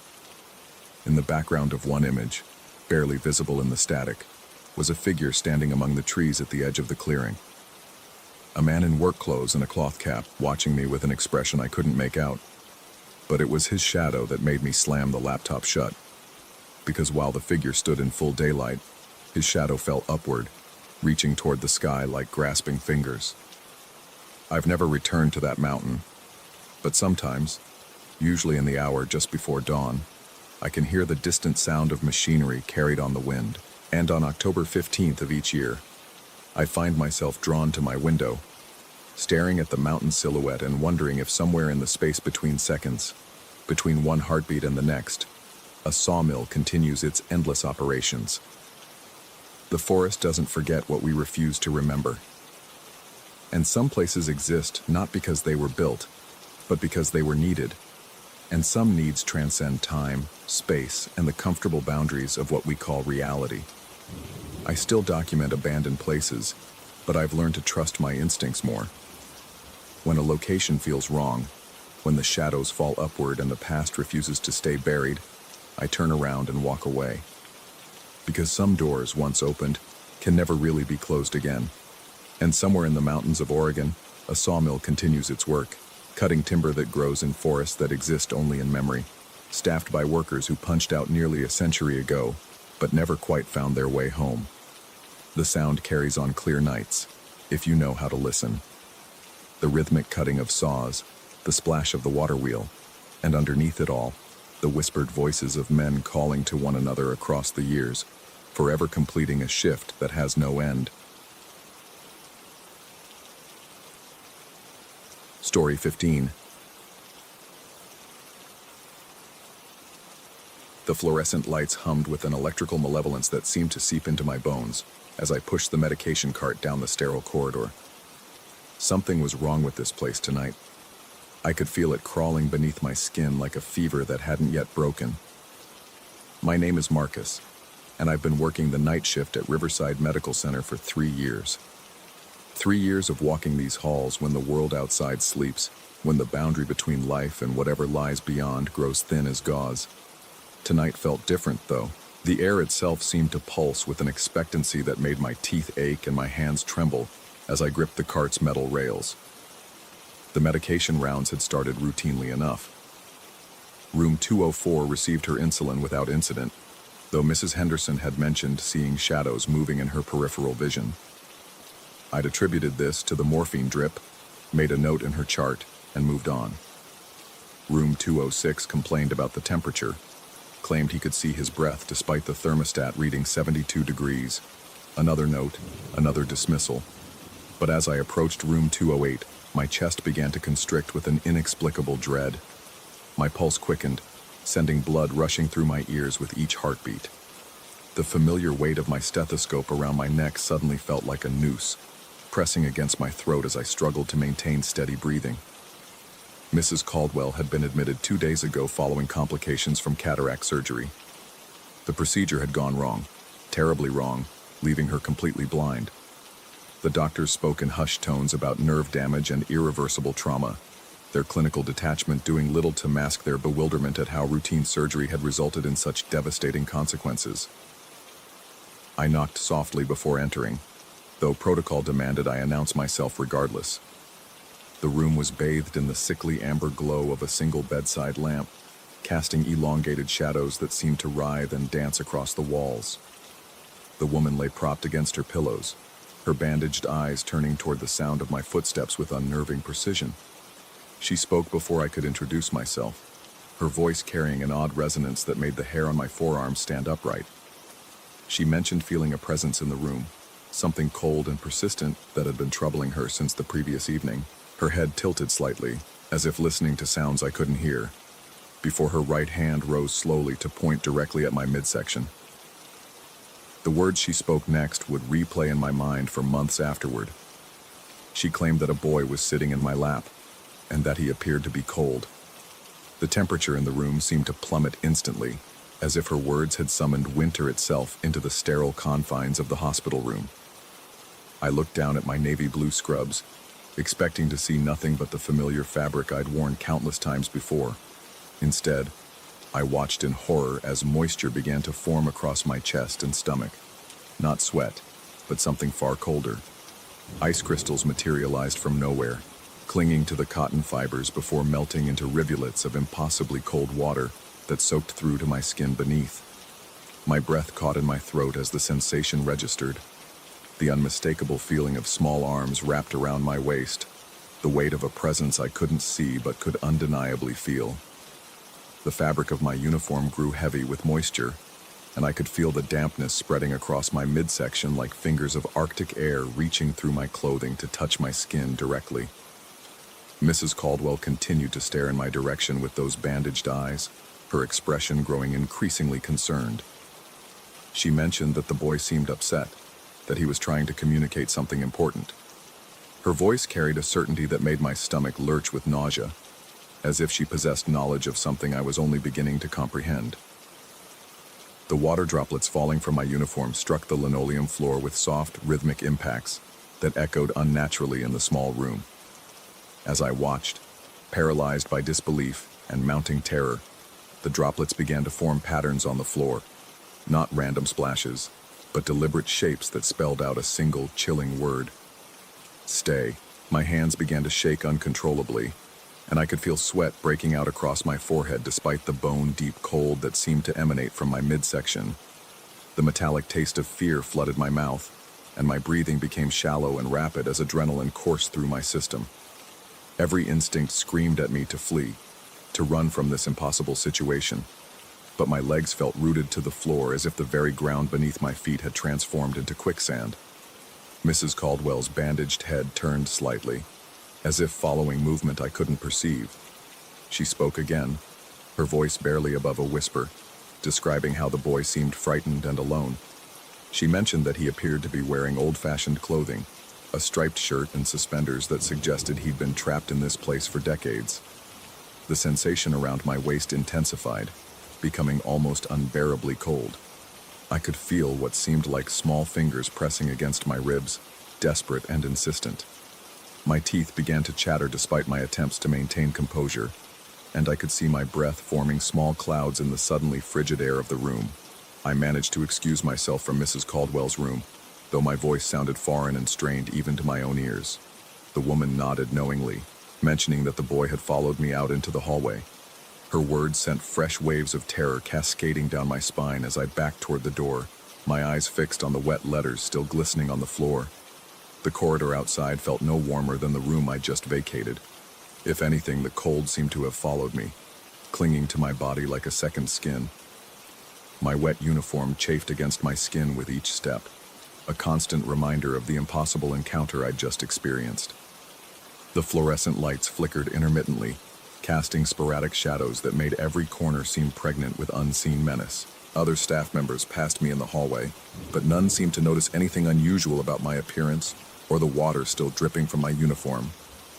Their casual greetings and normal behavior only served to heighten my sense of isolation and growing madness. Was I experiencing some sort of breakdown? Had the stress of night shifts finally pushed my mind beyond its breaking point? I retreated to the staff break room, desperate for a moment to collect myself and attempt to process what had just occurred. The small space felt claustrophobic, its beige walls seeming to press inward as I sat heavily in one of the plastic chairs. My hands continued to tremble as I tried to make sense of the moisture still clinging to my uniform, the impossible coldness that seemed to emanate from within my own body. The break room's fluorescent light buzzed overhead with increased intensity, its irregular rhythm matching the erratic beating of my heart. I closed my eyes and tried to focus on my breathing, employing the stress management techniques I'd learned during my training. Deep breaths in, slow exhales out. Count to 10. Find your center. But even with my eyes closed, I could feel it. The presence that Mrs. Caldwell had described. The sensation of being watched by unseen eyes, of sharing space with something that shouldn't exist. The weight around my midsection hadn't diminished. If anything, it seemed to be growing heavier, more insistent. When I opened my eyes, the condensation on my uniform had reformed into new patterns. This time, the water droplets spelled out a different message across my chest. Help. The letters were perfectly formed, as if written by an invisible hand using the moisture as ink. My breath caught in my throat as I watched additional droplets form and fall, creating a small puddle at my feet that reflected the harsh fluorescent light above. The temperature in the break room plummeted further, and I could see my breath forming thick clouds with each exhale. Frost began to accumulate on the metal surface of the refrigerator, and the coffee in my abandoned mug developed a thin skin of ice across its surface. The cold was no longer just sensation. It was a living thing, wrapping itself around me like a burial shroud. I knew I couldn't continue my rounds in this condition, but the thought of abandoning my patients filled me with professional guilt that competed with my mounting terror. Mrs. Caldwell had described the presence as a boy, young and afraid, seeking comfort or perhaps trying to communicate something vital. Despite my fear, I felt a growing obligation to understand what was happening, to help if possible. The remainder of my shift passed in a haze of barely controlled panic and supernatural encounters. In room 210, Mr. Garcia mentioned feeling inexplicably cold and complained about wet spots appearing on his bedsheets despite the room's dry heating system. Mrs. Thompson in 212 asked why there were puddles forming around my feet, her voice thick with sedatives but her observation unnervingly accurate. Each room I entered seemed to amplify the presence clinging to me. The invisible weight around my waist grew more pronounced, and I began to feel what could only be described as small hands gripping my uniform, as if desperate to maintain contact. The sensation was simultaneously heartbreaking and terrifying, the touch of something lost and frightened, reaching across an impossible divide to make contact with the living world. By 4 a.m., my uniform was completely soaked despite the supernatural cold that should have frozen the moisture solid. Water continued to drip steadily from the fabric, forming messages and patterns on the floor wherever I walked. "Don't leave," appeared near the nurse's station. Scared formed a puddle outside the medication room. Alone dripped across the threshold of the supply closet. The other night staff began to notice my condition, though their reactions varied from concern to bewilderment. Sarah, the charge nurse, approached me near the end of my shift with genuine worry etched across her features. She mentioned that I looked pale and suggested I might be coming down with something. Her offer to cover my remaining rounds was tempting, but something kept me moving through the motions of my duties. As dawn approached and the day shift began to arrive, I found myself back in Mrs. Caldwell's room for one final check.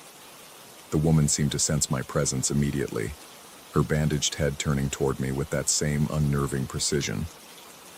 She spoke softly about the boy, mentioning that he seemed calmer now, less agitated than he'd been during the night. She described how the presence had been wandering the halls of the hospital for what felt like decades, lost and unable to find peace.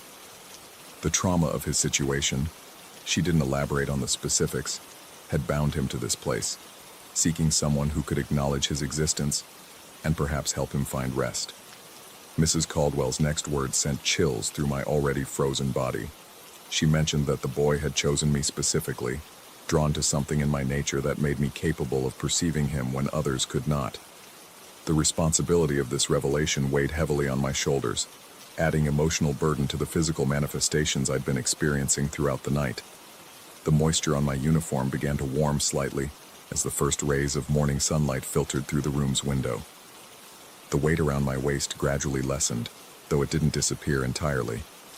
Mrs. Caldwell smiled, the first expression of peace I'd seen on her face since her admission, and mentioned that the boy seemed satisfied, at least for now. I completed my documentation and prepared to leave, though the events of the night had left me fundamentally changed. The cold presence had followed me home, a constant reminder of the thin barrier between our world and whatever lies beyond. Even now, months later, I can feel the subtle weight of small arms around my waist during quiet moments, the gentle pressure of someone seeking comfort and connection.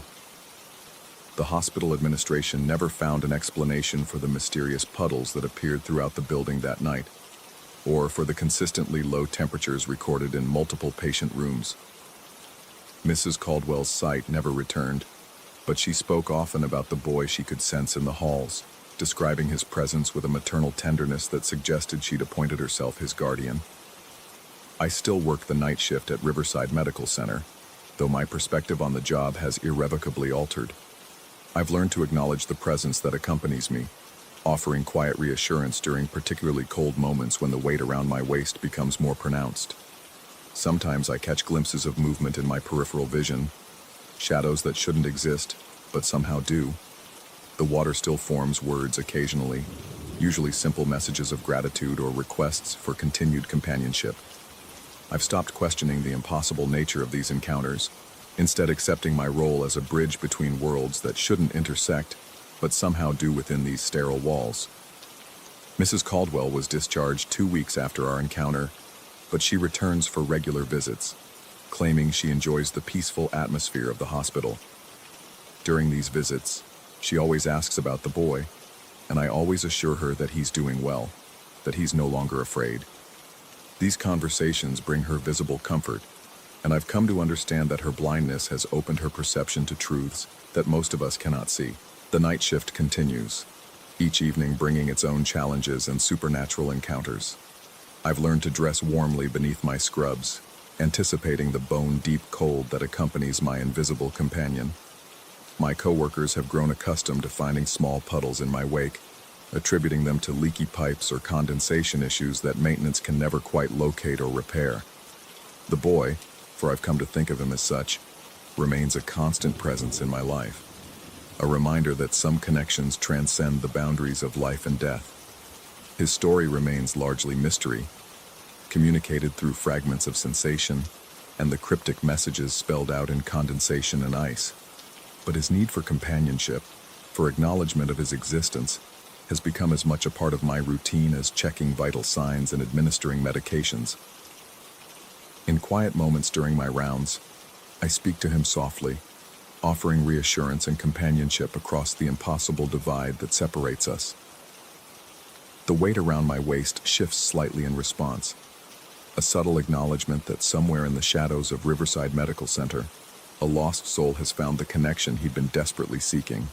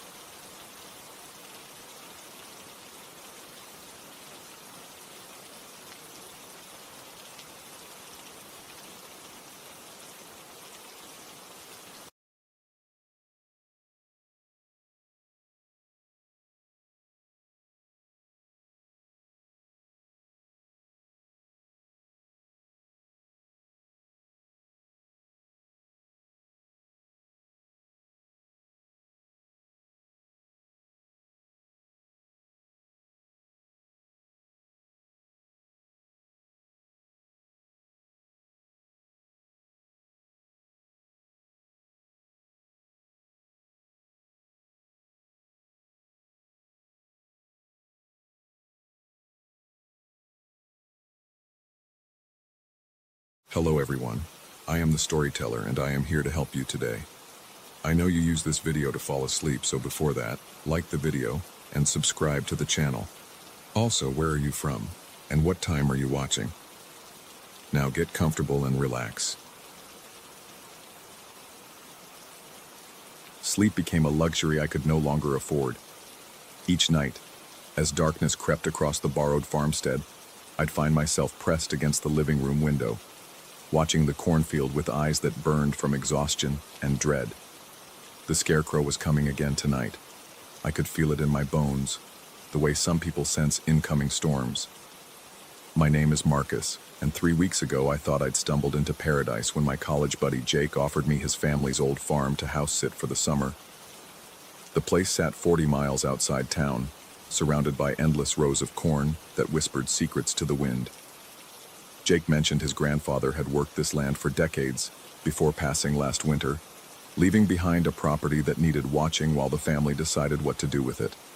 The farmhouse was simple but comfortable.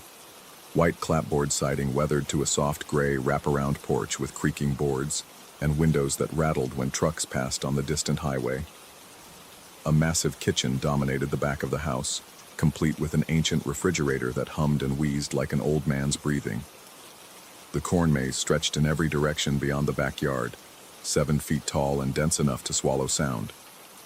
Jake had casually mentioned the scarecrow during our brief handover tour, pointing toward a distant figure planted deep in the corn rows. Even in daylight, something about that motionless sentinel had made my stomach tighten. Its face was wrapped in yellowed cloth, body stuffed with straw that poked through tears and faded overalls. Crude wooden arms stretched toward the sky like a crucified prisoner. That first night, I'd barely given it a thought. I'd settled into the comfortable couch, cracked open a beer, and watched old movies on my laptop until my eyelids grew heavy. Sleep came easily in the profound silence of the countryside. The first sign something was wrong came with my morning coffee. I'd stumbled to the kitchen in my boxers, desperate for caffeine, when I noticed muddy footprints leading from the back door to the refrigerator. Not just any mud, thick black earth mixed with what looked like decomposed plant matter. The prints were roughly human-shaped, but wrong somehow, too long and narrow, with distinct toe impressions that seemed to dig deeper than normal feet should. My first thought was that Jake had stopped by during the night to grab something, though I couldn't understand why he'd track mud through his grandmother's pristine kitchen. I'd called him that morning, asking if he'd been by the house. His confusion sounded genuine when he told me he was 3 states away visiting family. When I mentioned the muddy prints, he'd laughed nervously and suggested maybe I'd sleepwalked. But I knew my own footprints, and these weren't mine. I spent that day cleaning the kitchen floor on my hands and knees, scrubbing until my fingers pruned and the bleach smell burned my nostrils. Yet even after every trace of mud disappeared, I couldn't shake the feeling that something had violated the sanctity of the house while I slept, helpless and unaware. The second night brought worse discoveries. I'd woken to the sound of my refrigerator door hanging open, its pale light spilling across the kitchen tiles like a supernatural beacon. My heart hammered against my ribs as I crept down the hallway, bare feet silent on the cold linoleum. The fridge hummed louder now, working overtime to cool the escaped air. Inside, nestled between a carton of milk and leftover pizza, I found them, dozens of corn kernels scattered across the shelves, some still attached to fragments of husk. They weren't there when I'd grabbed a beer before bed. I was certain of that. The kernels looked fresh, almost wet, and when I touched one, my fingertip came away sticky with an unidentifiable film. Sleep proved impossible after that. I'd paced the house until dawn, checking and rechecking every door and window. All remained locked from the inside. No broken glass, no scratched wood around the locks, no sign of forced entry. Yet someone, or something, had been inside my temporary sanctuary. The corn kernels continued appearing nightly, sometimes in the fridge, sometimes scattered across the kitchen counter like offerings left by an unseen visitor. I started staying awake, positioning myself where I could watch both the kitchen and the cornfield through the back windows. That's when I first saw it move. The scarecrow stood in the same spot where Jake had pointed it out, roughly 100 yards from the house. In daylight, It appeared motionless, just another piece of farm equipment designed to frighten birds. But as darkness fell on my fourth night there, I watched its silhouette shift against the star-filled sky. The movement was subtle at first, a slight turn of the head, an adjustment of posture that could have been tricks of shadow and moonlight. I pressed my face against the cool glass, breath fogging the window as I strained to see clearly. My pulse thundered in my ears, drowning out the gentle rustling of corn leaves. Then it stepped forward. The motion was unmistakably deliberate, impossibly fluid for something that should have been an inanimate collection of straw and fabric. One moment it stood rooted among the corn stalks. The next it had moved 3 feet closer to the house. My throat constricted, trapping my breath like a physical object lodged in my windpipe. I fumbled for the heavy flashlight Jake had left on the kitchen counter, hands trembling so violently I nearly dropped it twice. The beam cut through the darkness, illuminating swaying corn but nothing else. The scarecrow had vanished. My legs gave out, sending me sliding down the kitchen wall until I sat on the floor, flashlight clutched against my chest. The rational part of my mind insisted I'd imagined the whole thing. Stress, isolation, and too little sleep combining to create hallucinations. But my body knew better. Every nerve ending screamed that something predatory lurked just beyond the light, watching and waiting. I didn't sleep that night, or the next. Instead, I maintained a vigil by the window, flashlight at the ready, eyes burning from the strain of peering into darkness. The scarecrow remained motionless during these observations, but each morning brought fresh evidence of nocturnal visitation. Muddy footprints, scattered corn kernels, and increasingly, something far more disturbing. Seeds had begun sprouting throughout the house. I first noticed them on the 6th morning, tiny green shoots pushing through cracks in the kitchen tile grout. By afternoon, more had appeared near the baseboards in the living room. The next day brought a cluster growing from beneath the bathroom threshold. They looked like corn seedlings in their earliest stage, pale and fragile, but undeniably alive. The sight of plants growing inside the house triggered a primal revulsion that made my skin crawl. This wasn't just trespassing or vandalism. This was colonization. Something was transforming the farmhouse into an extension of the cornfield, blurring the boundaries between cultivated land and human habitation. I spent entire days pulling up the seedlings, only to find twice as many the following morning. They grew with supernatural speed, some reaching 2 inches overnight despite having no soil or adequate light.